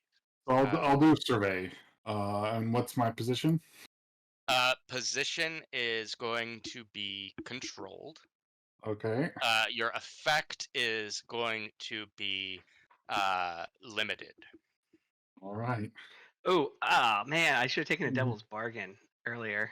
We haven't done Right. any devil's bargains. I today, know. It's true. I wish someone had said something, reminded me. I forgot you could But do that. we all forgot about it. It's Yeah. so long between games. Yeah. Nicely done. A 6. So with that 6, so with that limited effect, you do notice can I offer the a think casinos definitely has ways to cheat you. Like the girls are trying to rob get these folks, and I probably have some code with their boss that is going back to the dealer, and you see like Emmeline's on your lap, she's preventing that, but like you just hear her like chanting as she's trying to keep the secondary method of unsportsmanlike conduct at bay. And but with that 6, we will say you get the first chunk of money over to where it needs to go. So step 1 accomplished. There's going to be a couple more of these to get all the money that's needed to him, but I feel like we'd be doing ourselves a disservice if we don't check on the back rooms real quick and see what And is as I happening. do that, I kind of go to Bezos, and I'm like, look at this. Yeah, I'm definitely not Bezos will coming be here to like, win. you know that guy? I mean, I know Cole seems to. I know Cole. I think they had a casual arrangement, and Cole's not involved. I think Cole will be able to sort it out. Virgil, I've had occasion to meet in similar places. I don't know him personally on any level. And Roland Watt, this magistrate, will be like, how queer! I would have thought that it was Bezo Baz who would have been the cheat. And Bezo just gives him like, Amazing. and Lady Clave is like, no, to be fair, that's where I would have put my money too. Man gets no love. No love for that man. All right, to the back room. Yeah. So yeah, these well-dressed security personnel take you into what essentially amounts to a holding cell. This is like, I mean, it's actually still pretty posh. It's like all wood paneled, but like there's no door handle on your side. It can only be opened from the outside, and they're gonna attempt to kick the shit out of you. I would like to. Do you think it's possible I could try to sway them, to convince them that I was set up? Yeah, you could try. All right. You could try mean that the roll won't be no effect. Right. Well, yeah, that is a good question. Like, what would the effect be? None. You'd be in a risky position, no effect. All right. Can I up the effect of that? Yep, by pushing yourself. Can I take a devil's bargain instead? I think so. Okay. Yeah. Uh, I say that because I can't remember if Devil's Bargain can up effect or it just adds dice. I think it can do both. Yeah, it has the same effect as pushing yourself. Because essentially, and here's, because of all we know everything with Bezo Baz and everything, I was going to say that I essentially convinced them what everybody also at the table thought, that it was probably Bezo Baz who did it. But they might go and talk to him, and it means if he leaves the table, right? Okay. I wanted just to be like, I am a legitimate businessman. Yeah, I'll accept that Devil's Bargain, which is essentially we fail the score. I mean, we would fail the score, but like theoretically, I'm simple. unless somebody has a better idea for Devil's Bargain. I mean, Well, there's I'd like you also to not fail the score. there's taking your licks. Like, you can get put back together. You can also resist the harm, unless this is a they beat you until you are harmed thing. Because that is called out specifically in the rules. Resisting the harm won't help if your opponent's goal is to pound you until you take harm. I think that's obvious that is their goal. So, Right. Like, unless someone has a better idea for a Devil's Bargain here. I'll say I'm being a bit hyperbolic when I'm like, you fail the score. I think that you guys are gonna have options to handle it. You're just like accelerating a timetable. Like I will start a clock, which at the completion of that clock, you guys will have failed. Okay. I'll take that. Sure. How about good. this? Or I would say, if in potential Devil's Bargain, well, it's already at 3, but I would say that in exchange for 2 more sections of that 8-section pie, putting us at 5 of 8, that something is fishy. You're able to smooth talk your way out of this and convince these guys that you're not cheating. You just say, hey, I won't It play. definitely wasn't me. Not a big deal. Take my money. That's fine. But Don't It beat me up. I'm a little pussy. Like I don't want to do this. Or my goal would be to convince him it wasn't me. It's someone else. I don't know who. I don't think Sure. you can do that. I think you can say that, but I don't think they're gonna believe you. This And I think the way you get out of that is no good. Yeah, I mean the one I'll accept is Bezo Baz becomes a fall guy, and that's going to start a clock for Lap Black's go time. Yeah. and And you there's can choose to nothing any of accept the that or other not, player but- characters can do to help because we don't know Virgil is the Nighthawk. And Well- the messenger doesn't know Virgil at all. You can certainly help no matter what if you want to. You Well, can make no. choices. Well, We can't don't right know now that 'cause you're- in a room by yourself. And Oh, you were I thought they took you there too. No. Oh, okay. They did leave. They are leading him elsewhere. They're not bringing him. What's Okay. happening to Cole is going to be a lot different from what's happening to you. Okay. They know you cheat. They just want. They don't know that he did. Yeah. He's just. I mean, I think I'll take that bargain. I think that's because I this is going to be they're going to do harm. Like I would be out of this out of it anyway. And I don't know what like why not have fun and see what happens, right? If it's not going to explicitly tank the score and make some more chaos, let's see what happens, right? okay. You would like let's- to lay this your reasoning? Go for it. what else you can do? What else you can do is flashback to having paid these specific guys off. Flashback to these specific guys who have taken you into the back room are actually Virgil. I'm guys. kind of up. I'm kind of out of stress, so I have 2 stress left. So Well, do you want to get the shit beat out of you? Because no. here's the thing: the flashback means these are your guys. could- Your devil's bargain just means you But- can roll for okay, limited so- effect. With stress, if I fill up stress, then I'm out, right? For the scene. Yeah. So can I do that and take a flashback, or am I out as soon as that hits that point? Well, let's talk about how much stress that flashback would be. To get these guys, it'd have to be a 2. Okay. At least, yeah. So it's 2 stress, and you have a little panic breakdown in the back room, but these guys aren't going to beat the shit out of you because you made arrangements before. They're just going to throw you out the back. There's that.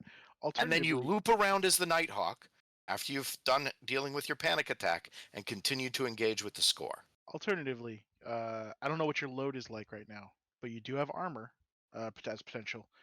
You could get the shit kicked out of you and resist with armor. And again, getting the shit kicked out of you when they've got you in a room and they want you beat up, resists don't keep you from getting hurt Yeah. because they just keep going until you're hurt. So Right. I agree with you, pal. I actually I was mean, going to the suggest book that you- says that specifically. right, which is why I was going to suggest a roll from a slide who could pretend to be hurt. Since that's his whole character concept is pretending. Like Oh. All right, that was going to be my suggestion. clever. That's a different way to go, Cameron. But ultimately, I say you do what you want to do. I'm not even sure what that like finesse. No, that would be sway. Throw this away. Yeah. Way. Convince them they beat the shit out of me. And I don't mark know. off Like take armor. flicks, mark armor, and then roll sway to be like, we've done our part here. You know, he's Right. messed Okay. up. Like, I don't know what your slide abilities are, but I mean, like sway is the role I was kind of going. I got 3 dots in, so that would be my primary stat to roll on something like this. yeah, it's Uh, perception. That sounds yeah. good. Yeah. If we could do that, I mean, that doesn't start the timer. Doesn't create as much chaos. Oh, and you still Sure. get ejected and can loop around back as the Nighthawk. Loop around. I mean, like jump in through the ceiling or something. No, you can come back to the scene. You can It go. means you to- can re-enter as the Nighthawk. It gives you an out to not out yourself as Virgil. Right. You don't re-enter the casino as Nighthawk. As opposed Figure to out trauma, how which you're gets getting you out first, and then we'll talk about what happens next. Right. Because I'm pretty sure I'm just stuck outside at that point. You are Yeah. absolutely, but that doesn't mean you can't participate. Let's figure out how to get you outside first. Yeah, I think ultimately there's no way for you to return to the scene. The Devil's Bargain doesn't return you to the scene. Right. They just go get Bezo Bass. and Yeah. you probably stay in the back room, is what it sounds like. All right. I mean, I'll try it. I can mark the armor.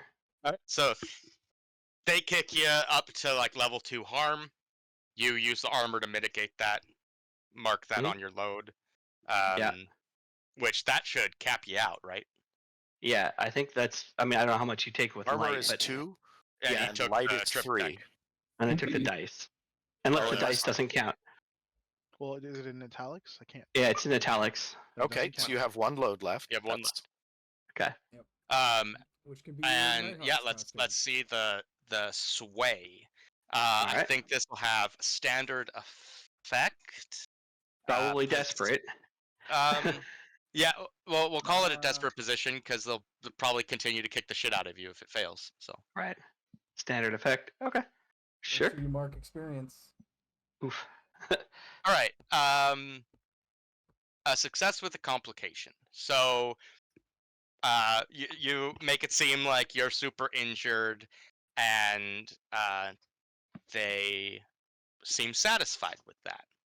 You don't take any harm, and the complication to this roll is they leave you in this room with no door handle as they go to get their boss to have a conversation with you. Ah, okay. Then I definitely need to get out of here.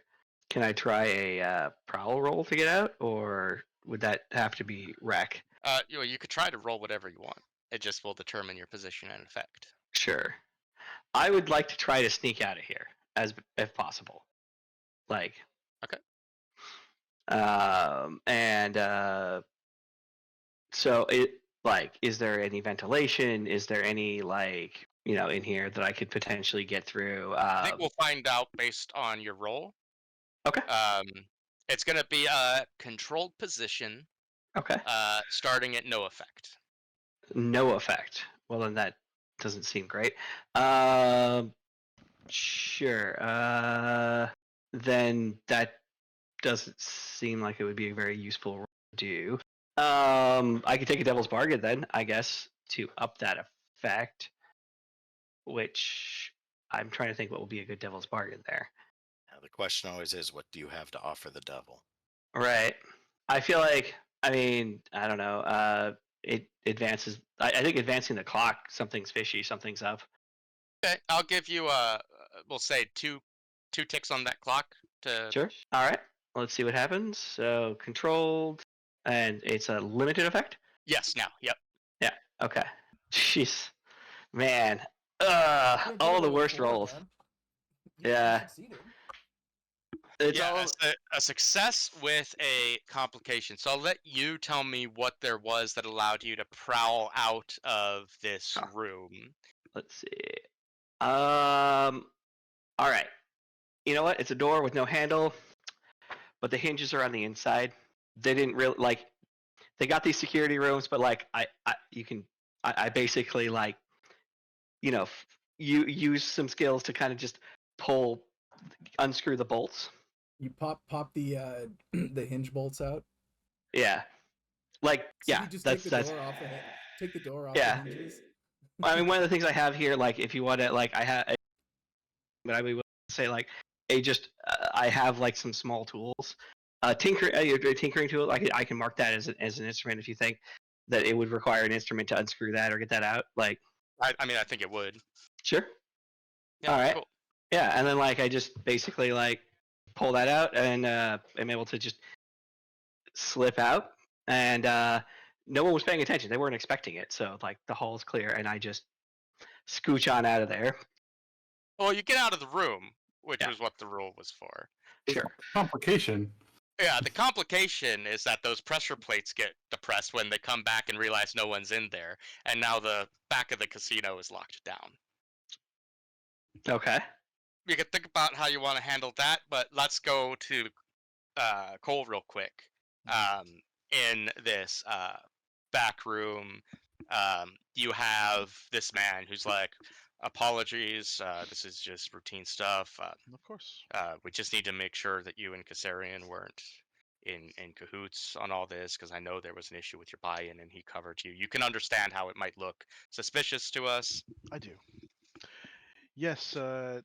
Kassarian did cover my buy-in. My accountant was supposed to have transferred the money earlier this week, but didn't. And I've had some limited dealings with Mr. Kassarian, but honestly, it's that I felt that I had leverage over the man, that I thought that I could socially bully him into covering for me tonight, and that I would soon win the money back and be able to pay my way out. Yeah, it sounds like a good sway or Yeah. consort or something of that nature. I will try to consort. I think this one is, we'll call it risky because there's some major complications if this doesn't go down, but I think it's a standard effect.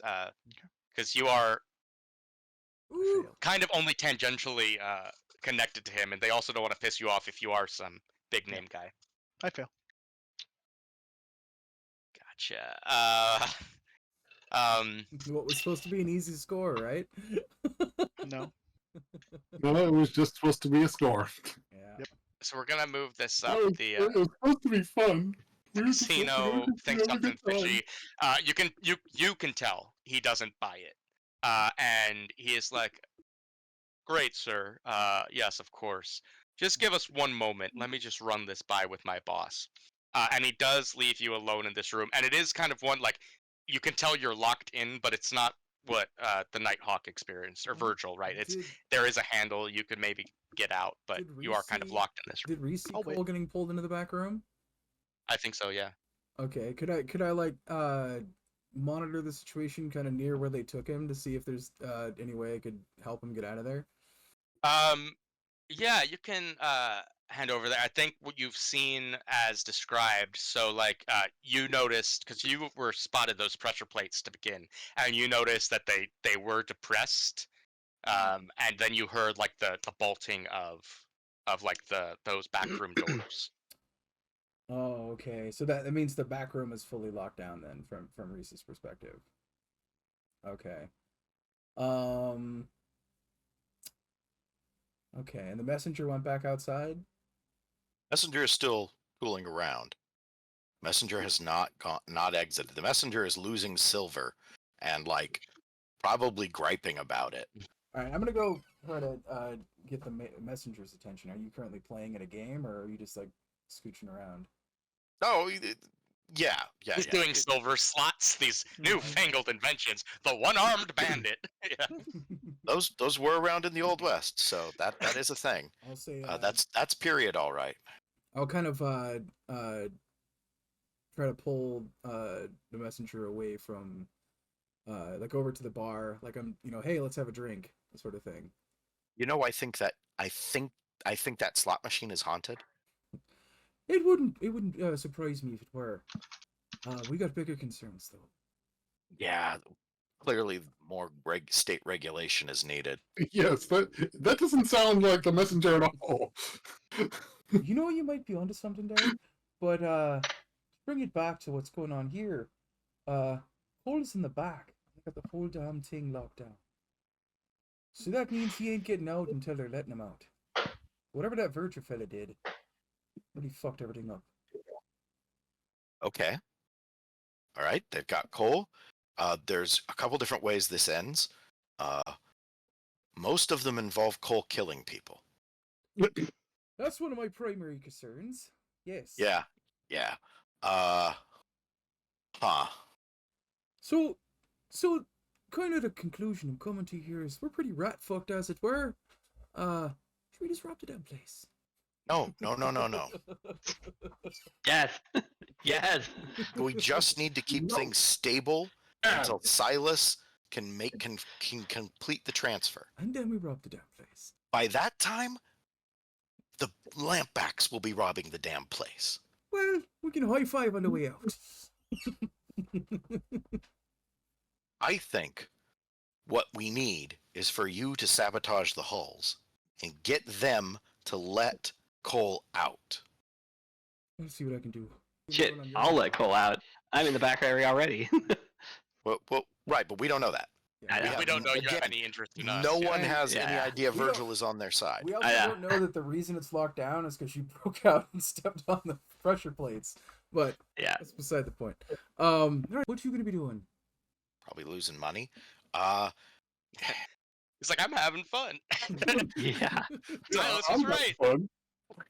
I just came here to have fun, guys. Why did you guys ruin everything? Yeah. I didn't do anything. Well, you did bully the Virgil into supplying your thing. I did. What am I doing?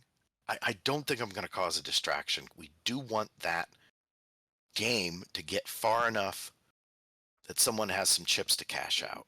But we also want Cole. Well, Cole knows that too. I don't think Cole will start killing people right away. I think he'll hold off.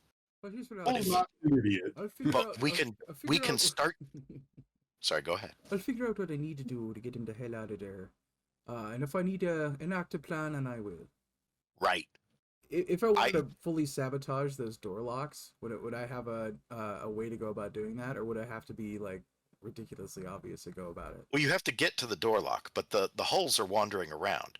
You can encounter one of them, which was kind of why I was suggesting that. No, they're in the back. My misunderstanding. Sorry. Yeah, I believe this. You could explain this for me. If maybe I misunderstood. Like, but I like peeked in a back room and saw the holes, right? Right. Yeah, they were bringing out a cart of coin, and you saw there were holes in the back where. Oh, okay, yeah. Virgil so and- the holes aren't actually leaving the back. All right, well, I'll go over and see if I can figure out how to break open that door, get him out of there. You keep losing money and keep an eye on the game. Yeah. How about that slot machine is haunted? How about that slot machine is haunted, and I'm going to try, in a room full of whispers, trick the ghost into pulling a jackpot, but a faulted jackpot. It's not going to pour the money out. The bells are going to go off, and it's not going to work. I don't know. I don't think that's a good idea in a room full of whispers, though. I think it'd be interesting. Do you have a tune? You have I have a lot of attune. Okay. Messenger has been getting in touch with their Taikarosi background, but what you find interesting seems to be an awful lot of trouble, Cameron. So this is a wee bit of table talk, but if you want to set off that machine, we could do a group roll. I could do some tinker, and you could do some attune, and we can try to. I was gonna figure out say, yeah, how to the go Tinker nuts. would also probably be a good. No, I think the messenger is like on it. I think these machines are like powered by ghosts and stuff. Like this is everything in this city is kind of weird, right? Yeah. Like there's always kind of a. All right, so Reese will go over and see if there's a way, if he can find a way to sabotage the door lock, if he needs to. He's not going to perform it, but he's going to see if there's a way he could fuck the system up to make the door open. Or Yeah, I think a controlled standard survey. Sounds good. Can I do a tinker, or does it need to be a survey? A tinker might work, I guess. Yeah. Essentially, I'm just trying to see how to take apart the mechanism. All right, Oh. let's just say you said a controlled standard. Mhm. Okay.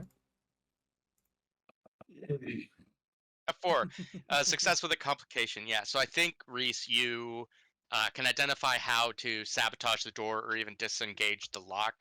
The complication is like it's so well guarded and like there's so many eyes on it, you just don't know when you'd be able to without arising suspicion. Okay, yeah. So essentially, like, there's no way to do it subtly.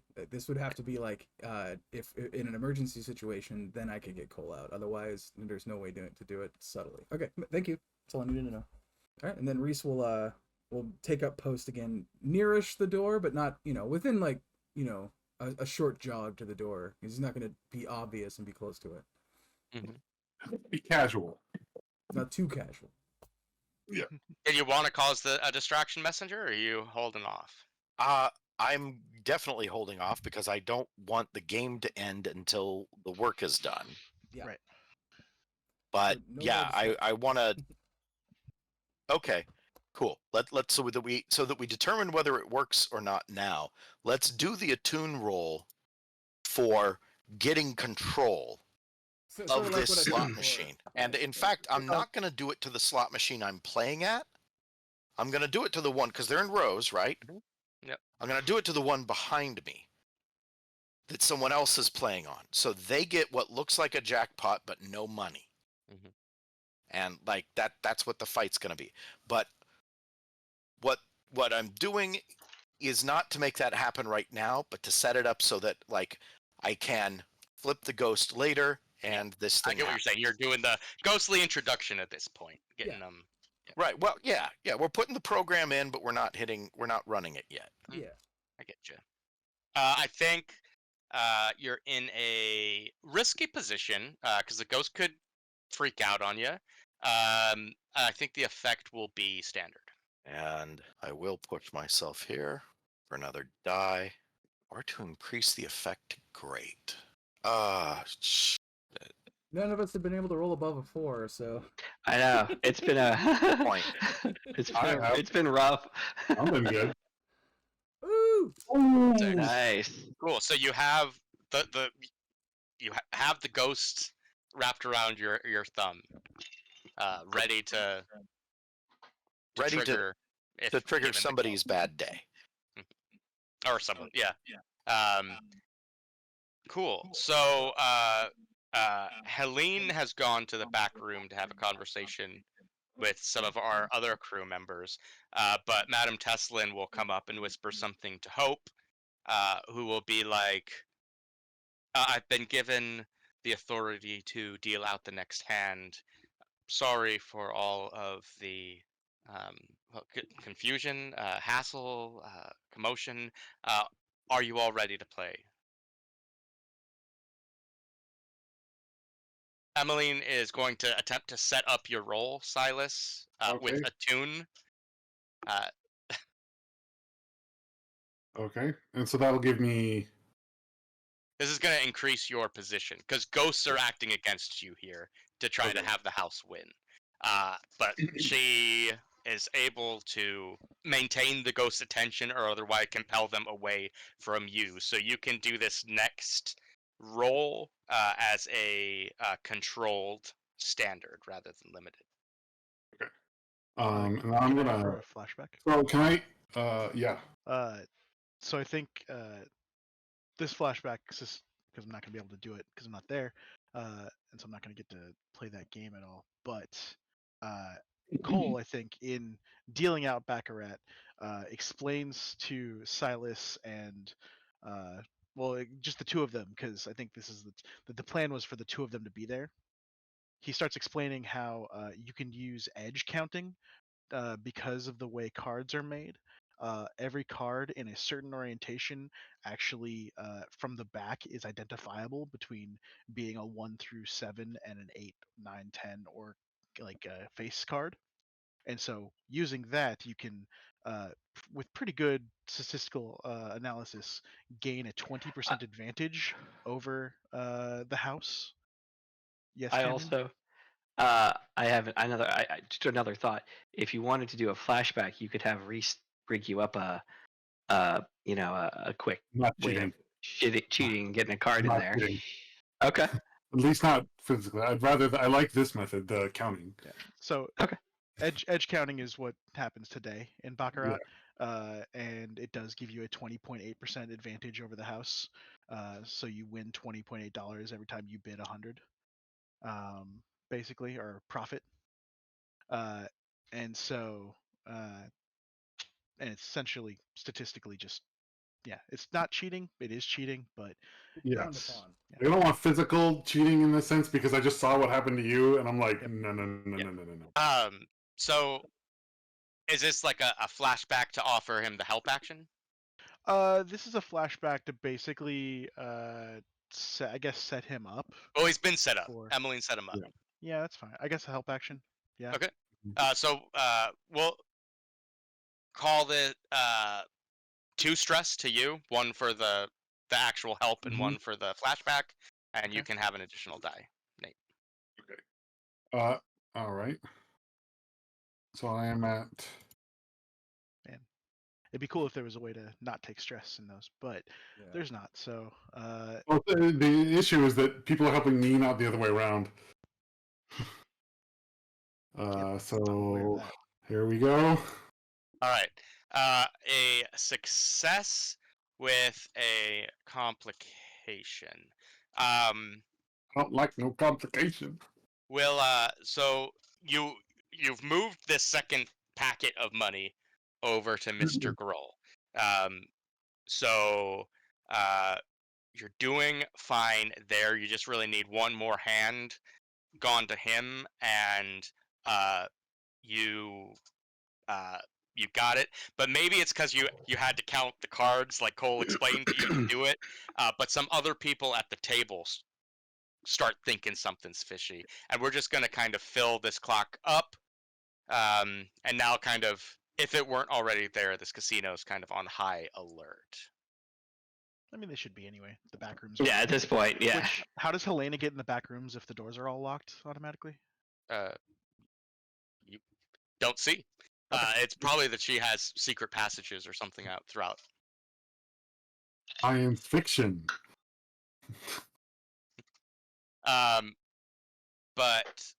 Cool. So we'll head back to Cameron and Charles in the back room there. Cameron, you're kind of out in these hallways. Mhm. You do see, as Reese kind of described, there are hulls kind of patrolling around, and you saw the two guys who escorted Cole leave, and you hear like the click clack of uh, Helene's heels as she's kind of walking into the back. Okay. Um. Hmm. And since it's all locked down, there's probably not an easy way out. I mean, I could try to get Cole out of his room, right? Yeah. Yeah, I think I'll head that way. Can I open his door from the outside? Yeah, it is locked. Like we could cover all of this in a prowl to Sure. get through the holes. Get through all. Okay. Position. We'll call it desperate. Effect. I think standard. Okay. All right. Come on, something decent. Ah, all right. A5. Cool. So you are able to get to Reese's rooms, avoiding the holes. And yeah, how about if I'd love to hear what you guys think a complication might arise from this. What are some of your thoughts? Ghost security? Oh, fair enough. So we'll say like you have One of the whispers gets notified of this. Yeah. you There's like, have like a shadow follower. Yeah. or there's like a small clock before they get there. Right. I They're just like a coming my shadow way. follower. I like a shadow follower that knows what you're doing. Okay. I don't. But yeah, you've opened the door to Cole. Cole, you're expecting to see either Helene or these suited guys come back, but no, it's Virgil. And I like to think Cole is just sitting there in a chair, and he's like, "How can I help? How can I help you, Mr. Consarian? Haven't you done enough?" Virgil, by the way, is beat up too. Yeah. Yeah. Well, only appears to, or like Yeah. enough that it appears that way, but I mean, if you want, I can use my fine disguise kit to self. you don't have any equipment left. Yep. Yeah, you Oh, use that's all your stuff, unless it's find a It's disguise italics. Yeah. It's italics. So Oh my god, why didn't you just use that in the hallway to become somebody else? Good point. I don't know if that would have changed the role. Oh, it's What's too late up? now. roll. So yeah, Cole just sits there and he's like, "What are you doing here?" I wanted to make sure you're all right. I did not mean to cause any trouble for you. Well, you've caused quite a bit, and I would appreciate it if you just left. Is there anything I can do to help? No, just by being associated with you, I'm now in some sort of trouble with these fellows. Like, I did nothing wrong. I don't know what you were doing, and Nothing wrong. So you're saying you're not here for some kind of score? what? I'm don't an understand. upstanding business person. Right, I own a restaurant and bar. Like, I'm good at baccarat. I was asked to come play a game. Okay. Like, I don't I understand. Definitely why know you're you're here. lying. I don't like unless You you just- are actually. Well, I mean, like I literally have this. Like, if you are not actually good at baccarat, like He's like good are at you baccarat. actually? Okay, like if anything you said was a lie, I would know. So Sure, That's sure. why I What was are like, you doing You with know that he's information? lying Because he wouldn't tell you, Cameron, because you're Virgil. because you're Yeah. Virgil. He doesn't He's not know going to you. sell out his whole crew. yeah, no, I know. Actually, sure. the fact that you say score, you see his hand reach down to his thigh, and he's considering killing you. All right. Well, if you don't want any help, that's fine. No, you've Have done a good quite evening. enough. Thank you. Please close the door. All right. Bye. Awkward. All right. Cool. Cameron, That never happens to Batman. Yeah. What? Where do you Bruce want to Wayne go from doesn't there? unlock the door and is like, "Hey." I have no idea. I'm pretty sure he does. I have no idea at this point. I actually don't know what to do. I'm like, I don't know. All right, is there a launder chute? Is there like some kind of fun thing I can slide down or jump down to get into the So tunnels? you do still have the Yeah. find disguise kit. You could slip into a bathroom and come out as someone who is not Virgil Caesarian and just walk out. Sure. Okay. Yeah. Wait, no, I can't because it's locked down. I think there are ways. Yeah, I mean, you could disguise yourself as a guard. You can do any number of things. Sure. I'll disguise myself as, I guess, a guard. Cool. All right. Yeah. So, you're taking the kit for that. That's And- fine. I will come back to that in a second. So after a while, sitting in the room, Cole, Helene does Oh, come in. Is there something, Cameron? Never. I kind of just want to like see if I can get to the tunnels from here. Actually, that's what I want to do. Okay.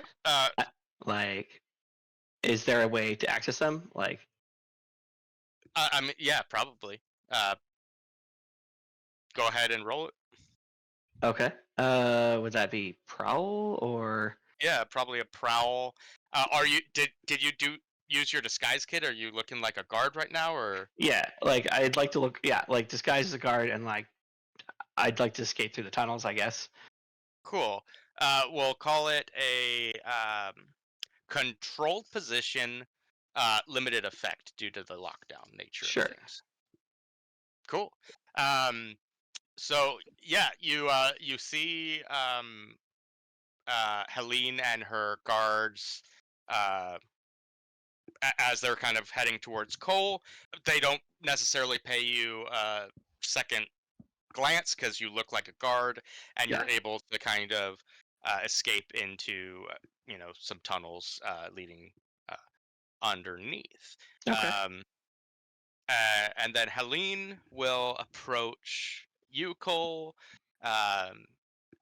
with her two security personnel, and be like, Mr. Colburn, I thought we were developing a rapport, and now I find that you're involved with a cheat. I believe Mr. Caesarian is on the loose somewhere. He opened my door and tried to help me. I told him to leave me alone because I don't understand what he's been doing. She'll kind of turn to her guards, and they whisper, and they're like, they nod, and they'll actually leave, and go look for Caesarian, which he's out, and she'll pull up a chair and sit next to you, and be like, oh no, it might surprise you to know that I know. I was watching you, and it impressed me that it seems that your story is true. You don't know this man. It was all a misunderstanding. I've met him before at a cafe, and he was very rude to my friend, and I thought he said some rather scandalous things to her, and that I thought I could insinuate myself with him, that perhaps by putting in a good word on his behalf, that he might lend me this coin because I'm a rather good baccarat player, and I thought that I could win very quickly, and it would be a very a risk-free. But clearly, uh, not knowing him, I seem to have made several mistakes in that. I understand. You are a rather young man yourself, no? We all make mistakes in our youth. Travel with the wrong sort. But I have seen the truth of your heart. I know who the real thief is. So, I am going to take it for granted he's not going to get me that 5 extra coin, and I am going to kill him before the end of the night. You are free to go join your friends, but because you have no money in this game anymore. I am afraid I will need to remove you from the tournament. I mean, that seems preferable to being killed. I would understand that. And if that is your decision, that is your decision. If perhaps you wanted someone to return to the table and win a large sum of money, I'd be happy to give you half of any winnings that I happen to remove from that table. If I now played on your behalf. Lysander Colburn really landing that ambitious reputation. You never back down. I see no downside in this for my casino. Essentially, I would be paying you a modest fee to make sure other people's money comes into my pocket. Correct. The worst case is that you will have already fronted the money that Virgil Caesarion owes. Yeah, she's considering it. Let's just get a sway command, something from you, just to seal the deal to see if it happens. I think you're in a controlled position, and a standard effect. Like, I tend to want to run with command, doing force of personality type things, but I also don't want to cheese it, and just because it's one of the higher things that I have. So maybe I'll go with consort since it's not as good. So it's a controlled position. Standard effect. Yeah. Effect. Okay. All right. So yeah, you see that you kind of sell it to her, and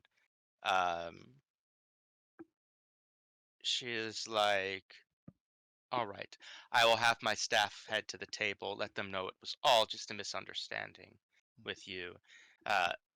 Mr. Caesarion, Lord Caesarion, is now persona non grata, and you will win me, hopefully, a large chunk of money to make all of this worth my while." That will be my intent. Yes. He And takes her hand and kisses it. And... Yeah, and Silas, at this point, because lockdown's going to end, because Caesarion has left the casino. And yeah, Cole, you're going to be free to leave in a little bit, but before that, Helene's staff do come out and explain to the table. You see this, Silas. Here's what went down. You know, you have a bad actor. This guy got caught up. He'll be joining you shortly. And sorry for the. He is down a hand. Nothing we can do about that, unfortunately. But at Reese and Messenger, you see that pretty soon, like the lockdown does end, and Helene actually leads Cole out, and then does make a very because I think eyes do kind of turn that direction. We'll make a very public display of like kissing you on both cheeks and showing that, oh yes, misunderstanding. These things happen from time to time. Cole. Oh, sorry. Go What's ahead. that? I didn't mean to interrupt. Go ahead. Oh, Cole responds very like magnanimously, kind of thing, playing up to it of no harm done. Thank you for the hospitality. I'll take my seat. And he walks over to the. Not stopping me from losing money. I'll sort of clock the messenger and give him a nod, or give them a nod. I apologize. How's Basil Baz doing at the table? Let's see. He's kind of win some, lose some. So he's kind of in the same position with a lot of the others, where it seems like Mr. Grohl is actually, because he's kind of getting the help, right? He's kind of the VIP big winner today. Like he's been getting drinks comped, but he seems to be very business focused. Where like the others are kind of midway. That's kind of where Baz is, and then like Silas, unfortunately, you're kind of like the biggest loser.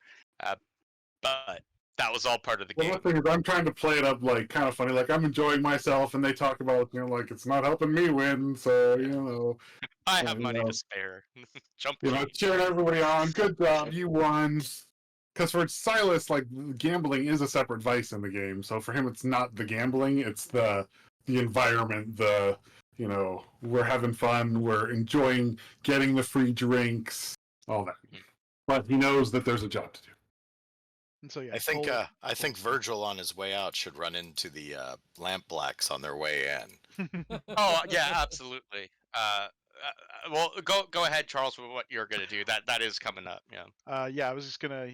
Cole will go back over to where he left the sex worker sitting in his chair, and he'll kind of tap her on the shoulder and like, "Madam, if I may regain my chair." Thank you Yeah, for keeping and me. Chastity is like, of course. Is everything all right? I mean, I obviously heard what was said, but sometimes I understand. That's not the truth of the matter. Are you and Helene good? Ah, yes, everything is good now. It seems as if this Virgil Caesarian character uh, tried to cheat, uh, and then he broke his way out of one of the offices, uh, and asked me to if I was okay. So I told him to leave me there, as I had nothing to do with this man. Uh, I merely thought that I could uh, use some social guile to have him pay for my evening, uh, as as some of you might be aware. So then, yeah, now I am returned and I am able to play. So Excellent. And she'll kind of rub your back a little bit, but she will kind of concede, like, in thinking about it, like, if you really did escape, my hat is off to this Virgil Caesarian. Virgil Caesarian, what a guy! what a guy. So yeah, we'll dump down into the catacombs. So this kind of leads into like the sewage system and into the canals, Virgil. And you see them before they see you. I'll give you that much. But yeah, as you're coming out, you see Pickett and their lamp blacks try to come in. All right. Well, it looks like there's a lot of things going on today here. Oh, you approach them? Um. Are you still dressed as a guard? Yep. Oh, that's right. I'm still dressed as a guard. Ooh. Yeah. You know what? That's a good call. I didn't remember the guard thing. I'm so sorry, Cameron.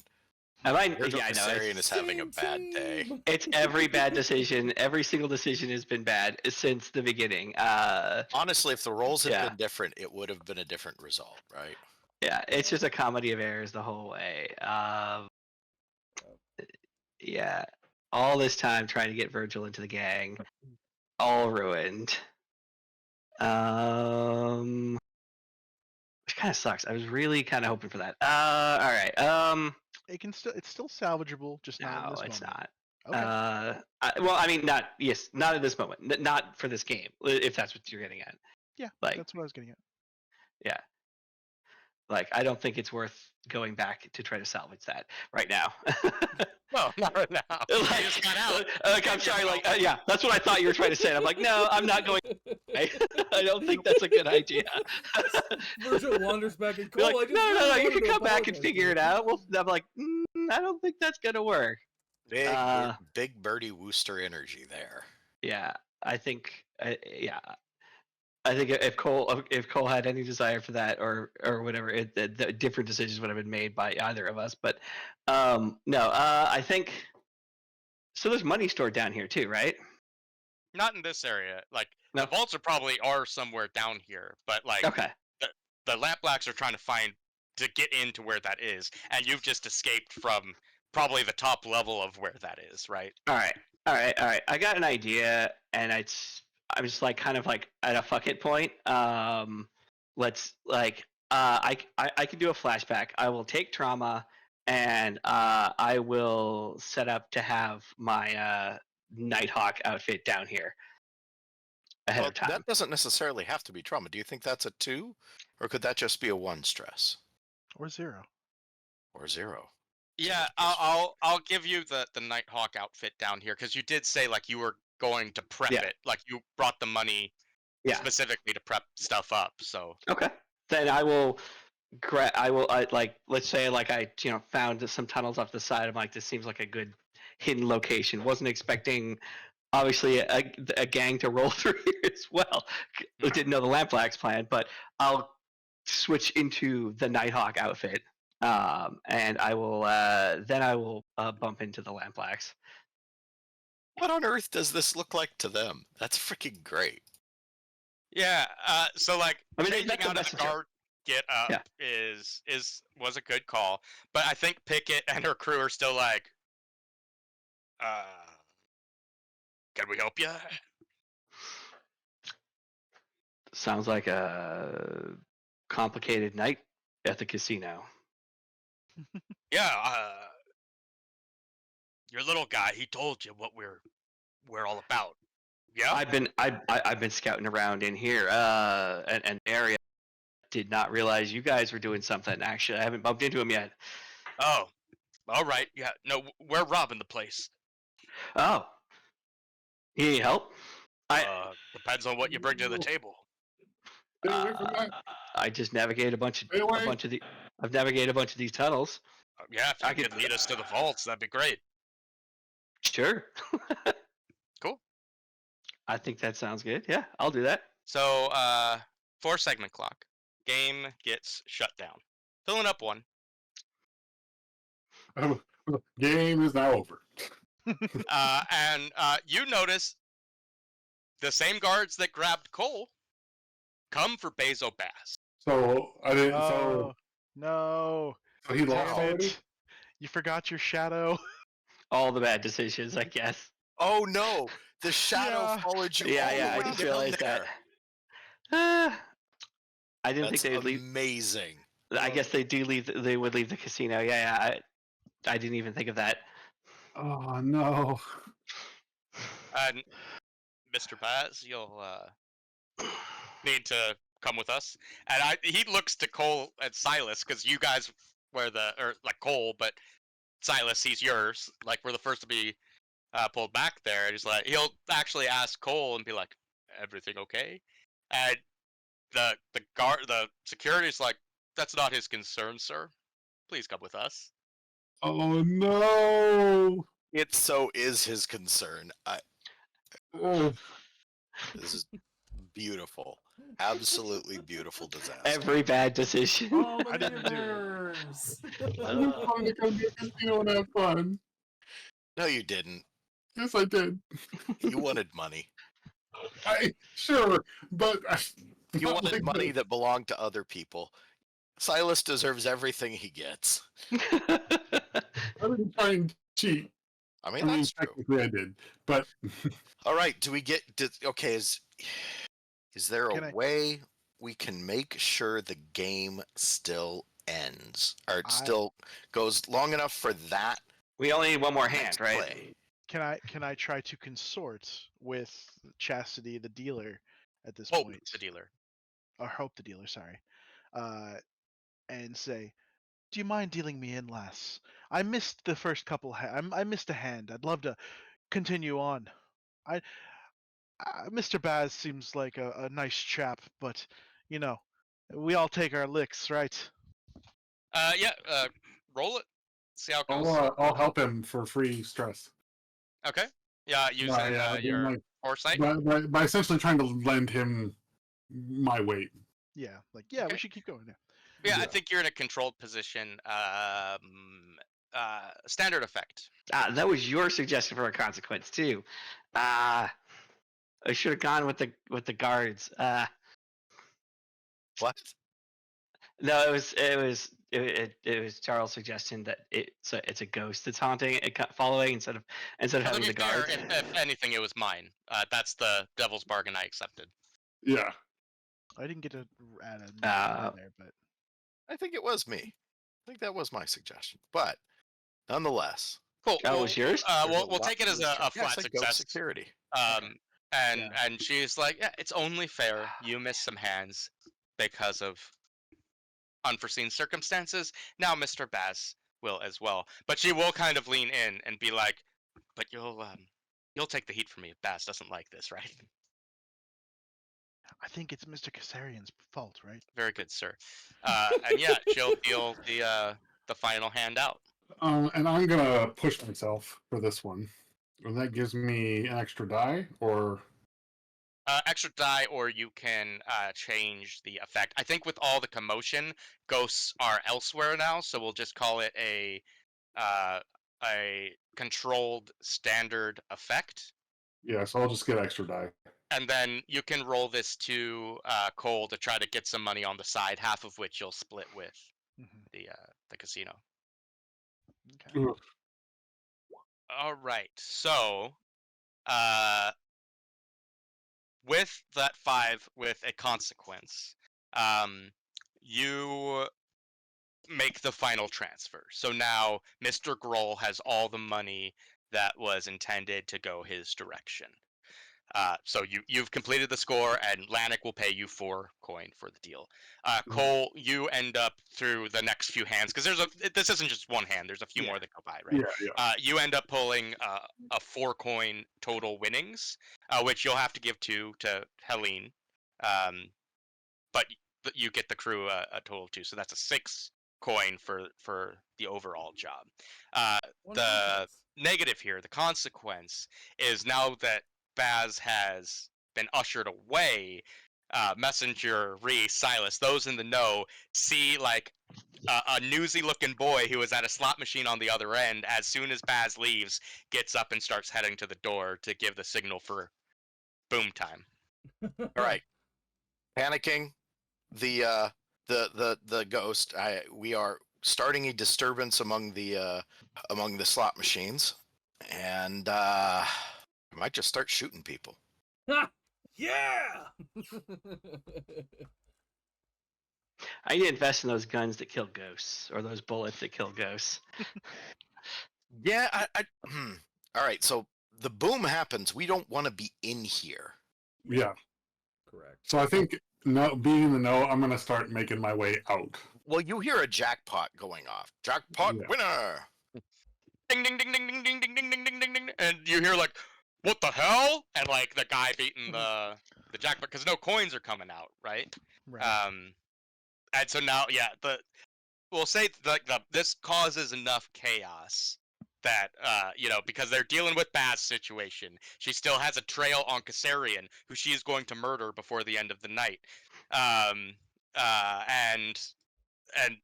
now there's this deal with this person, make sure he's happy, but the game is kind of wrapped up. You don't necessarily need to be there anymore. So if you Mhm. want to slip out, you can. Yeah, I'll be like, dear, I think the night is done. Shall we go? Yep. Reese Yep, will I'm down good. his last drink and walk out with the messenger. And Oh, when this- messenger's not leaving. Oh, wow. when this happens, I'll go ahead and stand up and be like, "Well, thank you, ladies and gentlemen. It was a pleasure. I'm gonna throw my coat, or actually, I'm gonna collect my meager winnings there. And in doing so, I'm then gonna pick up my coat. But as part of this, I'm gonna be talking to people. I'm trying to consort my way through this. But I also want to pick up Virgil Kassarian's 10 coin that he never got to spend as part of his buy-in, the tokens that he had there. It's a check. Okay. In Well, the it's not a chaos. Well, check. they gave you chips. They gave you Yeah. chips. Oh, Yeah. sure. Yeah. I'm going to try to cash it out because whoever's holding it is what matters. Yeah. Sure. I think we'll call it a desperate position. Yeah, I'm trying to steal from the table. After being like told not like getting off the hook once, it won't end well for you. Effect will be There are ghosts elsewhere and a lot of commotion in the room. That was my hope, is that the ghosts were elsewhere. People are more concerned about the jackpot, etc. yeah. And this game's technically over. Yeah. We'll call it desperate standard. Can I give you a devil's bargain? Offer a devil's bargain. That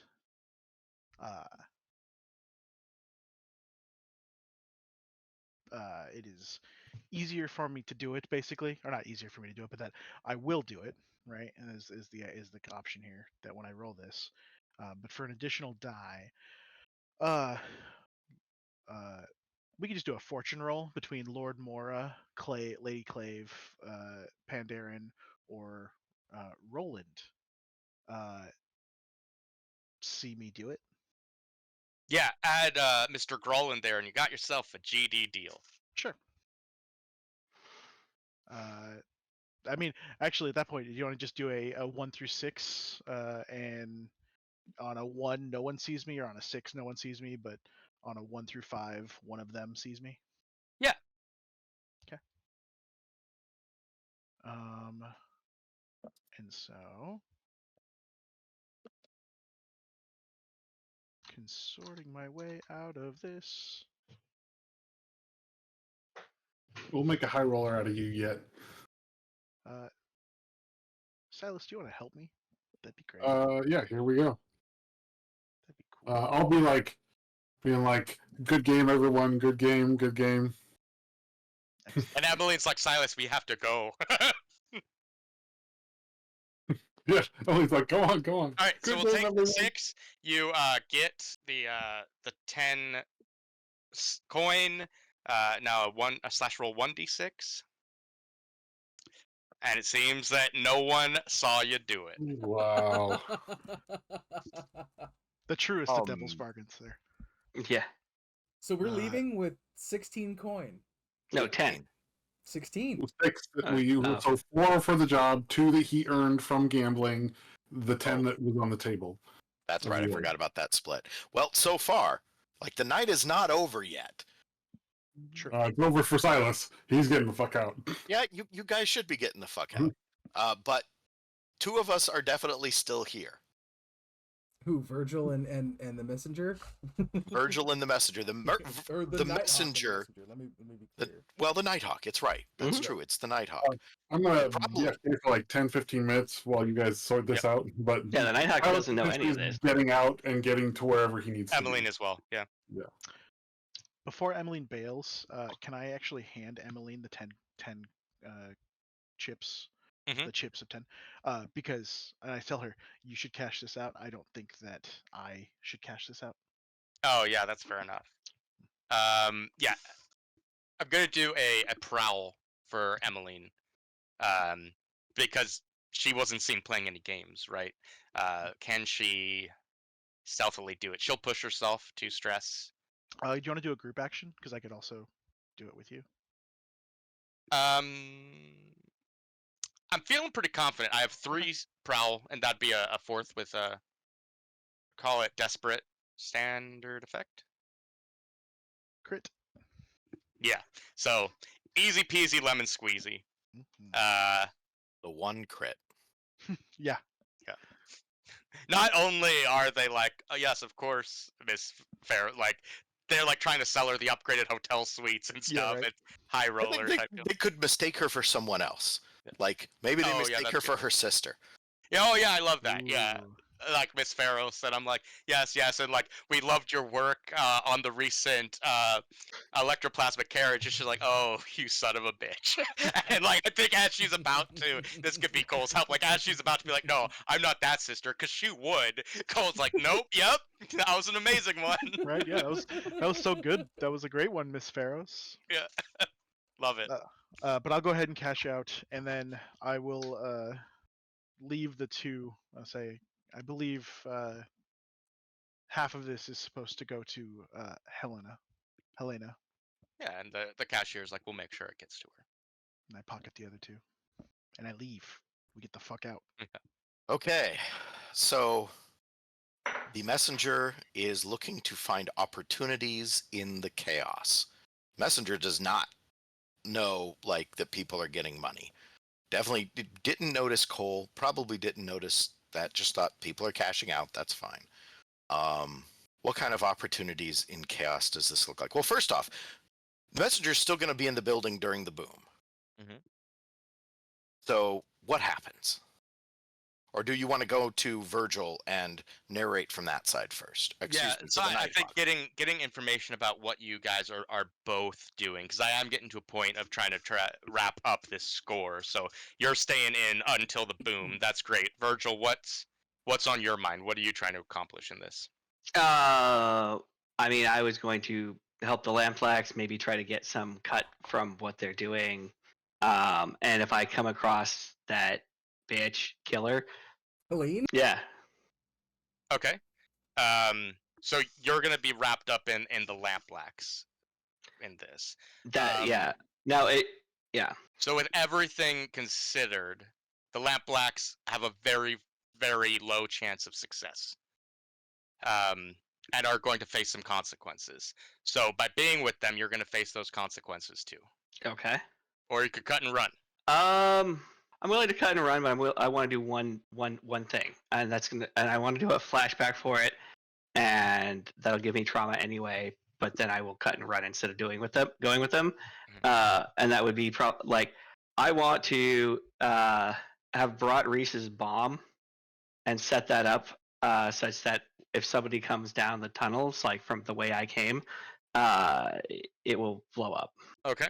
And however, whatever you want me to roll or whatever stress you want me to take, probably going to be at least 2 stress, which is fine, which means I will have a moment of trauma for a second there, and then I will leave. But I'd like to have it set a trap. Is this before or after the lamp blacks are heading in? I think this would be before. So you're blowing up the lamp blacks. No, I'm blowing up the place the security guards would come into the caves. You remember what I told you about the bomb, right? What? It's 3 times bigger than the one we used to blow up the vultures. You will blow up the casino in half the block it's on. I mean, no, that's probably not a good idea. You'll have stole from Reese, and that's not a good idea. I mean, maybe just a regular size bomb then. I mean, you don't have the kit left to have it. You know what I mean? My flashback would be that I brought it with my disguise. Right, but you don't have the kit to pull it. Like you've used your load. Okay. Well, then where'd my change of costume come from? That was. So the flashback would be to have brought it with that. That's what I'm arguing.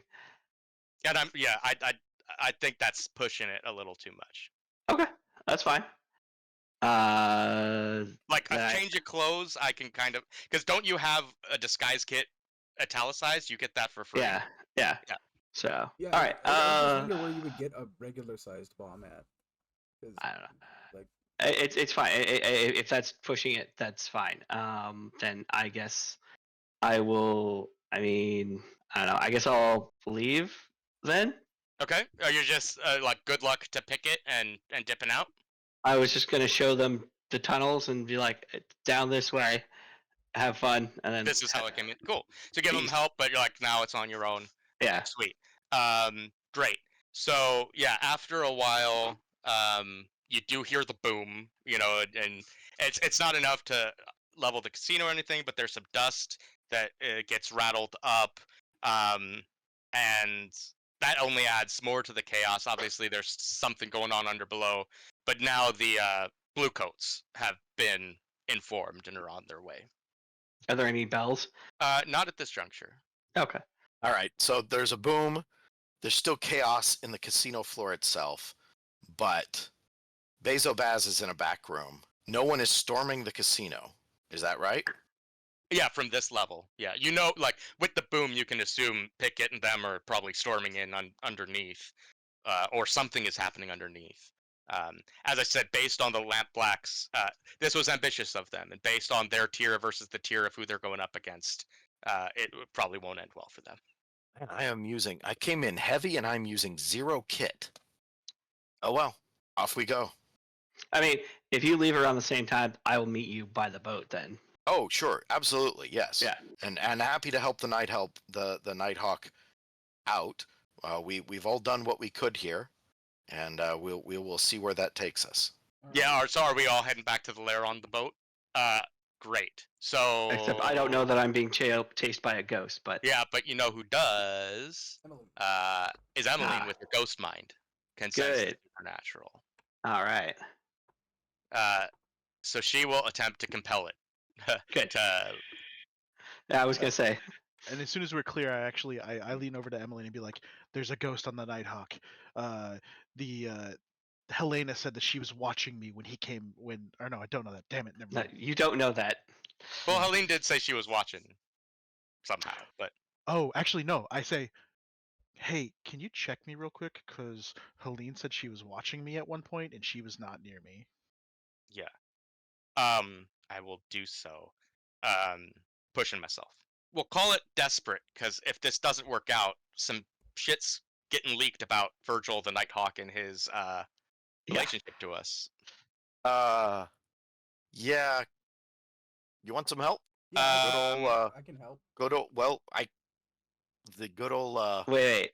I can, so I push myself for a die. I can get up to 2, right? Can I use that too? I mean, I don't know that it's there, but I can't see Use- what it is. I'm on another screen. ghost voice. That's Ghost or demon. for interacting with them.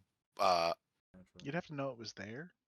Yeah, I don't know it's there, so that's the thing. But I can offer a die of help with the good old attune Taikarosi heritage. Love it.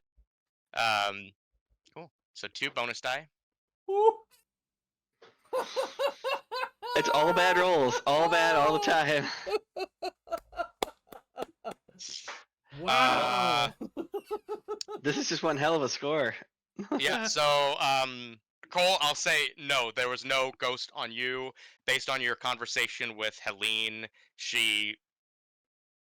you were able to smooth it over with your sway, and you ended up getting her some money back, so that's all good.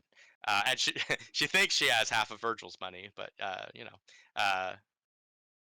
but yeah, now in the middle of the canal, as you see Emmeline try to compel this spirit that has all this information Yeah. about Virgil Caesarion. And also the Nighthawks. Yeah. She starts losing control of it. This compel is not going her way. Maybe If you- she kind of overestimated her powers as hold up. a whisper. I'll just resist. I'll resist this. Oh, I haven't told So- you what yet, or the Oh. effect of it. Go ahead. I think that's when Messenger, you start adding your help of like, oh, it's not going good. I'll throw in my attune. And I think we could go one or two ways. I'll let you guys decide.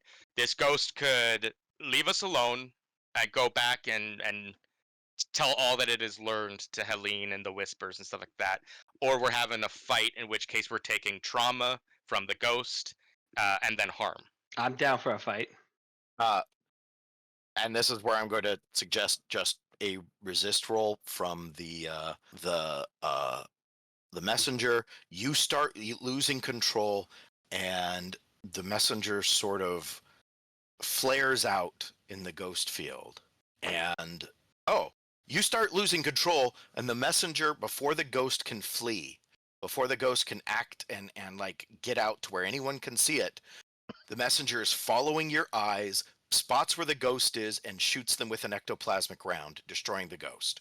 Okay. So I think that'll be insight. So the ghost is destroyed, which, like, that's killing a person in Emmeline's eyes. And let's see if I manage to traumatize myself Come here. on, roll above a 4. Seriously. All 4s. All 4s. All right. All for 1. So you take 2 stress. I do. But the ghost is shot with an ectoplasmic round. With that resistance, we'll say it was beginning to manifest in its terrifying visage that would cause trauma, as visualizing a ghost in this form does. But Messenger, seeing what happened, took it out, ending it. Sorry about that. No, What the hell just happened there? What are you shooting Well- at? A ghost. A ghost that was... seem to have followed us from the casino. I think there's something about Helene we should all discuss one of these days. Yeah. Seems like a dangerous person to take lightly. Did you know there were ghosts in the slot machines? Oh, I didn't really look there. Yeah. I hope they're. Judge, We should please, get out let's, of here yeah, before. let's get the hell Yeah. out of here. Just for safety's sake, I'm putting up the You lightning can't- shield on the boat. You're doing what with the boat? I'm putting Oh, up the the lightning lightning shield field? on the boat. Fuck these Yeah. ghosts. Excellent. That's a good idea. Cool. So with Yeah. that, you have no ghost tails. You're able to get your coin and stuff like that. And I'll take it for granted that you guys get back to the lair no problem. Anything else that people feel they need to wrap up at this moment before we move into like payoff and all that business? Yeah, Reese is gonna make sure his bomb wasn't stolen. It wasn't. Other than that, I'm good. Was that part of your paranoid trauma? He's real paranoid. I feel like at this point that's just your paranoia. He Oh, could tell God. someone was thinking about stealing his bomb. He knows. I haven't And I built a knows you bomb. know he knows. I've planned a bomb. Cool. All right, guys. So, are we good to move to payoff downtime entanglements and such? I believe so. Let's do it. All right. So we get a total of 16 coin, all said and done. How do you guys want to divvy that up? We'll divide it by 6. That's 2 and some change, so we'd have 4 left over. Do we want to do a 2 coin each and 4 coin in the bank? Aren't our vaults tapped? Believe so. Oh, they're full? Yeah, we're ready to. If we've got 2 turf, we're ready to tier up. And how much do we need for that? Was that 16 or I something think like it's that? 16, yeah. Oh, Yeah. we So can- if you wanted to use all of that to rank up, I'm fine putting it in escrow for that purpose. yeah, let's do it. We've been pushing for this. That for a unfortunately while. means we kind of robbed Cameron. Oh, it very much means that Virgil Kassarian has funded the tiering up of the gang. Yeah. Which, like, I definitely was down for suggesting that we all tap into our stashes. Well, as a founding member, you know. But holy shit. I mean, I was always going to suggest that Virgil become a backer for the gang, but Oh, Yeah. well, it happened this time. He's just not going to get any credit for it. I know. Yeah, I feel bad about that. He should somehow figure out a way to get credit for it. The But wild thing here is how, well, never mind. We can get into that in rounds. All right, so let's do what's the first part we're doing? So we did Well, so what I want to know, do we want to take that 16, hold it in escrow, and use it to rank up, or do we want to not do that? The thing is, I don't know how we'd give it back to Cameron with you guys, so yeah yeah. Yeah, like RP wise. So what I it'd be think- tough. I think what we should do is we should give everybody 1, take the 8 we have. So that gives, so out of 16 we end up with 10 left over, and then Well, that would use be 6 from 10, our yeah. vault to rank up. Is essentially what it is. So everyone gets 1 coin out of the Yep. out of the job, and then if there's a role play thing where the Nighthawk / Virgil Kassarian eventually wants to come forward and talk about it, I think we can work on a way to pay him back type thing. We'll give him a floating note. I mean, maybe there's some RP or something we could talk about for like a downtime activity. Yeah, Also, I think- like, this could be the ruin of Virgil Kassarian if you want to take his story that way. He has had an incredibly bad night. He has picked up a new trauma.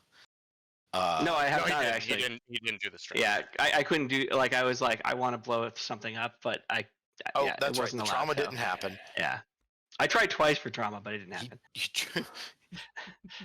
I got it. I got 2 of them. You can have one of mine if you want. Frickin' Yeah. Colburn told him off. Like, No, I have 3 of them. You can have one of mine if you want. Yeah, but anyway, sorry. Emmeline's gonna leave her coin for you, Nighthawk, with a note that just like little consolation. Aw. But I'll take a note of that, but yeah. Let me think. She knows. She knows. And now he knows, she knows, he knows. But she knows. It's happening again. All right, I got an idea for a downtime activity potentially. Well- Well, we're still doing payoff and Okay, yeah. hold that thought. Okay. Rep, we're up 6. Woo! Tier 1 versus Tier 5. Wow. which caps us anyway. Right, but does it wrap if we It does not. So we only got 3 out of the 6 we were supposed to get. Yeah. And then if we tier up, all that rep disappears, right? Yes. All right, so we're technically tier 2 now. And the You're rep is too gonna weak. be weak, okay. And we have 1 additional turf, right? Yep. Which one? Oh, we have 2 turf. Which one are we marking? Because I have the one next to the lair and the one below that one, the cover operation. And I have just the went tavern. straight to the right, personally. Okay, so Yeah, between that makes sense because the tavern's there. Yeah, Okay. I'm in that. So, that's good. So we have the ones we have marked are turf, tavern, and cover operation, right? Yep. Okay, so what I make sure I have an accuracy there. And for heat, we're at 6. Currently, yeah. So let's talk about heat. So +1 heat for a high-profile or well-connected target. This was +1 heat if the situation happened on hostile turf. I don't think it did. +1 heat if you're at war with another faction. We are. And +1 heat if killing was involved. I don't think it was. Nobody died, no bells. So only 2 heat. So we're not wanted yet. We're close. But we're not wanted. Whew! Skirted through that one. Now, does someone want to roll entanglement for us? What do you click for that? Wanted. Oh, you click wanted. Okay, sure. Here we go. So we take the 1. Okay. So so this is flipped. One of the PC's rivals arranges for one of your contacts, patrons, clients, or a group of your customers to switch allegiance due to the heat on you. They're loyal to another faction now. Ooh. Oh, Probably the okay. Nighthawks. Well, okay. So a faction that's loyal to us would switch allegiance. So one of our contacts, patrons, clients. Probably the Lamp Blacks, right? Because we got them in trouble, basically. What? Could be, yeah. What if this? I have an idea though. Like, what if? And this could be played in a couple ways. What if the what you call it? This is not it's the council, right? Is it The city council? Is it the city council? Who's trying to screw us over this time? The ministry. The Ministry of Preservation. I do not want the Who- Ministry of Preservation to turn on us for such a low result. Now, the Hive could. Yeah, I'm really Uh, interested in figuring out how the Hive Yeah. feels about this. It would be really bad for us to lose the Hives. That makes things very interesting. We're Yeah. fucked if we lose the Hive, but like basically we're fair game at that point. Yep. Everyone in the city will come down on us. Unless we're now Ministry of Preservation moves. Correct. That was going to be my suggestion. Is that actually the Hive flips, but we now directly report to the ministry. Oh, that's worse. It's so That'd be worse. okay. I like Lady Slane. We could see It's some more of her. I don't It's- like Lady Slade. Much worse. I agree. I don't like them at all. And my thought on them flipping was that since they have some claim to the property that our hideout is on, that they flip. But this could be a way that maybe we talk about Virgil sponsoring the property through different means, right? Because they don't like him either, right? Because Lady Slane doesn't like him either, right? Okay, I don't think the Ministry flipping on this one makes as much sense as the Hive flipping on us, which is exactly what the messenger warned everyone about. So it's perfect Yeah. Sure. in my opinion. I think it could be either or, but yeah, I'm fine with that. How does that fit with what you originally planned, Kyle? That's fine. The way it worked, I'd drop you to neutral with the Hive, and I'd bump you to an alliance with the ministry.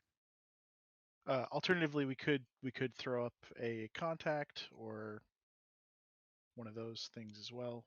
Yeah, like maybe you lost your contact in your singer contract or contact. It would be or- appropriate for the lounge singer as well. Harsh on Lysander Yeah. Colburn, but his life isn't as easy. What other contacts do we use? I mean, That one's the thematic one for this particular. yeah, there's that. I do think the interesting Bezo Bass thing could be interesting. Actually, yeah. If the Lampex blame us for their failure because we got in their way, then they could be flipped on us and hate us at this point. But that might not matter if this destroys them. I don't know that this destroys them. I mean, I do. So I But like everything we did, kind of wasn't interfering as much. Like there's nothing they would have to tie us to them. That they know we like- were there and they know it went wrong. It doesn't You're the have to be reason- rational. You specifically are the reason a lot of it went wrong for them. But they don't know that. They don't They'll have prob- to. Yeah, they'll probably find out. Well, will they though? Because we don't know Yeah. who the ghost was following. Right. We don't actually have because what we know is a ghost was there and we dealt with it. We don't know who the ghost was following. However, they know that their plan was fine, but they didn't plan to run into us, and then everything went wrong, and so they can That's- blame us anyway. We get back to Trump's beady little eyes. yeah, they ran That's- into us like several times throughout. Right. yeah. Also, I really like it personally, and it kind of sucks for them because I like the Lamplex, but they're like their two other compatriots are like kind of competitors are the Crows and the Red Sashes, who are both have a negative rep with us, and so it makes a lot of sense if like we are just forbidden to go to Crow's Foot. All Everyone the gangs in Crow's Foot hates hates us. Yeah. Like I would actually see the citizens of Crow's Foot. I would even take a negative there to be like, oh no, fucking you see a fucking Nighthawk in Crow's Foot, fucking get him. Yeah, so if we want to go that way, I would say, what's our reputation? It'd drop us to -1 with the Lampblacks. Like, they wouldn't be going to war with us, but it's enough for them to start interfering with our stuff. And, yeah, from 0 to -1 with Crow's Foot, just because they don't want to piss off everyone that we pissed off. I could see a cool story in that. All right, so where are we ending up at then? Or are we still waiting on to change values? That's my pitch. Yeah, I think we're still waiting to That was a change the pitch, yeah. values. But so cool. So we're thinking Bezo, Baz, and the Lampblacks flipped on us It makes because of the perfect events sense of too, tonight. Yeah. It breaks all the Sure. goodwill and trust we built with them over like the entire game. Yep. But they're And all for erratic stupid like that, yeah. reasons too. And all for stupid reasons. Yeah. They're like, we bumped into you twice, something. Yeah. They don't even know why, but they're like, fuck you. Basil even asked what we were doing, and then Yep. Yeah. Yeah. So we're rolling. We tiered up, Nate. Okay. We're now a tier 2 week. 1 heat away from being wanted. And then we just rolled flipped, and we've decided Mm. that Sorry, I killed a guy. Bezo Baz is no longer our friend. The Lampblacks are no longer our friend, which means everyone in Crow's Foot hates us, which means Crow's Foot dislikes us. Yep. So it's kind of a cascade, but I I mean, love it. It's great. I mean, is that really all that bad?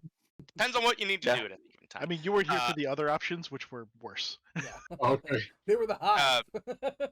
I'll watch him on the stream. Yeah. there we go. Yeah. So I think that takes us into downtime activities. Am I missing something? Sounds good to me.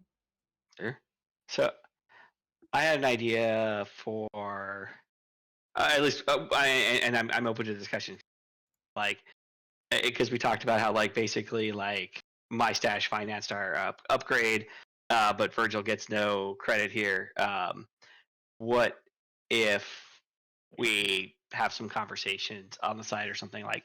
So what if the Nighthawk talks to Emmeline and you know, again, because there are people who know Batman is, right? Like it's like all right, well, I mean, do you think you could work with this? I don't know if the entire crew information, but like maybe perhaps there's a way you can help have Virgil more involved here. I think that, yeah. that might be more of a free play activity for the next session you're in. And the other You- thing I wanted to, well, sure. And the other part of this also is it could and this could be part of it or another route we could go. There is that. What is the relationship that like the Nighthawk has with Silas, right? Like, does Silas know anything about his background? Like, maybe Silas has known all along, and that's the agreement, right? And like, maybe we just change the nature of that agreement. right? Okay, Yeah, but I think these are all great stuff. I think, like as Pal said, these sound rather than like downtime activities, stuff that you'll probably want to role play out next game. Okay. Yeah, because I have some thoughts on it as well, Cameron, that we can talk about Yeah. for next game. Yeah, because I think like it would be nice if we could find a way to make that work. But so if people are okay with You're that, right. It would be nice. Like- Yeah. That would be good. But yeah, And I however think we it's want to do it. possible, but I think it's probably something you want to RP rather than just like Sure. because there's nothing to roll here, really, right? Yeah. Yeah, that's fair. All right. don't But you get still anything get for your downtime activities. Oh, right. Yeah. Yeah. So yeah, you get what, 1 or 2? You get Mine? 2. 2. Okay. Well, I will indulge in my vice. But that looks a whole lot different since overindulging last time. So tell us a little. How do you indulge? You don't have a purveyor anymore. right. You set up a shrine in the I did. I set in up the a lair. I see, okay. I set up a shrine in the lair. I've been training our guys to be like along the lines of the god of vengeance you of So take- more time. cult in the middle Yeah. of the So lair. you've Yeah. gone Yeah. from worshiping an ancient, forgotten god to becoming one of your own. Or Really- preaching it at the very Preaching it. least. Yeah. I like it. I like it. So yeah, See that? So I see will- that roll? indulge No vice. more suicides in my lair. Cool. Nice. Down to 1 stress. It was very Yeah. good. Yes, these thugs will become our cultists yet. And next time we recruit, by the way, I think cultist is a thing you can get. You can. Yeah. All right. What's your next? What's your other one? Well, that gets me down to 1 stress, so I think I'm good on indulging my vice. Do you want to reduce some heat? I could reduce some heat. I have other thoughts though. Another thought I have is trying to interfere with Nebra's investigation into the Nighthawk, but she's not here, so I don't know if that would work. Like a counter clock to that maybe or something. The other thought I had would be because I guess I don't know, since this one person in the Ministry of Preservation doesn't like Virgil, is she coming after Virgil, and do I need to do something? Why do we about think she doesn't like Virgil? Where did we get that? Oh, not her. Who was the other lady then at the Helene? Helena? Helena's? Oh, sorry, Helena, and then the other one is what's her name? The Lady- one from the minute. What? The one from the ministry is Lady Slane. Slane and Helena. Okay, yeah, I got those Yeah, confused. I Slane. guess. Yeah, what is she like? If she's trying to like kill Virgil, I might want to, have some plot for that, or do we want to save that for game? Like, I don't know if she's actually, because if like, is she gonna blow up his house in the intermediate game? Sounds like you're trying to solve a problem you don't have yet. Okay. No, because I get what you're saying. Because she was like, I know Virgil Right. like fucked up, and I'm gonna go kill him. And I Right. had a ghost trailing you. I think, I think if you want to do a downtime activity, I don't think you'll need to start a clock, but a roll to like throw her off the scent. Because I think the big thing now, because you killed the ghost, so she's not gonna track us Yeah. back to the lair. But she could track down like Virgil's house, which there's gonna be records, like Right. legitimate paper trails. So you could throw her off the scent. With just a roll that's using a downtime activity to Sure. obfuscate what needs Right. to. Yeah. Throw her off that. Sure. I'm happy to do that. I think. We'll say we'll say this: if you succeed or succeed with a complication, so if you succeed, you'll you nullify her investigation. Like this, Okay. this thread will die. If you fail, she's gonna start a clock to try to get you. Okay.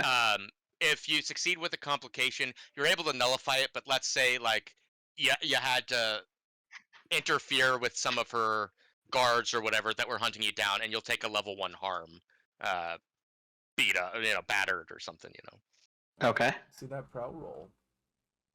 All right. Prowl then. Sure. I'm assuming this is controlled essentially. I think still risky because you're gonna be Okay. taking harm. Sure. Risky. Standard. Yeah. Let's see. 5. So you're able to do it. Her investigation kind of falls flat. And you can even elaborate how that looks, but like you will take 1 harm as you got into some physical altercations with some of her guards who will no longer be returning to her. Right. Like I think after the Lamplax attack and everything that happened, I think that her suspicions, like basically, I beat up enough people in a way and left enough signs out there, or like maybe the pin or something that led it back to be like, I don't even think Virgil was the problem. I think it was Bezo Baz or something, right? Okay. Yeah, like Bezo. You were a patsy to Bezos. Right? Yeah. Like he was the patsy. Yeah, I was a patsy to a. Yeah, right. Right. As far as she knows, they beat me up in the back room, but I tried to get away. That's all she knows, really. Yeah, Right. I love it. So like, and yeah, let's say as like you get in this confrontation with your guard, that's when that exchange happens. Like, no, Yeah. you got it wrong. You tell Helene this. This is the way of it. Like, Yeah. you took your hits, but Yeah. yeah. But like, since I got beat up in the process, she's like, nah. Honestly, like, it didn't take much for her to be convinced of that. Yeah, She's it like, checks out. It tracks. Yeah. Yeah. With everything that went down, it tracks. Yeah. Awesome, man. Sweet. Ooh, all right. All right, I'll go next. So I only have 3 stress. If I overindulge, it could be an issue. But also, you have to indulge if you have traumas. Otherwise, you take stress. Which I would take 3 stress if I didn't indulge. Right? 1 for each of my. Is it per trauma or is it just you take a stress? I believe it's per trauma. Okay, so I have to indulge. So we'll see what happens. But you can indulge after you do something else. Well, I mean, I Get still the get 2 stress and downtime indulge. actions. I just if I No, you don't. if you overindulge, you don't get another. Well, if you downtime action? overindulge and you're taken away, that's how we've been doing it. You lose your. Oh, okay. Well, all right. So the first one, I'm going to I'm just gonna heal, which would I get plus 3 dice, right? We're at 3 dice. Okay. So 1 dice you and yeah, if Solder's helping out, yeah. cool. So that's 2 slices of the thing. Mhm. Okay. Almost got that painful cut taken care of, and I'll indulge. Whew. Nice. Nicely done, Reese. That Down to razor's edge. Down to 1. Mhm. Down to 1. That's me. Nicely Who's done, up man. next? Thank you. What's your vice now? It is weird. Study Sparkcraft. Okay. I'll go next. Oh, did someone else speak up? No, I was just asking a question. I'll go next. The messenger will indulge their vice with we are still going back to the occult stacks and doing more studying of the such and such 2nd edition, Principles of Oblivion 2nd edition, working on the 3rd. Could be better, could be worse. We are down to 3. Better than overindulging. Absolutely. And then I do want to start a project clock for working on 3rd edition, which should be something of an antidote to the 2nd. And working with Nelasan, the High Priestess of the Church of Ecstasy. Now, does working with an NPC give you an advantage on this? It gives you plus 1 die. Plus 1 die. Okay. Well, this is a study roll because that's what we're doing here. I believe it is. And I'm setting this as a 12 segment like the last one. That's. Yep. That's pretty legit. I think it's controlled standard. Is that right? Mm-hmm. Well, I don't. Maybe it isn't even anything at all. And we're getting 1 bonus die. And we got a 6. And that would Real be. quick, this is like print Principles of Oblivion 3rd edition. Principles of Oblivion 3rd edition. It says investigate Virgil I'm Caesarian. not going to have the collectors changing it. value of 1st and 2nd. I know. I just wasn't expecting the paste. Okay. Sorry about that. So 6. So that is 3. Or I Filled could up. spend a coin to bring it to 5, which I will do. And boy, I really should reduce heat. Is someone else going to have a lot of extra downtime actions they can spend on heat, or should I buy one? I will. I was planning on doing that. Okay, I have you at got least it. 1 that I can do. Cool. Done. I can go. I was hoping that to indulge my vice with the boss man. If, Oh yeah, yeah. Oh yeah. Where do you want to do that, sir? I don't. You're the boss, so. 'Cause I was planning on going to the club for twofold reason: to reduce heat and to indulge my vice. Then I'm down to do that. So, I'm going to indulge my vice at the Saturnalia Club. I'll go ahead and make that a 6 with his functioning vice, so that I'm down to 2 stress. I am going I'm to. like, come on, man, you can have more fun than that. Right? Exactly.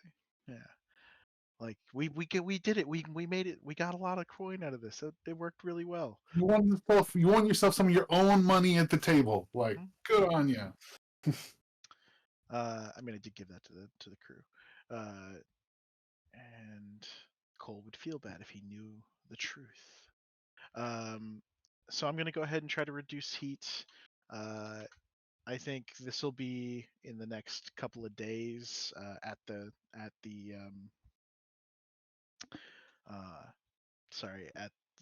bar/restaurant. He'll be again kind of hosting like local civic leaders and things like that, trying to wine and dine. I think maybe he pitches in because he's been doing this, but I think the new thing is he's pitching in like maybe like a citizens brigade, like a citizens watch, neighborhood watch type thing where we all put in I don't know, an annual budget or something where we all work together to make sure that there's not crime in the streets, kind of thing. Oh, nice. Yeah, how nice. Doing this from the bar. Okay, so down 3 heat. So that puts us at 5 heat, I believe. And Yep. and then I will also do a very similar thing where I'm going to try to. Well, I didn't get a chance to do it earlier, and it's okay if you say you'd rather I just didn't, and I do it next time, Kyle. But I wanted to talk to the Lost, the leader of the Lost, just because I wanted to pass along the information that I felt like they should know. Yeah, I'm fine with you doing that in a downtime activity, like doing like a dead drop or something like that to pass information along to him. Yeah, the rest of his crew is AWOL, but I think you'll be able to track him down just fine. Okay. Well, I mean, the guy that Silas shot, I guess the real question is, like, do I need to figure that out? Because that guy was also, it doesn't matter. It's whatever. It's It late. doesn't matter.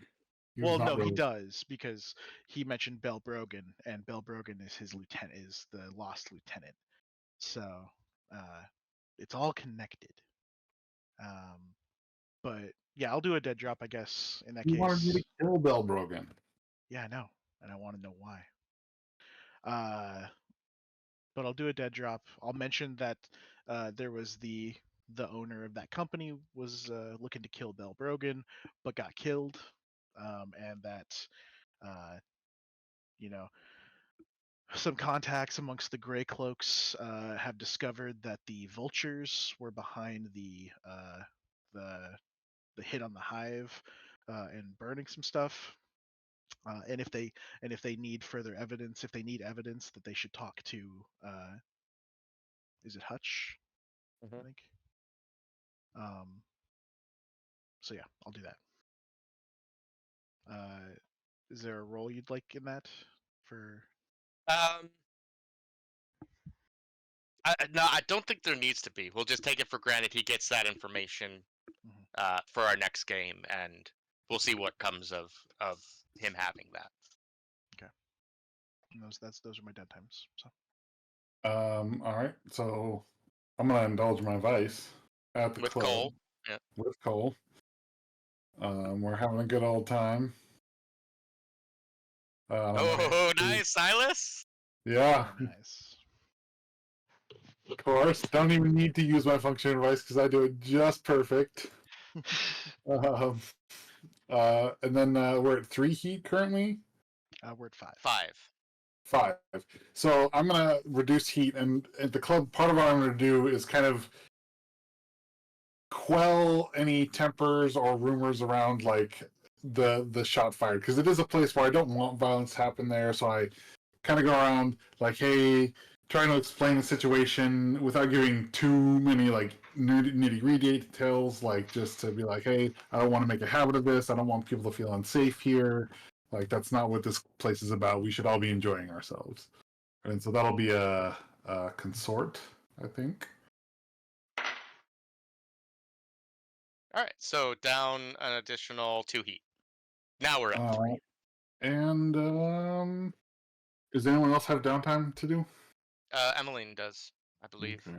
Well, I have one more action that I can either give someone else or do myself. Don't you have a clock to work on? Yeah, I could try and You have finish out several. the Ulf. Yeah, my Ulf Ironborn clock, my named one. So what do I need to roll for that? I'll just do That's command. a whatever you want. Yeah.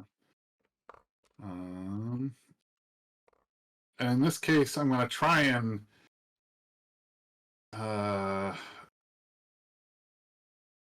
get some assistance from our new Grey Cloak pals. Okay, so a +1d. Woo, crit. Ooh, nice. Oh, so that finishes up your Nice. clock. Well done. So I will let you ask me some questions about Ulf Ironborn. Additionally, because of your crit, I'm just gonna move us over to the faction clock. We already have one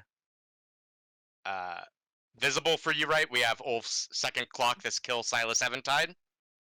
Think so? Where is it? Did I move you guys over? You did. Yeah, you did. There's so many Yeah. clocks. It's just Oh, very it's small. bottom right.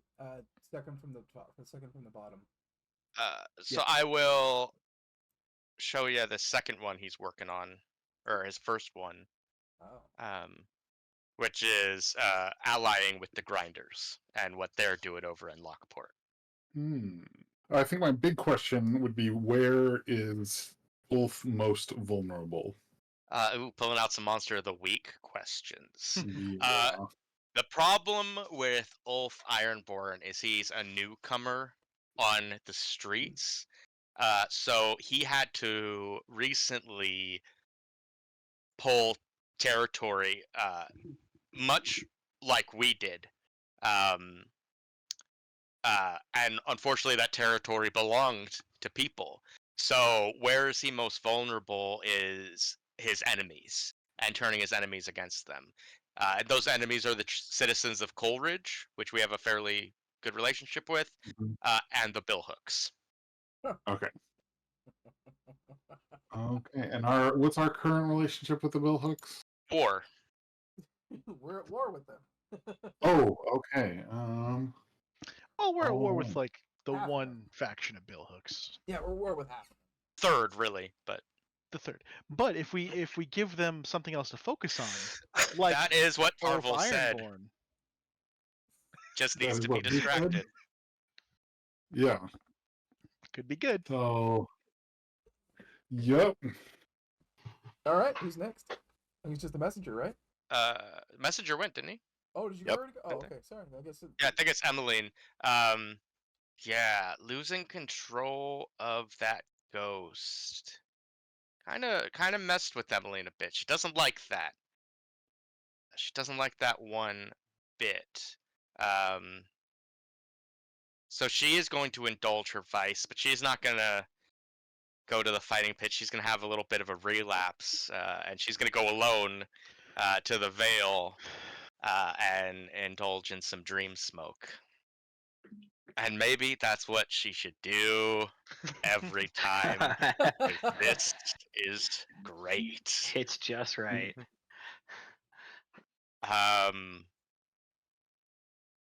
Yeah, wow. What condition my condition was in. Yeah.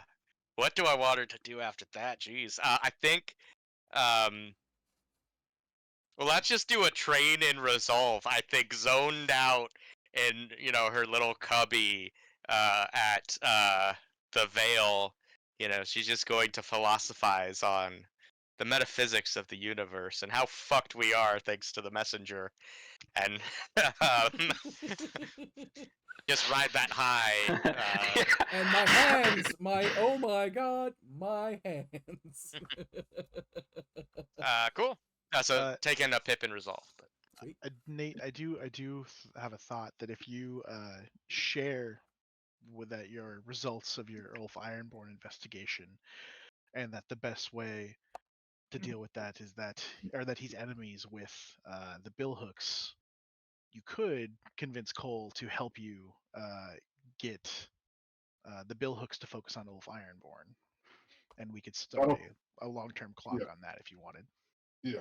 Well, so that'll probably be for next game then. Okay. Because we're all out. But yeah.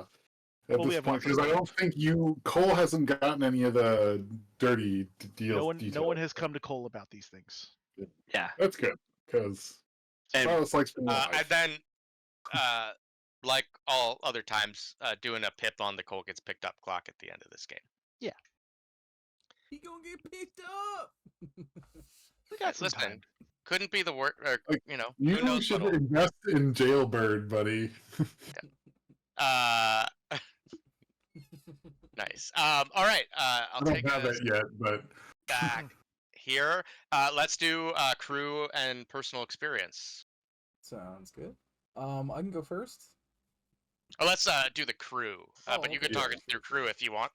Sure, I can do that.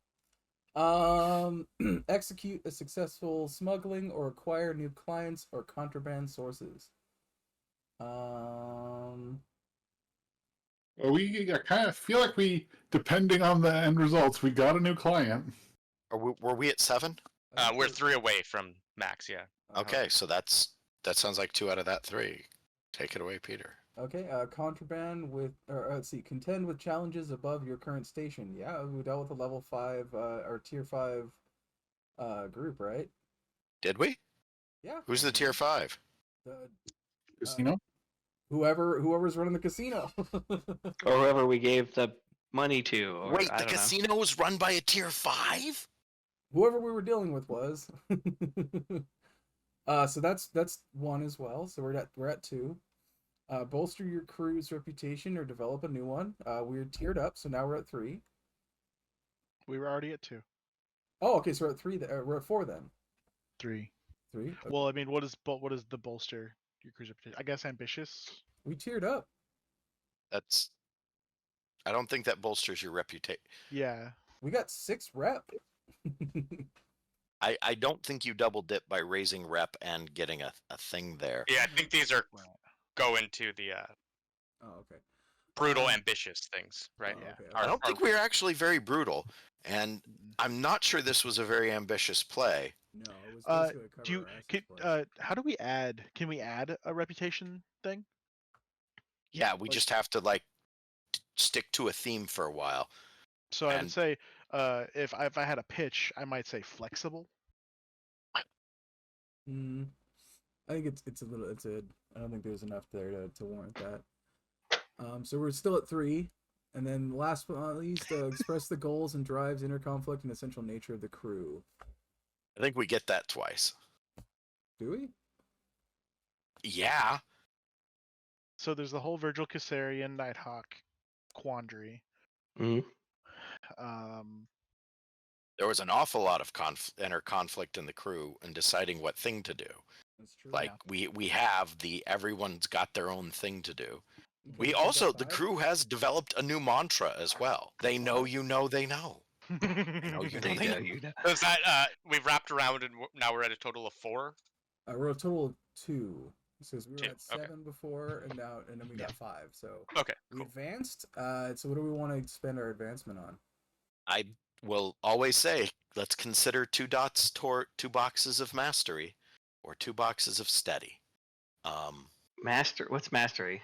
That That's how allows you you get to. your 4th dot of something. Oh, Once you're in a okay. crew that has mastery, you are permitted to buy a 4th dot in something. Oh, okay. Very Do we want a deeper vault? How much of the vault did we spend, by the way? We went down to 2. Thank you. Oh, thank Sorry, you. do we want a deeper vault? Do we want to increase the quality of our stuff?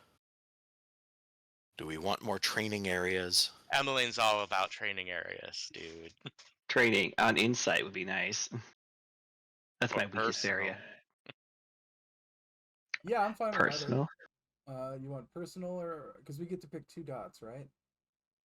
Two I also dots? think dropping 2 in mastery is a good call. That's something we probably should start working on. Yeah, let's do that. I'm down for that. Mastery would be good too. Yeah, that's a Someone solid ready? one.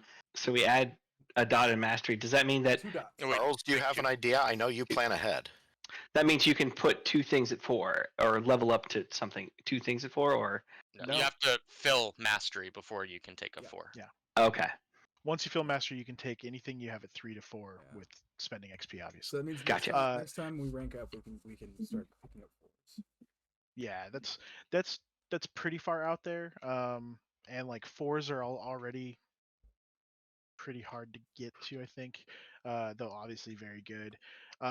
Taking another cohort is always good especially because of the additional turf that we have to deal with, and the fact that we're ranked up but we're ranked up in a weak position, and so that means we're kind of a target because we're also making ourselves kind of a target So as we have 1 or 2 cohorts now. We have a boat crew cohort of yeah. elite rovers who are loyal and unreliable.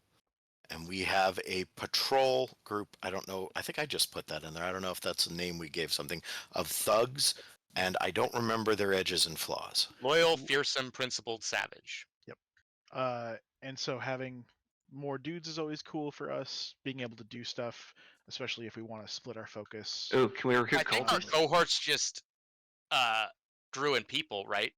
They As did. we upgraded our tier. So Technically, yeah. We can't split them is the only problem, right? Like you can't send like half of your cohort to do a thing. It just you send the cohort and they roll their tier. So yes, everyone is much bigger and much more proficient. Yeah, I could see either steady. Can we recruit some cultists? I would like to not, but that's the thing I think we can have in character if you'd like to try to Okay. start recruiting If they cults. bring in coin via tides, I'm cool with it. Sure. You want rooks if you want someone bringing in money, but Yeah. Well, or we could just publish a hit book. I'm working on it, man. Should we just get Right. barge and become a roving lair? I mean, the other option would be to get to take the second dot and secure to really secure our lair, so that way we have ghost wards as well in there, especially since we're doing a bunch of ghosty things. Okay. How about what training thing is insight a good training thing for Emmeline? I think she was looking more towards resolve or personal, but she'd go for whatever. What's personal mean? That's your playbook It's your advancement. playbook advancement. So we just get an extra dot in that? Well, No. you Well, can if you use train in personal, you get 2 pips. Okay. if you use a downtime activity to train in personal. Gotcha. Um, Go ahead. so perhaps the personal or resolve and secure. I was gonna pitch secure and 1 dot in mastery, and that we just start putting 1 dot in mastery, It's just like to get 4 some part of it. advancements. It's like at least 8 games away. We'll get level 4 dots. I mean, we're 2 dots in, and we got 5 dots this game, so yeah, it's potentially another two games away before we get another advancement. We could always drop the 2 into that one. I don't care. Like, I think either of those is valid. Either both in mastery So I'm or just gonna say if we're gonna 1 go and for 1. mastery, let's either go for it or don't. So either put 2 dots in it or let's try something. I'll vote for 2. I'll vote for 2. Charles isn't opposed. He's definitely got other options Well, out there. And I'll I give you my do reason. like to hear what he has to say, but he's okay with 2. Is everyone else all right with 2 in mastery? Well, let me give you my reasoning first, and then we can decide after that. So the reason I say if we're gonna pick mastery, let's go 2. It's because we're 10 games out if we're just doing 1 dot per turn, and then that requires an advancement after that before any bonus is actually really realized. So if we're 10 games away from going in advancement on that, like it's better to just either put 2 in it and we're going all out, we're going for mastery in the next couple games, which means our next advancement is going to be 2 dots in mastery, or we get something that's useful. So either I like the idea of let's pick 1 training and 1 secure, or 2 in mastery. I don't think we should try to go both worlds on that one. Understood. It's I'm willing to vote for like, 2 in mastery as well. Yeah.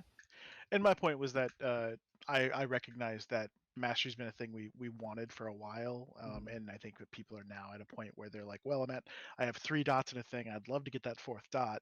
I can't get there until we do that. That's totally fair. That's valid. I do like secure because, like I said, we're painting it. We've painted a pretty big target on ourselves, and I think that putting a dot in mastery does shorten that timeline. Because putting no dots in mastery means we're an infinite number of games away, right? Sure. Because we've made 0 progress towards a thing. Yeah, that's what I'm saying. Is either if we go for mastery, we go for mastery, or we don't. Yeah, yeah. I mean, it's clear to me. You guys are just saying 2 separate things, and I think both are valid. Yeah. I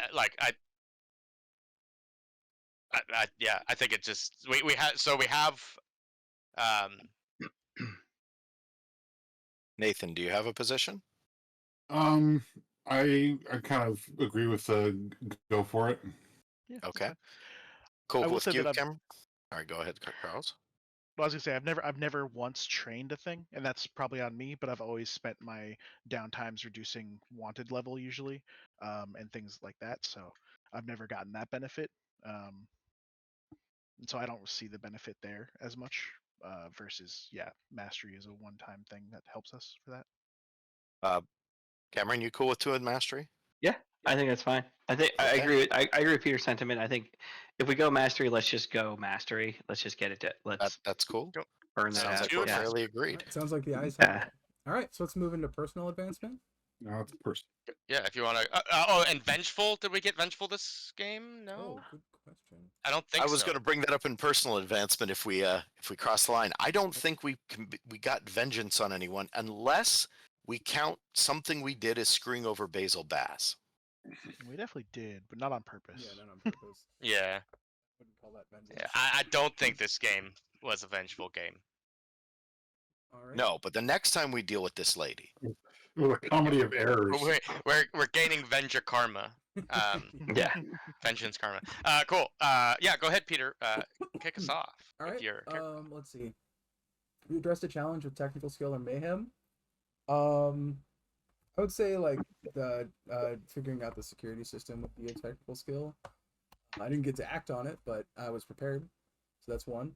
Express your beliefs, drives, heritage, or background. I don't think I did much of that in this game, so I'm gonna skip that one. I think you did in the beginning. Like you're going after these police officers solely because, like, Yeah. I was gonna they're do that picking one for the on- next one though, because okay, fair enough, fair to the trauma. So yeah, you struggled with issues with your vice traumas, or I would say like a couple times during the session. Just at the beginning when he was obsessing over the bomb and going and trying to figure out how to blow up the cops, and then at the end when he's like, "Someone steal my bomb." So, all right, so that's 3. That's 3 for me. Who's up next? I can go. Woot. All right. Let's see here. To address a challenge of deception or influence, I feel like this whole game is deception for my character. It's like I mean I can think of obviously. yeah, I think you get 2. I think you Yeah. get 2. Okay. Very weird All right. because it was like it was deception, but it's actually you showing your true colors. Right. Yeah. Let's see. Express your beliefs, drives, heritage, or background. I mean. I think your moneyed background definitely came up at the very It did. least. I think that did come up. Yeah. That makes sense. I can deal with And that. Yeah, your beliefs either count there or as your vice for culting up the. Oh yeah, culting up the guys. Yep. So is that 1 for each? Yeah, I'd say you're at 4 because I'd give you 2 for the first one. Okay. Sure. All right. Well, in that case, yeah, sounds good. That gives me a playbook advancement. You know what? I have this playbook advancement that says I get +2 stash at each downtime. I feel like this is not a bad time to take that after this game. Oh, You sure yeah. you don't? You sure you don't want functional vice, man? As much as I do, I feel like Virgil Kassarian's taking a little something on the side. I was looking at that one myself. Oh, Yeah. yeah, like because I just spent my stash to level up the crew, so like basically, nice. That's very nice of you. Thank you, Virgil. yeah, no Awesome. problem. I'll go next. As discussed, vengeance was not mine. It was not the messenger's today. Let's see. I thought I rolled something desperate. I guess not. You addressed a challenge with tracking or violence. Yeah, I shot something. I don't think I actually did any tracking. So I think there's only one there, which is unusual. Well, you There's did some usually- tracking from the boat because you were the one who ended up spotting Pickett and her crew. All right, Right. that's two then. Expressed your beliefs, drives, heritage, or background. Academia definitely came up. And the Taikarosi heritage also expressed the Taikarosi heritage, which maxes out playbook advancement and wraps it back around. Struggle with issues for your vice or traumas during the game. Paranoia was a big problem with taking this job. And I do apologize if that kind of dragged things out. I just definitely wanted. We need to talk about who's worth playing us. No, I think it was important. Yeah. And some paranoia there. I don't think we really struggled with my vice. I mean, I'm bringing about the end of the world. It's definitely coming up in the conversations with Emmeline. So I think that's brings me up to 2. And for my playbook advancement, I'm going to take one of the modified whisper ones that I talked with Kyle about, just taking Tempest and giving it a more elemental earth feel. Quagmire. Very cool. I can go. So do I address the challenge with calculation or conspiracy? Like that's basically what all of this was. So at least one for that. Express beliefs and drives, heritage, or background. I think also because one, shooting the person who wanted me to assassinate a Skovlander. And at least also because we were doing something that was very high class and noble. Well, it's Silas's insistence on it of like, no, Yeah. we're not going to the Deathlands. We're going to the vacation that was. Yeah. Like, why do you guys want to go to the place that has death in the name? Well, I love it. Like Silas, like, oh, shit's gonna go down. I'm gonna leave. Like you were the first to be like, I'm out of here. Shake the hands. Like, Be polite. yeah, nice to meet you. Drink your Bye. quickly. Yeah. So that's at least 2 there. Or so 2 from background, I think. Mhm. At least there.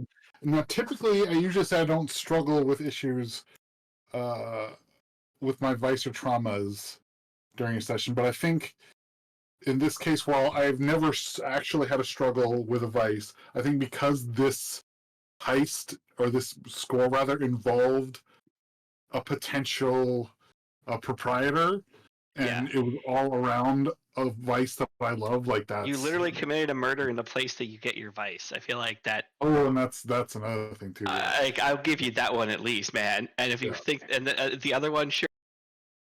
I know you have the functioning vice and stuff perks, but at the end of the game, you literally you definitely your vice kind of caused a lot of the trouble and things this game. So yeah, No, we're doing this.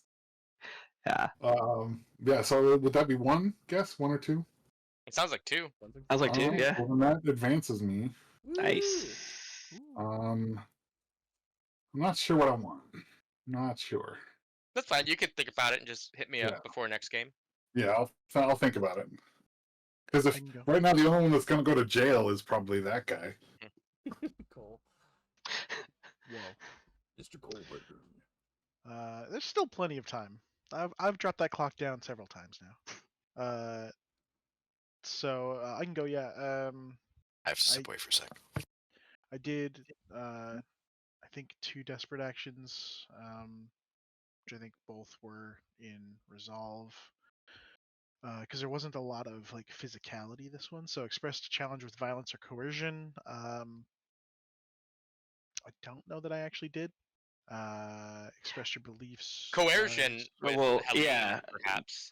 I was gonna say like you definitely use coercion, like in the It card wasn't table. a violent coercion, but Like you didn't have you weren't gonna go back to the table if you didn't use some coercion. Sure, that's fair. I'll accept it. I think because I think part of my problem is that specifically the word coercion is like a threat of violence. Um, mm, and so I don't know that there was like yeah I'll take one on coercion. Express your beliefs, drives, heritage, or background. I think there was a bit like I'm feeling like there's one in beliefs, drives, heritage, or background, mostly from the uh, drives aspect of things. That Cole is very clearly trying to build community and kind of run a weird like balance in between being a legitimate business person slash being a criminal like and basically sees that these two worlds are not exclusive, they overlap quite a bit, and so trying to build the networks of information and the things that like he's not naturally good at it in the ways that maybe Silas is, right? Because he doesn't have the abilities, he doesn't have the education, but he's pretty charismatic, and so he can do some of that. And so I think there's some of those things built in. So I think that's one. Um, Struggled with issues from vice and trauma. I don't really think that came up. I was gonna have some stuff I think with the ghost, but then Messenger shot the ghost, and so that was kind of the end of that. I mean, at the end, like realistically, I expect Cole probably was like gripping his Spirit Bane charm on the way back home. Maybe freaking out, maybe having a little panic, but didn't really struggle in that. It is what it is. So I got 2 XP. Um, did not get the third one I needed for my playbook advancement, so that is what it is. Go next. I marked my desperate as I went. I had a couple in there. Address a challenge with knowledge or arcane power. I think there are at least 2 of this, both with the ghosts security system, helping Silas with the ghosts that were trying to cheat on you, trying and failing with the ghost outside with the messenger, and then just the messenger and I going on this end of the world, Forgotten God investigation tangent. Express your beliefs, drives, heritage, or background. Yeah, I think this came up several times as well because we have the I like ghosts better than people. I don't like the church. I don't like my sister. We finally got to see Emmeline in a bit of a noble capacity. Um, Ended up kind of fitting well. Yeah. Yeah. I mean, you got your character put on a dress. I mean, Yeah. I feel like that in general almost deserves a point. I mean, you had to sit in Silas's lap too. I'd almost give you one just for that. Yeah. Those 2 right there. And then struggled with issues from your vice or traumas during this game. I think we'll take 1 for the end there, as she was doing so good, and now floodgates might have been opened for her to fall back into bad habits. That I was blank, so that gives me a good chunk, but I'm still not enough to rank up, so good to go there. Sounds good. I think that's everything, right? We can move into rounds. I think so. I have to go soon. Can I do my round first? Sure. Of course. Yeah. Cool. Yeah, I just want to get it. So if I have to leave early, I can have done that. So yeah. Cool. Yeah. So no, it was a good game. Really enjoyed playing the game. I do love how roles can really just throw things completely into chaos sometimes.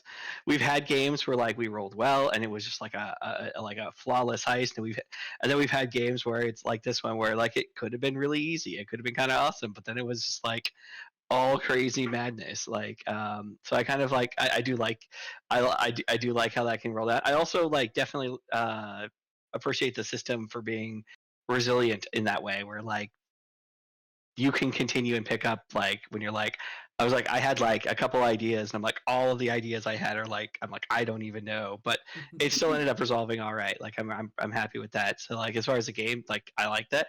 As far as like character in the world, I definitely would. I'm really interested in playing out some some changes and adjustments to like how Virgil's presence is with in regards to the crew.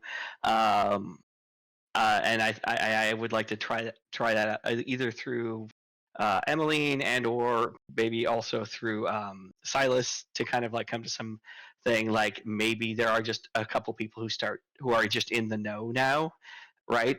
Like, and that just is a thing. Maybe eventually everybody knows, but maybe it's just something that's like slowly, you know, people eventually get to the point where that just becomes a thing. We can figure it out. I'd love to hear anyone's ideas on it in between where we can kind of play that out.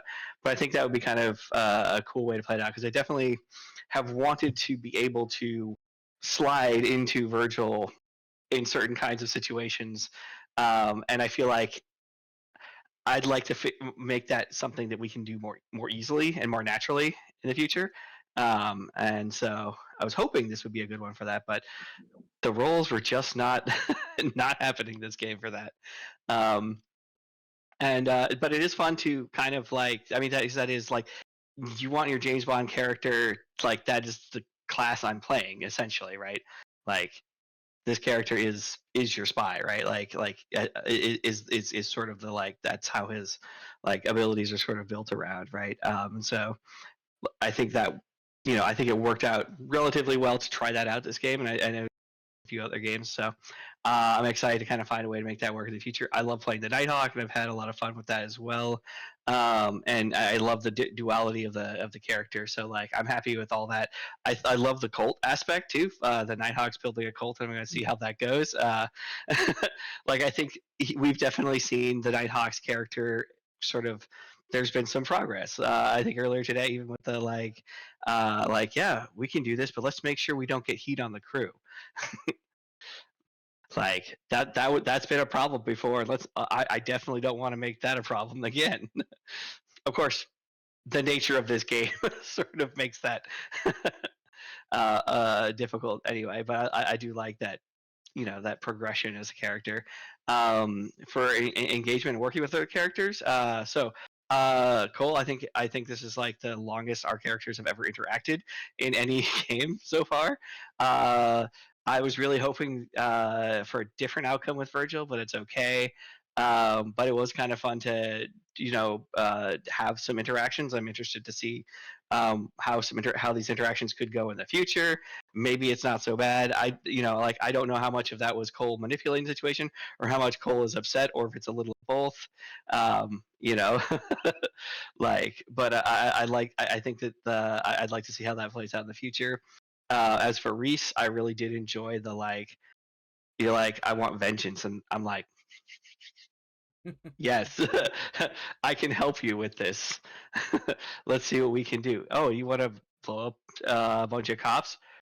Yeah, sure. That's probably sounds like something that might be good for a fair amount of people.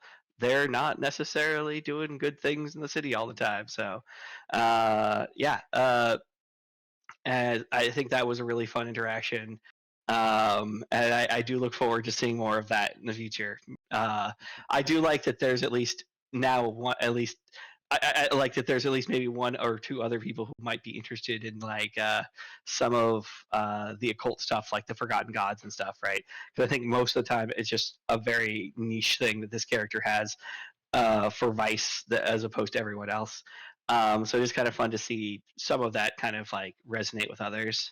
We'll see how that goes, and we'll see how the Forgotten God thing goes too. Because I think the Nighthawk, given the interactions, especially with Virgil, like I think he's probably thinking like, maybe I only need the Forgotten Gods. Maybe Virgil is just never meant to make attachments, and maybe my mistake was like becoming engaged too much with people, and that's just gonna bite him. And so maybe he just needs to refocus on just vengeance, right? Which he's done in the past before.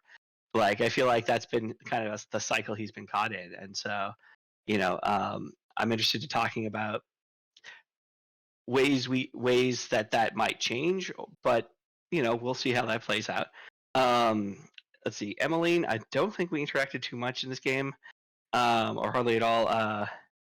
Let's see. Yeah, I think other than the initial conversation about like getting into the score, we had a little back and forth there. I really did like. I really. I mean, just it was a great effort to get rid of that ghost at the very end. Just like, it's like, oh no, what are we gonna do? And Emmeline's like, no, I got this. And then the roll, and I was just like, oh man. I don't have it. Yeah, it's like one hell of a bad day. Yeah, like everything. Oh man, yeah. So it was definitely really I do like the drama and like how that affects her and what she thinks about herself and how that's gonna change like with her advice and stuff. Let's see here. Messenger. We didn't get a whole lot of interaction. But nonetheless, I loved the. I actually really love the ghost casino slot machine. I think that was actually a really great, like messenger style like distraction. It's brilliant. And it didn't involve killing anybody, which is I think a new one for you, at least a little bit, right? So like again, character is different, a little bit different for every character, a little bit. And Silas, obviously, I want to resolve and have that like what do you know? What is our relationship? Like I am fine with sitting down with you and chatting about that because like I have some thoughts and I think it's like maybe you've known the whole time, but like I know something about you, and you're like, no. That's why the Nighthawk stayed away from the Silas drama. He knows, and we already have an understanding. Like there's something like deep there or something, or maybe not. I don't know. I'd love to figure that out and role play that out in a future game. But yeah, like I think in this game we got a little interaction. Tried to like be like, hey, we should hang out more, talk more, and we'll see how that feature goes. But otherwise, the world, the complexity of the gangs, I love it. I think this is a fun score, and it's fun to see the consequences and fallout from it. And we got played, and we still don't fully even understand how or why. Like, I love it.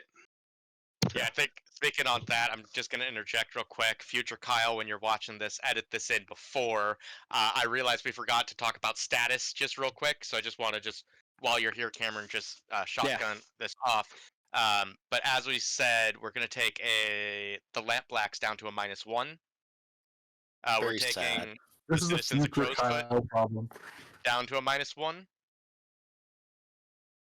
And we're taking the Unseen up to a 0. But we can't see. Sorry, what was the second one? Citizens of Crowsfoot. Yeah. To -1. Because everyone in Crowsfoot hates us, so we're just now at a -1 with them. And you said the Unseen is now at 1? Now it's 0. 0, okay. From a -1. Do we know who they are? They're unseen. They're unseen. Oh, okay. So yeah, all right. That's something. Oh, we're still at war with the vultures, even though they're deceased. No, you can take them off. Yeah, you delete those. Oh, Are they still on here? Did I not remove them? they're on mine. I Oh. did that. Yeah, issue. This is a vulture's dead for me. It's a Cool. tombstone. Thank you for that interjection. Now back to your regularly scheduled programming. Who wants to go next? I'll go next. So, boy, the messenger learned about the world. Some very important things about the principles of Oblivion. But like, this is how things go. Would we have found out that this threat was even there and was being pursued if the publishing hadn't happened? Probably not. Now we can actually address the issue. I don't know why people are hoarding this knowledge, but I like cracking their hoards open. So getting at the secrets. That's a pretty good time. The thing with the casino was kind of, well, it was funny to run into the lamp blacks, and other than that, things went surprisingly. I mean, everyone got what they wanted, right? That seems to have worked out. Except for the Lamp Blacks.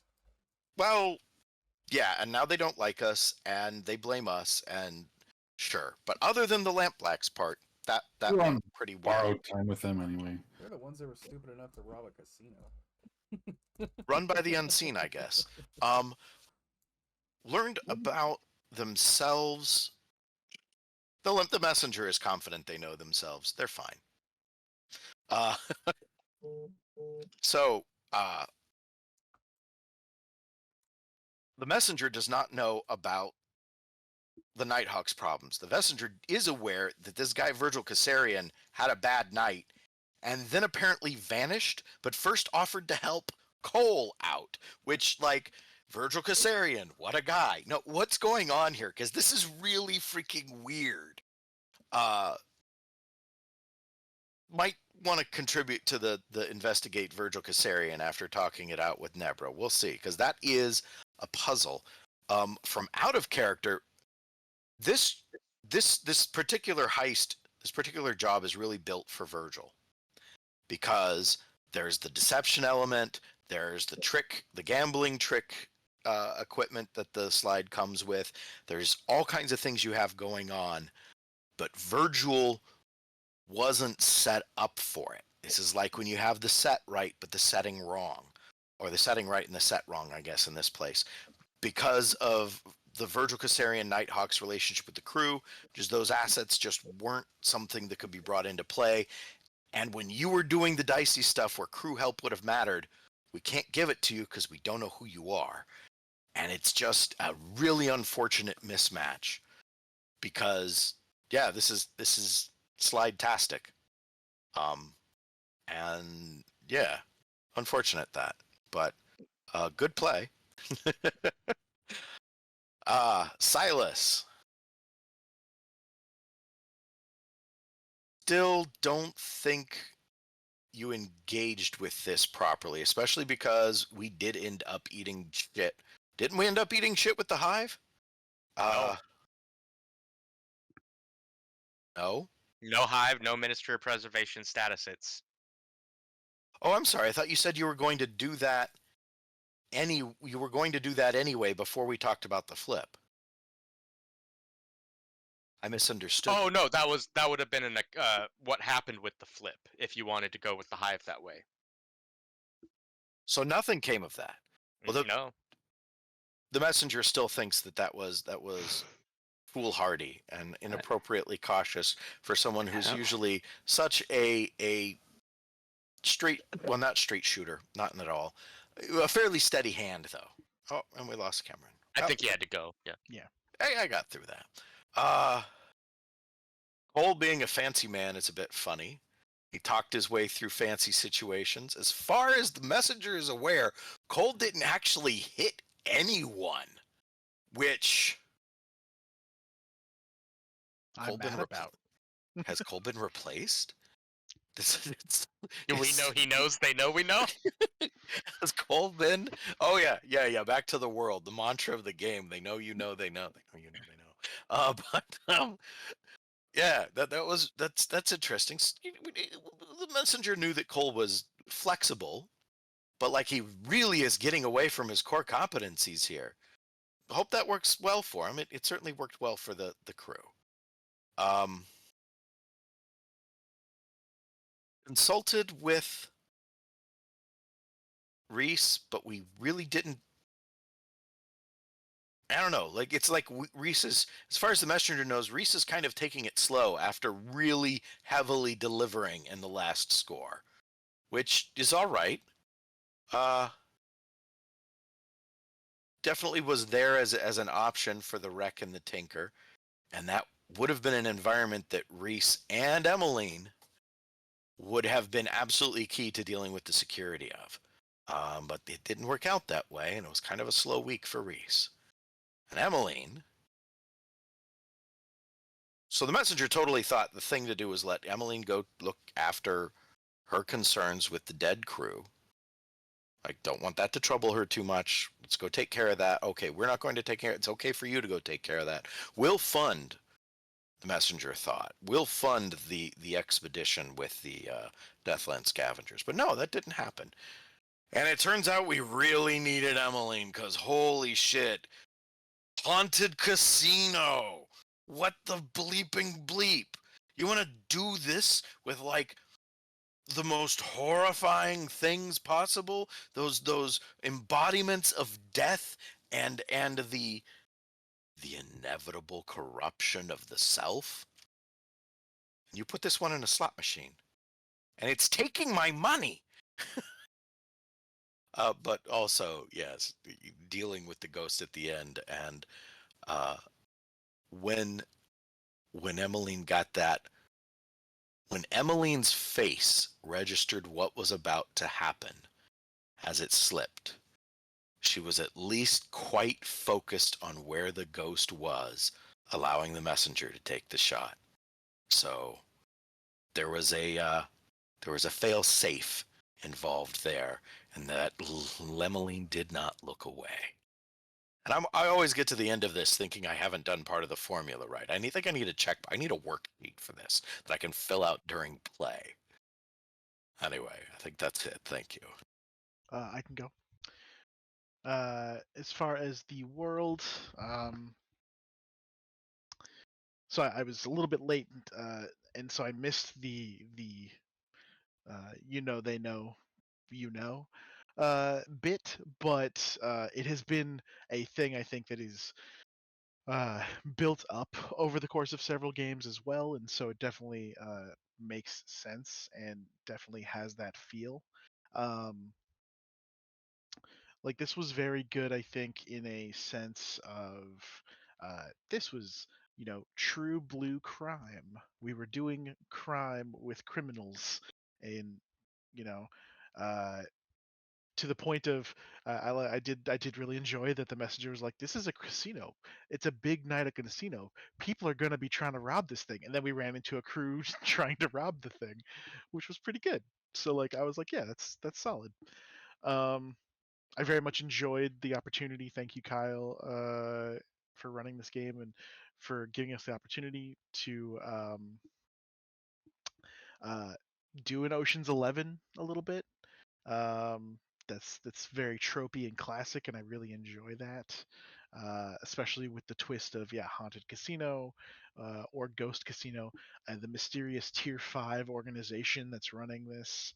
Um, you know, doing our research on it and things like that is all very good. Things I'm still very interested in the Blades in the Dark system. There's a lot, I think, with the different factions and the factionalism and the different heists and things, or like jobs, the scores. So I think that's very cool. Um, and it's so funny how we can go on this weird oscillation of the world is ending, this is post-apocalyptic, we're all gonna die, and then it's like, okay, well, we fixed that, no, we're not all starving now, let's go rob a bank. Like, kind of thing, because at the end of the day we're still just trying to make it, we're still just trying to survive. And so I think that that's very cool. I do enjoy all the like consequences to actions, not negative or positive necessarily, but just the different ramifications that happen out of things. As far as other characters, I wish Cameron was here because, and hopefully he'll watch this and appreciate things we say about him. But I think if anything, this felt like, I think Powell probably said it best, but this felt like the Virgil Caesarian game. He was definitely I think in a lot of ways set up to be the main character of this game, but because of some choices, found himself the main character without any of the supporting characters' support. And so then he decided to do the thing that I think is the best, which is go big or go home kind of thing, and just try to keep pulling off the most desperate actions, being like, the dice will be with me this one time, certainly, and every single time they were not. And that was, I think, very fun. Like honestly, actually, I don't know what he took for his playbook thing. He should take Daredevil. He should have done a veteran ability, taken Daredevil, which gives him an extra die every time he does a desperate action, and he should just do that. And he should go big, I think, because that's also, I mean, Cameron, hopefully you're watching this. That's your play style. You like to do shenanigans, and you like to do things that are maybe not, they're very likely ill-advised, and but they're fun, and I love that for you, kind of thing. And it's, yeah, it's good. It makes the game really interesting and fun. Bummer that he had a bad night, that Virgil Caesarion had a bad night.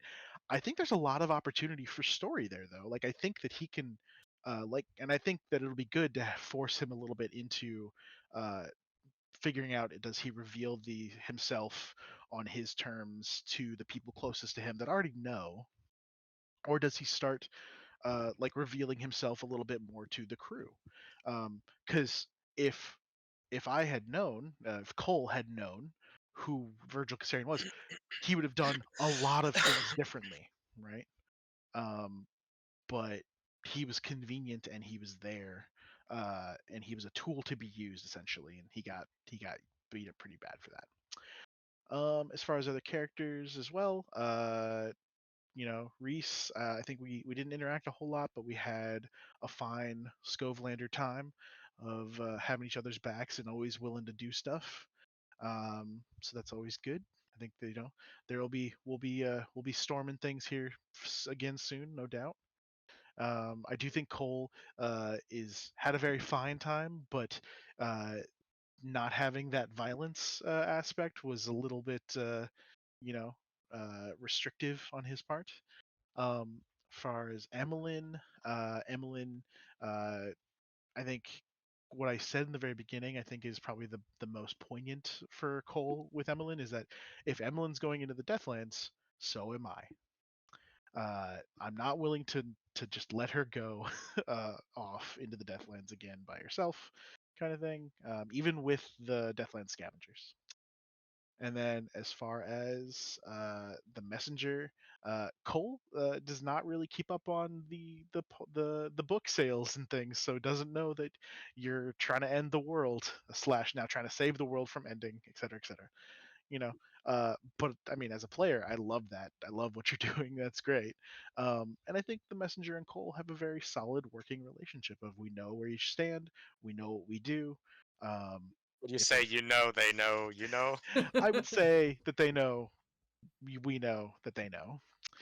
And then, yes, with Silas, I think Silas, through whatever means, part of it is, I think, everyone playing into it, obviously, but uh, some of it is that Silas definitely just exudes the fact that uh, he is the spider, right?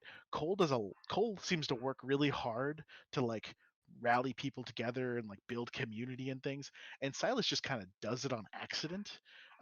He stumbles into things, like opportunities just land in his lap easily. He can do anything he wants because he can, and so it's very interesting to see Silas be.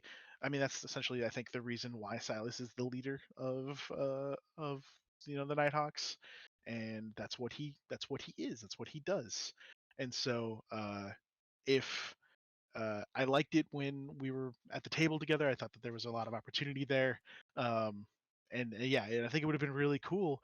There was a lot of potential. It would have been really interesting if uh, Virgil hadn't gotten caught cheating in the very first hand in a flashback, Before it even um, happened. before it even happened, right? Um, and I feel a little bad because I definitely suggested a couple of those devil's bargains and or consequences, There you go. but I think they also were like the best, or in a lot of ways, I think they were some of the best narrative consequences that could have happened. It's just a bummer that every single one of them happened. Um, Silas, he's sort of had some personal revelations this game that may or may not have been apparent. And, back when he was back in Skullland, working the family business, which was doing all those horrible things, it was very simple. There wasn't anyone you had to worry about, oh, I would worry about paying up to this guy, or is it going to upset this guy? We were upsetting very specific people and taking all their money from them and then maybe killing them. And so we were the ones you worried about being upset. So I didn't have to worry about, oh, wait, so we're laundering for that guy that worked for that guy, but we also, that stole from that guy that we work for who works for that guy. Like, oh, shit. Like, we could be patsies here, and I really don't like that. Like, I want to think that everyone's going to reward me for this hard work, but oh shit. And so in lieu of that, I have realized what he will pick for his advancement, and that will be the slide ability, looking into a mirror. You can always tell when someone's lying to you, because he now is like realizing he has to be much more careful about stuff like that. Because like the messenger's calling him out, and I'll talk more about this directly when I talk about the messenger. Like, you didn't get those details? So like, yeah, I didn't, because you don't want to like, yeah, I should have got those details, man. And had the group action generated stress, the reason it really would have generated him stress is like, they're not going to want to go. They're not going to want to go. I want to go to the casino. Why are they not going to want to go to the casino? So yeah, I think he's learning, as far as the worlds go, that he needs to trust a lot less of the outside world than he has been doing. Like, he doesn't want to poke the big bears, but he also knows that sometimes, like, that doesn't mean they're not gonna poke you anyway. Yeah, he's had some revelations. So and he's probably going to be more open gradually with the rest of the crew on certain things. So for example, now to individuals, Cole, he really gets along with very well. Cole is very reliable, does good at what he does. He's branching out. He did very well for himself in the casino, even dealing with, dealt with stuff in a very Spider way when getting pinched. When he could have gone the cutaway, which was choosing violence, but hopes that he can let the cutter scratch his itch that he needs to have scratched. But I think he is gonna get Cole in on this because he needs some people on his side in regards to his past, and he needs that sooner rather than later. Otherwise, it's going to turn more people against him. And so now that he has the information he needs, he can go, remember how we want to get rid of the bill hooks? I have a plan. And then he can help with that plan. And so that'll be really cool. And then for the messenger, like Bezos said, you got a good guy right there. And I was like, yeah, you know what? I do have a good guy there, because also super reliable, gets the jobs he needs done, knows what his strengths are, plays to those strengths, and then also is publishing a book that we should be getting money for. Like, are we distributing this for free? Like this is time you're devoting for free. Come on, man. Not for free. Distributing it for cost.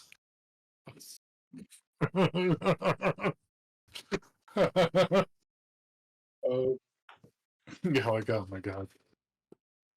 He'll deal with the books then. Let him deal with the books.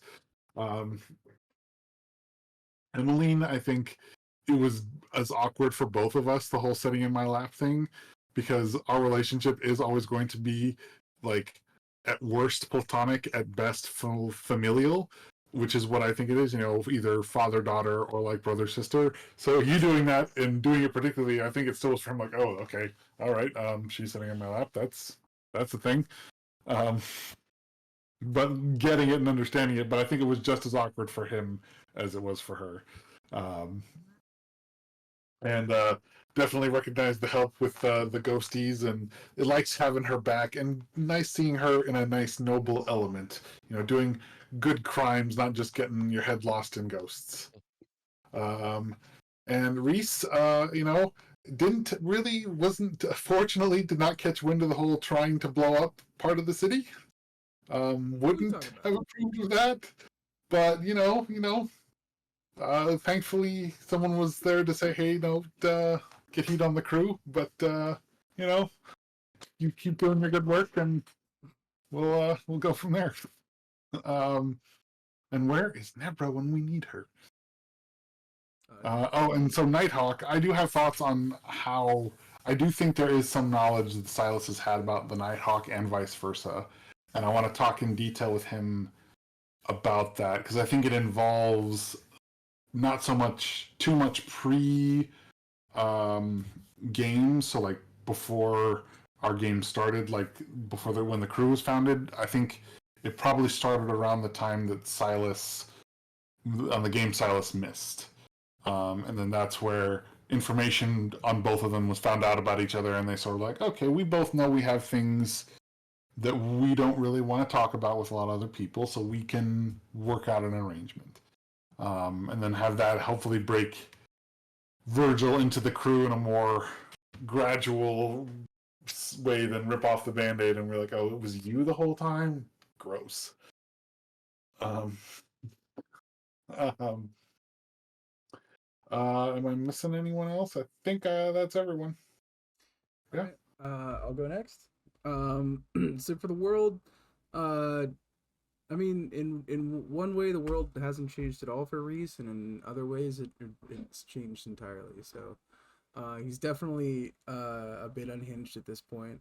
That he's going to the Nighthawk to to try to learn about vengeance, just in a mad, desperate dash to bring ruin to the people that he sees as these the people that essentially broke him, like that sent him over the edge. Like seeing this level of corruption from these people that claim to be, the blue coats, they're the defenders of the innocent. Bullshit. Yeah, cheaters. He's gonna get them. In terms of I didn't learn too much new about I learned he's willing to trust the Nighthawk, so I guess there's that. Before he kind of looked at him as a bit of an enigma, and now he sees purpose in him, so we'll see where that goes. For other characters, let's just start with the Nighthawk. Didn't get to see him too much at the casino. Didn't know what was going on. From a player perspective, it was very fun to watch Virgil doing his stuff. And I think you had a perfect assessment for it, Powell, that it's like James Bond without his support crew. James Bond doesn't do well without Q and M and everybody else, right? And it's the same in the situation for Virgil. Virgil went in without any support, and bit back at him. So we'll see where that goes. But it was very fun to see Virgil in the game and all that.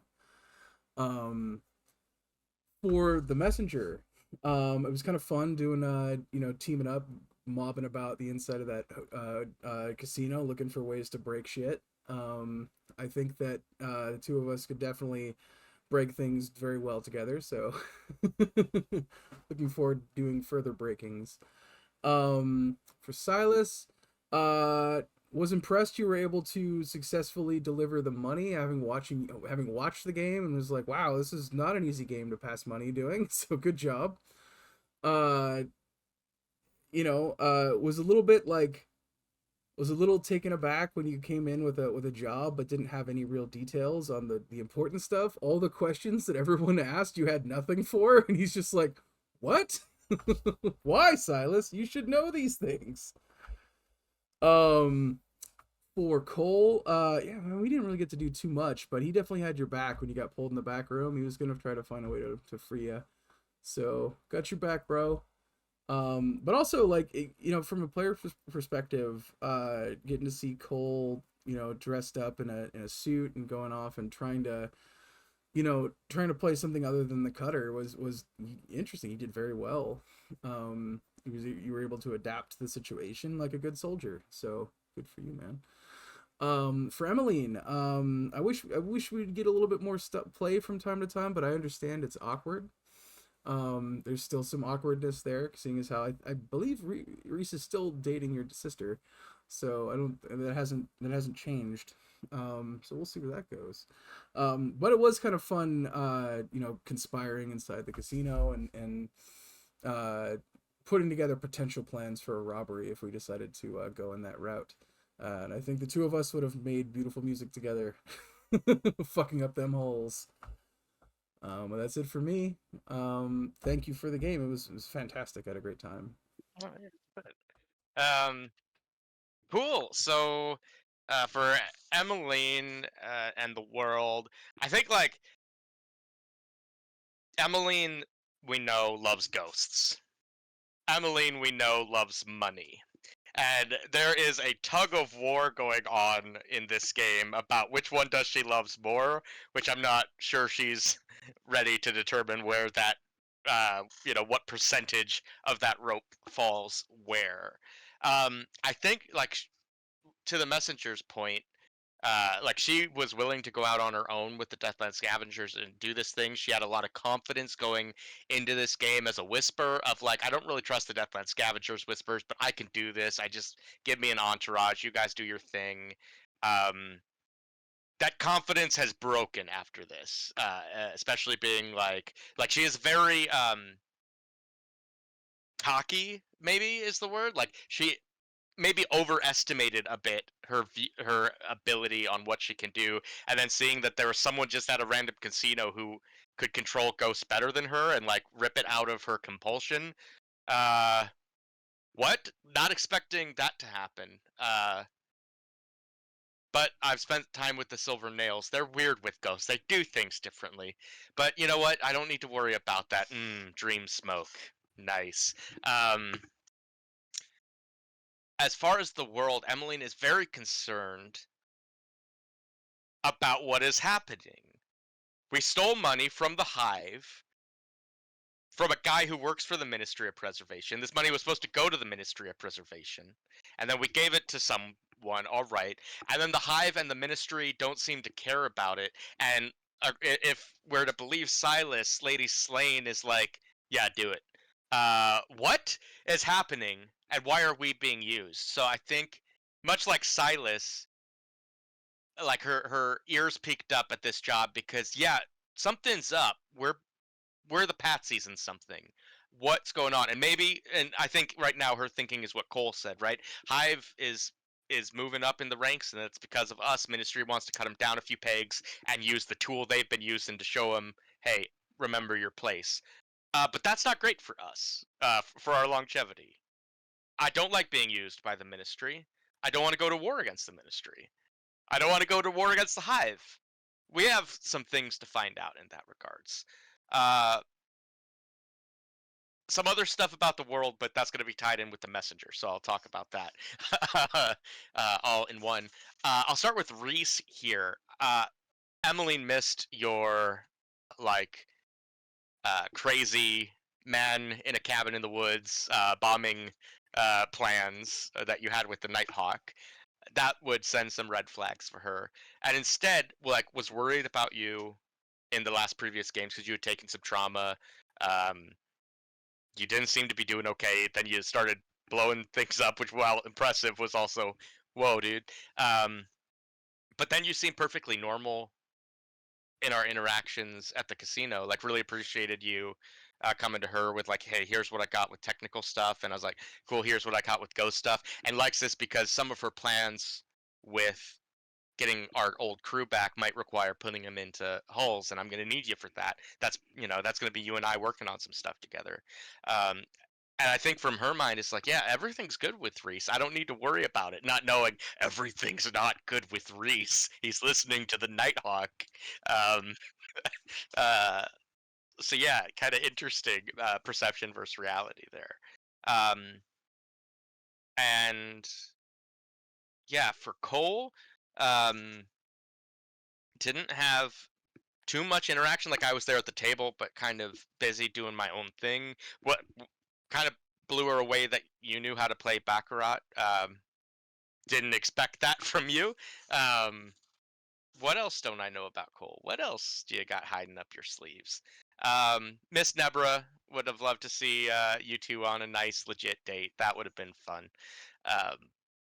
With Silas, I think like the more and more Emmeline learns about Silas, the more I think I don't want to call you incompetent because I don't think you are, but like you're like a granddad with a smartphone. Like you use the technology, but you don't have a good handle on it. I think that's how she views you with crime. Like you could easily get duped. So when she's like, "No, these people are here and they're gonna cheat, and there's ghosts here," it's like, "No, Silas, I got you. You're my project to make sure you don't get swindled in all this." Um, and then we get to the messenger. So I think like you said it perfectly in our first scene, where it's like, messenger, I don't want to be involved in your shit. I'm involved in your shit. Apparently, I'm gonna be writing a book because, uh, with you, right? Like, I think she was very curious about like what was going on with this whole book, and then it became like, oh no, it's pretty bad. World-ending apocalypse type bad. So, um, man, I really don't want them to know I know they know, but I think at the end they're gonna know I know I know. So, um, that's where we're at there. But it also uh, excited to see that, like, yeah, all right, you were maybe a bit reckless in pushing out Dunville's work to the masses, but now you realize new information has come to light, and you're like, okay, we've identified the problem. Let's print a third edition which tells the masses how to solve this problem. And it's like, cool, you're coming up with a solution to this world-ending threat. And then finally, I think like really appreciated. Uh, Again, like Emmeline's very cocky about her abilities, and when she lost control of the ghost, just to have you there, be like, all right, I'll solve this problem. I got your back. And it was like, it's nice when your own capabilities that you have so much trust in fail, to have competent people around you to resolve the issue and allow things to move on unimpeded. And so really appreciated that. But yeah, I think the biggest thing for her right now that she's like plotting as she's in her dream smoke haze is what's going on with the Hive and the Ministry, and why are we in the middle of it, and how do we get out of the middle of it.